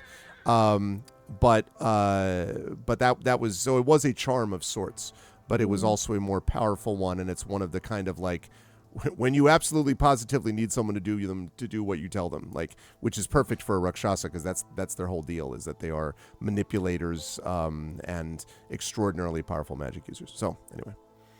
Also, though, I think it may make her hesitate doing a magic spell to harm and maybe rely on her crossbow, because it's like it feels bad to do it the other way. Yeah. But I will tell everybody I will be late to the next game because I am a spotlight author in a local book fair. So I will be in there, and then I will be here at some point. It'll be like, I guess 6 o'clock at least 6 o'clock my time. Okay. So I definitely will be late because I forgot, and I was in Canada when we were answering questions, and you know, my sister can Jaeger me, or John can Jaeger me. Otherwise, where am I going to be? I don't know. I have a purring kitten and I have no brain. This is Mimir, and it just makes me happy. Hello, Mimir. Nina is very, very, very unhappy. So check out the Shadowrun Mega Bundle, Humble Bundle, and don't forget to check out the other Never Too Old to Save the World, and I will say thank you. Thanks, Jen. Good stuff. Also, thanks for the kittens. See, chat, it was worth it. Thanks, Jen. Brandon, very good stuff from Rowan today on several levels. That haste was super clutch. It meant that Nisiana was able to do a little bit of work, and in particular, Merime was able to do a lot of work because you, somewhat unwittingly, though, as it turned out, it was a good instinct, because Merime was exactly the weapon that you wanted to make super fast and more effective than ever based upon what you were facing. Also, as always, excellent work with, just general use of sorcery, like bent luck, the Tides of Chaos, all of that stuff was very well suited, I think, for things. And also, I should have mentioned, when you did that haste, did we ever get a Wild Magic Surge? We did not. Should do that. Why don't we do that just now, before I forget? Yeah, let's just do that now, actually. See if we turn into butterflies or something. Yeah, exactly. Aw, Boom explodes, killing everyone within 300. Aw, again? 9. So not so much. Yeah, which is noteworthy because the only thing that I get at level 14 is now I get a feature that says whenever I do need to roll on the wild magic table, I roll twice and take the result that I want. So you now have choice of your wildness. Interesting. I'm like, I would prefer anything else but this, but all right. Yeah, that's interesting. This Okay. is going to come in clutch the one time we actually touch the wild magic table. When we hit the net Libram and I have the choice between dying or something. Yeah, like if you're in big trouble, you're like, let's do this. Yeah, exactly, Triffid. Rowan turns into a Rowan tree. So very good stuff with that. Also, I was really interested in your interaction both with Zodor, and we've been setting this up for a while, of course, this other connection with maybe the House of Shadow. That is going to be interesting, and there's still stuff that's sort of floating around there in the background that'll have to be dealt with. And in addition to that, the fact that you were the one who read the scroll, maybe not understanding the full implications of it, and Tanton wasn't there, so didn't hear it, but you obviously are still there, and like read this out. So at a certain point, I imagine it is going to occur to Rowan, like, wait a minute, like, this is what this thing is, and if you put, 2 and 6 together, right, you'll eventually figure out like what this is. So that also is interesting to me because of your relationship with Tanton, right? And and you've seen what happened with Tanton in the Gray with the carousel that was cursed and all that. Like, all that stuff is going to be interesting to me. So I'm fascinated about that and the House of Shadow and everything else, and how Rowan reacts overall to this business. Although at least you did seem to settle one debt, which is the debt with Zodor. How did you feel about today's session? Where will the fine folks find you next?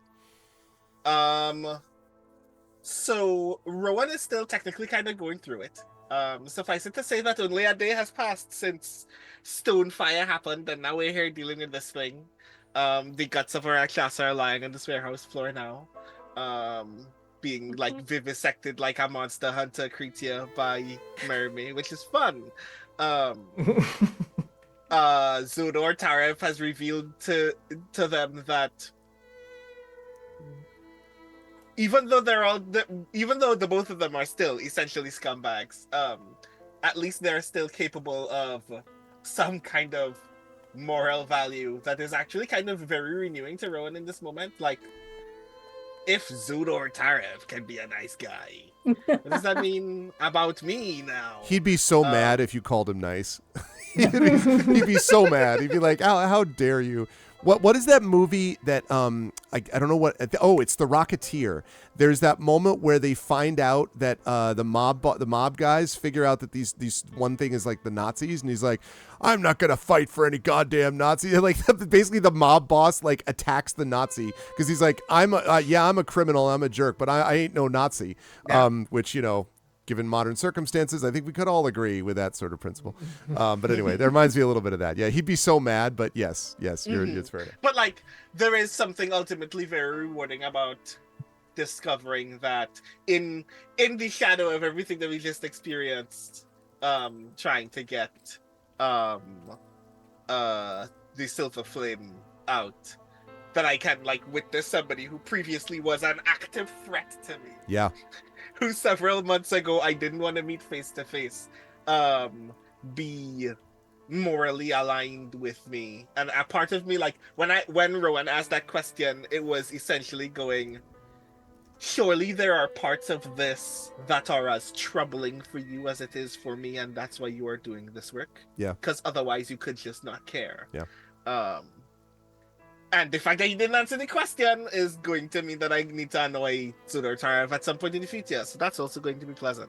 But yeah, at some point I do want to, like, the thing that I was angling for before we got into this warehouse fight was for a moment for Rowan and Tanton to be alone so I could talk to somebody, because I'm like, again, Tanton is the only real person that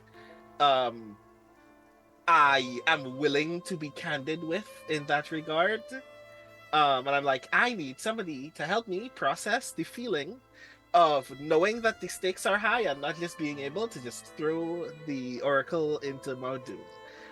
Also, I found this scroll. Do you know what this thing is? Oh boy, there are going to be some great discussions next session, y'all. You'll not want to miss. Oh these. Yeah, that's going to be fun. Yeah. Well, keep in mind, you handed it to me, then you left the room. So I have the scroll now. But like, it's just gonna be so. I found this thing. Tanton has it. Said something about a sanctuary. Hopefully, you could tell us more things about that. Because all I know is, if it's a map, it's probably a map of a place that continues to exist. And if it doesn't exist, that's going to be a big deal. But if it does still exist, that's also going to be a lot of trauma. So we'll see how that goes. And of course, I am very excited to get back to Fjarlan and the House of Shadows, and see where that goes. Because at this point, everyone keeps asking us to do things and engage in conflict. And while I do still want to play the long game with Fjarlan, at this point I also do want to ask the question of, well, everybody keeps wanting things from us. At some point, somebody needs to give us something, and you have things to give.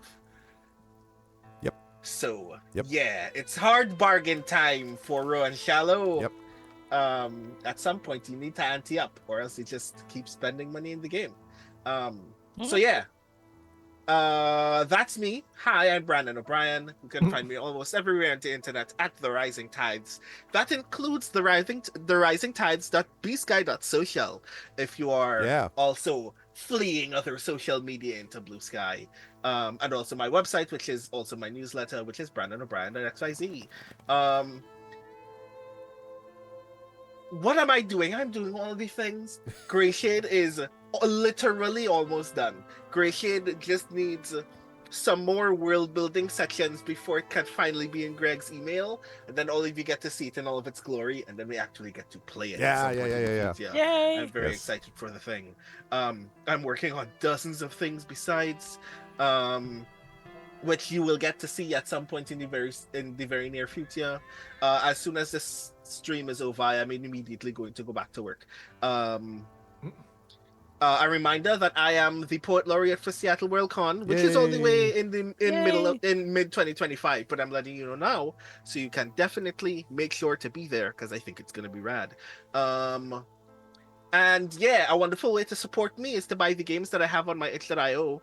I made a wonderful thing a couple of months ago called the God of Spite and Violence. So if you ever wanted to play a 2-player RPG where one of you essentially gets to be John Wick and the other of you gets to essentially decide what happens in a scene by shading it in bisexual mood lighting, this is a game that I think you will actually really enjoy.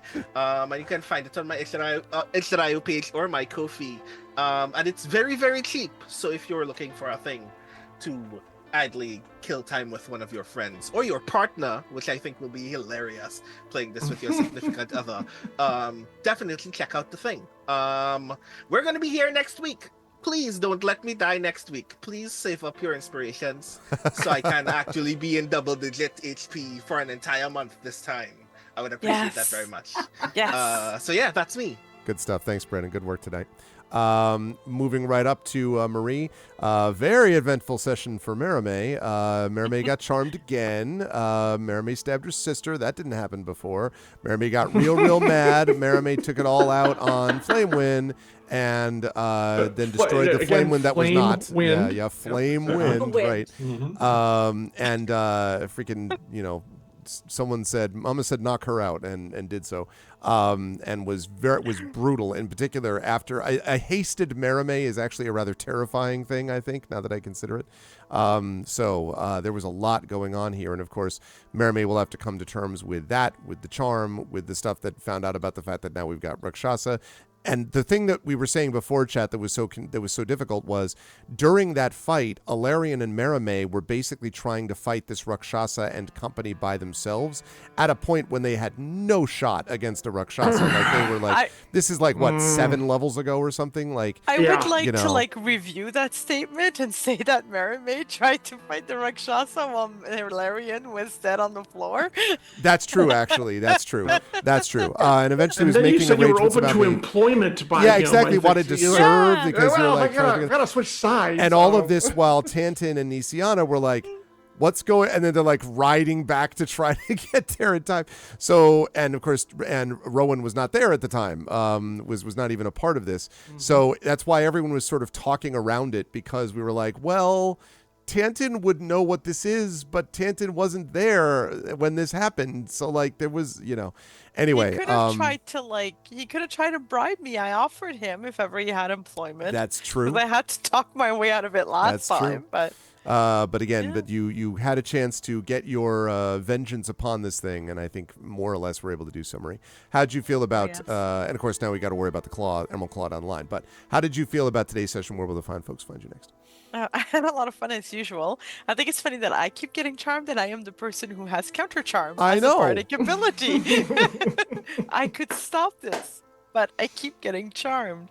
So, Merime currently she's mad that she stabbed her sister, but she knows her sister knows it wasn't her doing. But she wants to know why she keeps specifically getting charmed, because she should be able to resist it. And she's starting to suspect it might be because she's not well connected to the Corey. So she'll figure that out maybe next season, maybe not. We'll see how things go.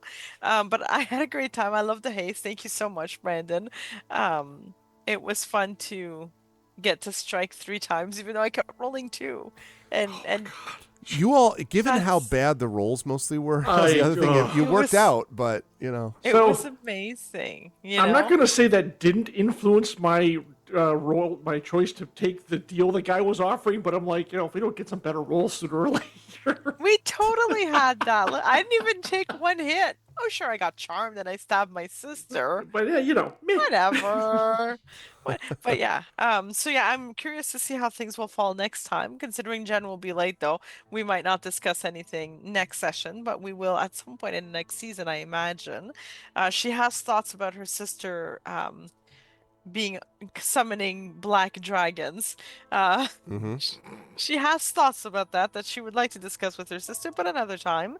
And yeah, I'm excited. It was a really good session, and that's it. Those are all the thoughts I have. Thank you all so much. Always a pleasure playing with all of you. And you can find me online, and let's hang out online until we hang out here next week. Good stuff. Thank you, Marie. And don't forget Marie's and well, it's Marie's, but I'm in it. Also, Story Bundle, which you can check out with, I think it is, ! Story Bundle. Yes, it is. The Never Too Old to Save the World bundle. So make sure that you check that out. That's been doing very well.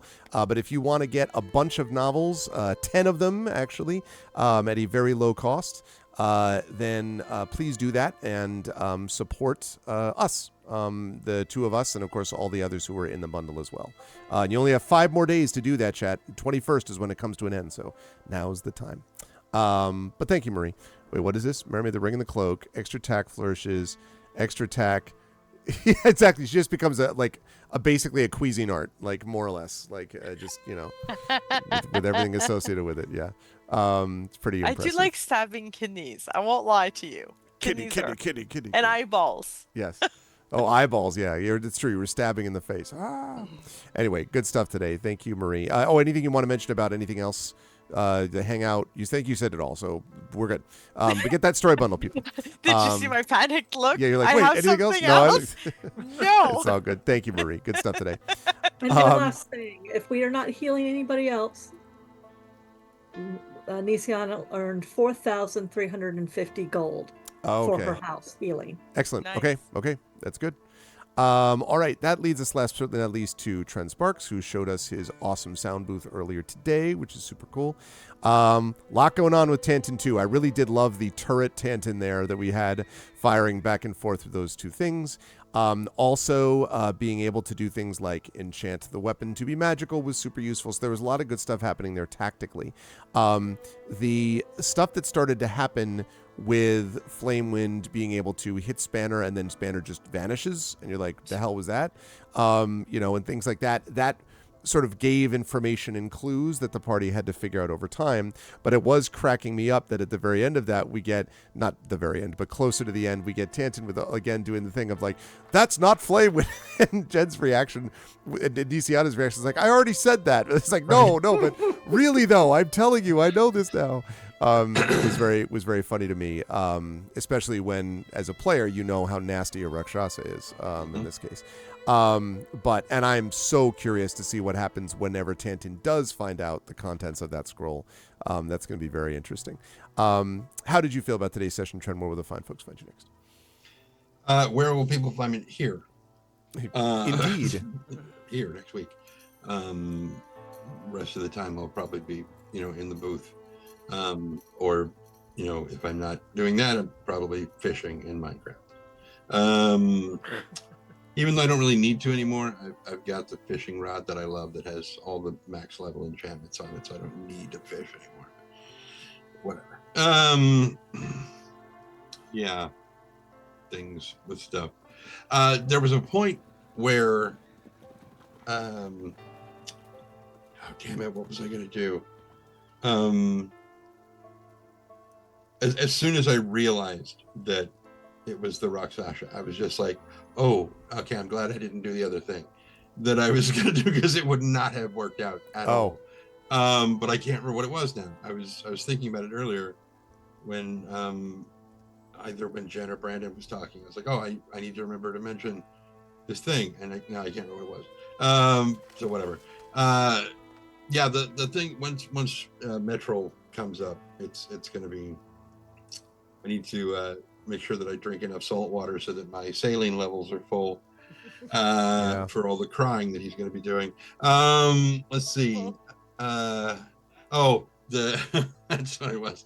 If Tantin had understood what was being said, if he spoke Celestial and had heard what was going back and forth, he would have just like standing outside the room would have been like, look, if he takes your arms, I can just make you new ones. Don't worry about it.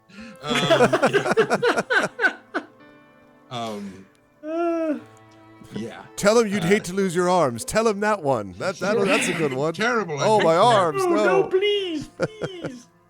Please. But looking at level 14, Tantan now has the ability to equip 5 magic items with no restrictions based on class, level, species, or anything. He's just he's a magic item master, and he can do 10 infusions now. And I get to pick another cantrip, and I'm like, oh, I could get spare the. No, I already have it. Oh, I could get. No, I've got that one. I got that one too. Oh, I could get. No, I don't like that one. Light. It's just like, Light's always a good one. Yeah. I was thinking about dancing lights, but no. But I think I've decided what it's going to be, but I'm not sure. We'll see. Okay. Yeah. So the bits and pieces that he took from the Rakshasa will be parts of the magical upgrades that go into Spanner at level 15. Ah, very nice. Yep, which is closing in. Yep. Closing in. Yep. Good stuff, Tren. And really good stuff from everybody. It was like I said, a fitting season finale, and I love having a season premiere right after a season finale. That works out really well. At some point, I'm not sure when. I'm hoping it happens before Thanksgiving. I did I narrated a short story for Pseudopod that is a sequel to a werewolf story called Licking Roadkill that I narrated for them before. This is a sequel to it, which takes place over Thanksgiving dinner. So I'm hoping that the plan is to release it Thanksgiving week. Very good. And by the way, I should mention, since just as a note to everybody, that now I have to clear this with Tren. We'll have to see what Tren thinks. But next month, everyone, is our annual Christmas Carol, and usually Tren returns. I won't force him if he doesn't want to do it. I won't force him to do it, but I'm just putting it out there that that may be a thing I may request, but no pressure. And if you don't want to, I totally understand. But I'm just gonna put it out there as a thing to consider with your new awesome booth. I'm just saying. That's so unfair on my part. I just thought about it because you mentioned Thanksgiving and I thought about holidays. Anyway, but no pressure. But this was wonderful stuff from all of the crew. And I am very excited for next week when we get season 5, the penultimate season of Eberron Oracle of War underway. Chat, can we get some love for the amazing and awesome people and players that we have here? Thank you so much to Trendane Sparks. Thank you to Marie Bilodeau. Thank you to Brandon O'Brien. Thank you to Jen Brozek. Thank you to John Helfers. Great work, Infinity and Beyond. I will see you folks next week. Bye for now. Bye, everybody. Bye. All right. And that is going to do it for us. That was great stuff. I really enjoyed that quite a bit. And as I say, we get to have a premiere right after we have a finale. I think if all goes well, and of course, depending on whether, they all survive through this is very dependent on what happens, and I don't have control over that completely. I'm just the messenger. I just put things in front of them. But I think we are in good shape for the campaign to conclude next year as scheduled. We should be, From Dust will take a few sessions. So if we start that next one, we should be able to finish that hopefully by the end of December, maybe just the beginning of January. Then Part 15 would be January into February. 16 would be March into April. 17 would be May, because remember, ArvCon is in May, and we have that one very long session. So we should be able to get 17 mostly done in May. And then June, July would be 18, which would set us up nicely for August, the end of the summer, concluding Eberron Oracle of War in a very memorable way, I think, but we'll talk about that when we get there. So that is what it's going to look like. It's going to be awesome when it happens. I cannot wait. But That, however, is not for right now. Right now, we have Season 5 to get started, and we'll be doing that next week. So, if you liked what you saw and heard today, may I recommend that you please follow the channel if you have not done so already. Please check out our YouTube with !ArvTube. That is, again, the YouTube channel that not only has archives of my videos, but where I also stream live at the same time that I am streaming on Twitch. And thank you to everyone who was watching me over on YouTube today. Please spread the word. Remember, every new subscriber over there is a new record number because we're up to that new record number of subscribers every time. So, !ArvTube can get you over there. !ArvCord, that's the Discord channel where you can hang out with the Arvanauts in between streams. Do please join us over there. It's always hopping, a lot of good stuff happening over there. Lovely Arvanauts. They are all great people. That is ArvCord. And of course, on the sort of social media front, !Arv Tweets, Twitter, which is going to be, I'm telling you right now, fading in importance and increasing in importance, is going to be !Arv Sky, my Blue Sky channel, which has gotten a huge infusion of followers. A lot of us have gotten a whole bunch of followers as of late, but I'm closing in now on, I think, 465 or something, 470 followers, which is up like almost 200 followers in the last week or so. So there's been a huge infusion. And once we get to like 500 followers, then I'm going to take serious attention and possibility to just shutting down my Twitter account. I'm not going to close it off completely because I don't want anyone else to take that account. But basically just sort of sit on it, lock it down and sit on it, not post on it anymore is quite possibly what I might do, but we'll see. But every follower I get on Blue Sky makes that more likely. So please join us over on Blue Sky. TikTok is !ArvTalk, and the website for this, arvanelleron.com.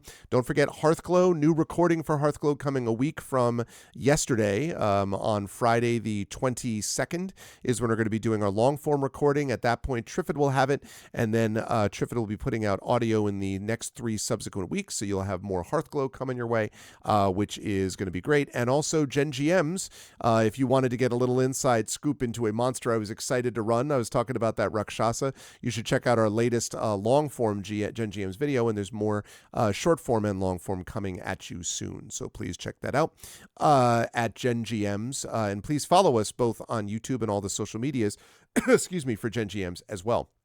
On the financial front, !ArvTrayon. Oh, well, yeah, I mean, I post more, but also just a lot of those are folks that came over from, you got to remember, I had a lot of followers over on Twitter, relatively speaking to that, but not relatively speaking to a lot of the big ones. Like I had 1,256 followers or something on Twitter.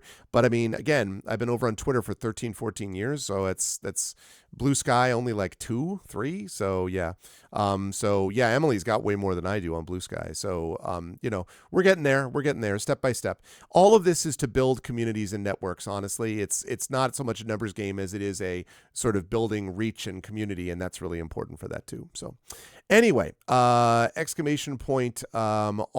Trayon is the Patreon, which is the really the financial backbone of the channel. Would love to see that get back into triple digits. That is really the place that I get the most financial support from, at least with the fewest fees. And you can get some cool, unique stuff there, like an epic poem written about you, character backgrounds written for you, and obviously inspirations to help our players as well, one of which was used tonight.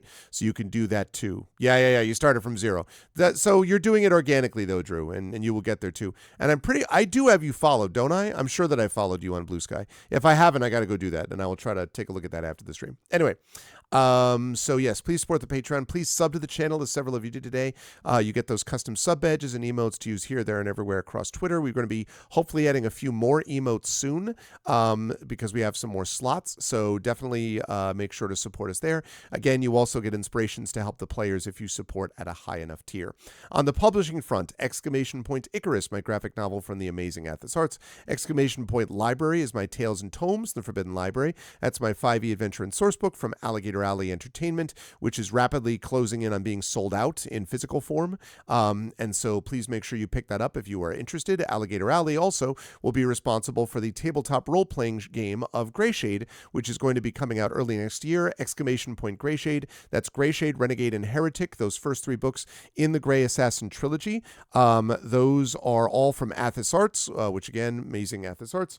And you can find those there. You can also get the audiobook of Gray Shade done by our very own Trent Sparks, who now has the awesomeness of that audio booth, the booth that you saw, that isolation booth.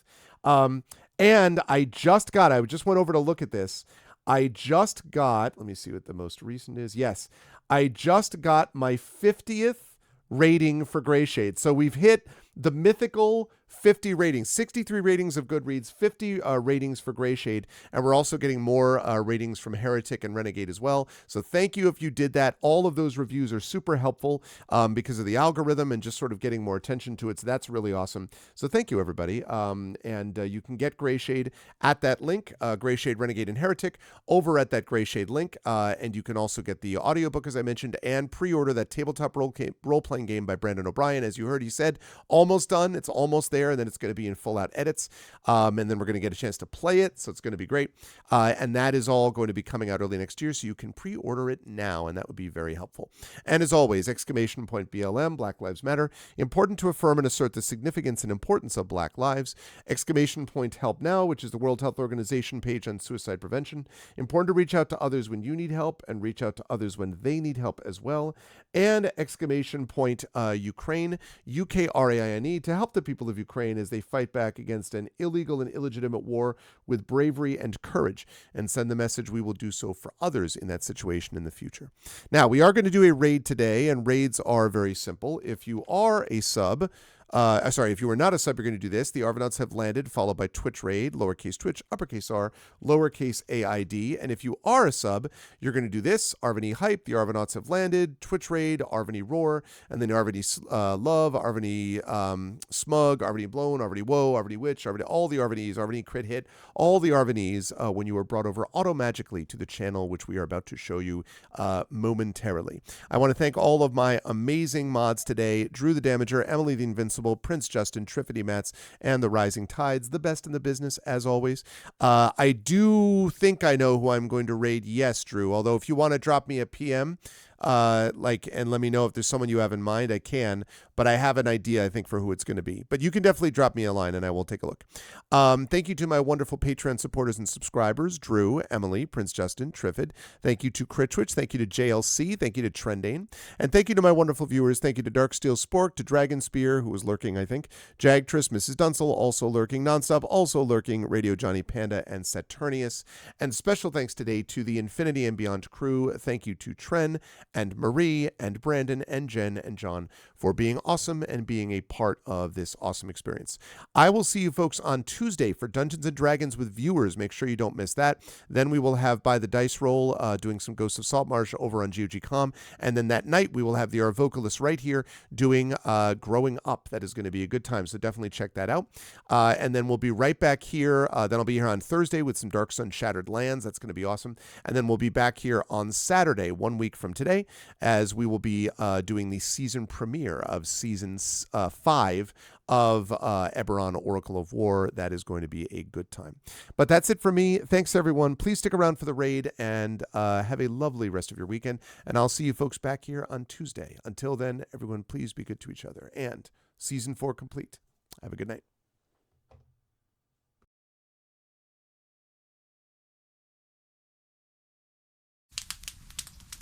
Most folks in Eberron live their lives hoping to survive and protect the ones they care about the most. A few do that and more, trying to help those around them, even the ones they don't know. But only one group does all that when no one else can. The King's Citadel. The ones who do the job no one else can do. Elarian, the Shield. A star-forged Aegis whose strength lies in their shield, their armor, and their will to keep the Citadel and its mission safe. Merime, the Sword. A Kalashtar bard whose dreams have grown more troubled, the sight of her future grown more dim, but whose skill in battle, wisdom in counsel, and love for her sister and the Citadel has grown even stronger. Tantin, the Brain. A dragon-marked human artificer whose jovial demeanor conceals a deep curiosity, razor-sharp intellect, and long memory, with knowledge of what he did for the last war, and what he can or must do for the next one. Nisiana, the Heart, a dragon-marked halfling healer whose love for her sister is matched only by her desire to help and heal the members of the Citadel, even as the threats they face grow stronger and stranger, and even if she herself can't know where the next path might lead. Rowan, the Wild Card, a human wild magic sorcerer who's played a dangerous game for most of his life. Now he's gone all in to save his friends. But will he have the chips to pay if his bet is called? These 5 elite operatives came together to aid the salvage outpost of Salvation, where the Grey hovers nearby, a threat and a promise. With the Oracle of War, they found an artifact powerful enough to end a war, or begin one. They traveled to Sharn, City of Towers, and started to unravel the Oracle's mysteries while stopping assassination attempts from the Emerald Claw and the Nation of Thrain. They found Sky Blue, the daring thief somehow tied into the ancient draconic prophecy, and stopped the Claw operative Erulin Karnak before traveling back to Salvation and into the Grey to take down the repurposed Conclave outpost, repel a war-forged invasion, and take the fight to the Lord of Blade's secret fortress, Razorcrag. They found an elemental forge of great power and rescued both hostages from Salvation and the maker of the Oracle of War himself. But the cost, and Braelish soldiers and the mighty floating fortress Argoth taken by the Lord of Blades himself, was high. Now the King's Citadel must widen their world, traveling to the neighboring countries of Karnath, Thrain, and beyond. They've saved Salvation, navigated Sharn, and neutralized Razorcrag. But can they learn the Oracle's secrets, unmask the Emerald Claw, and stop a war? Only if they remember that in the end all they have is each other and the King's Citadel. Long live the King. Welcome to Eberron. Welcome to Corvair. Welcome to the world beyond Salvation.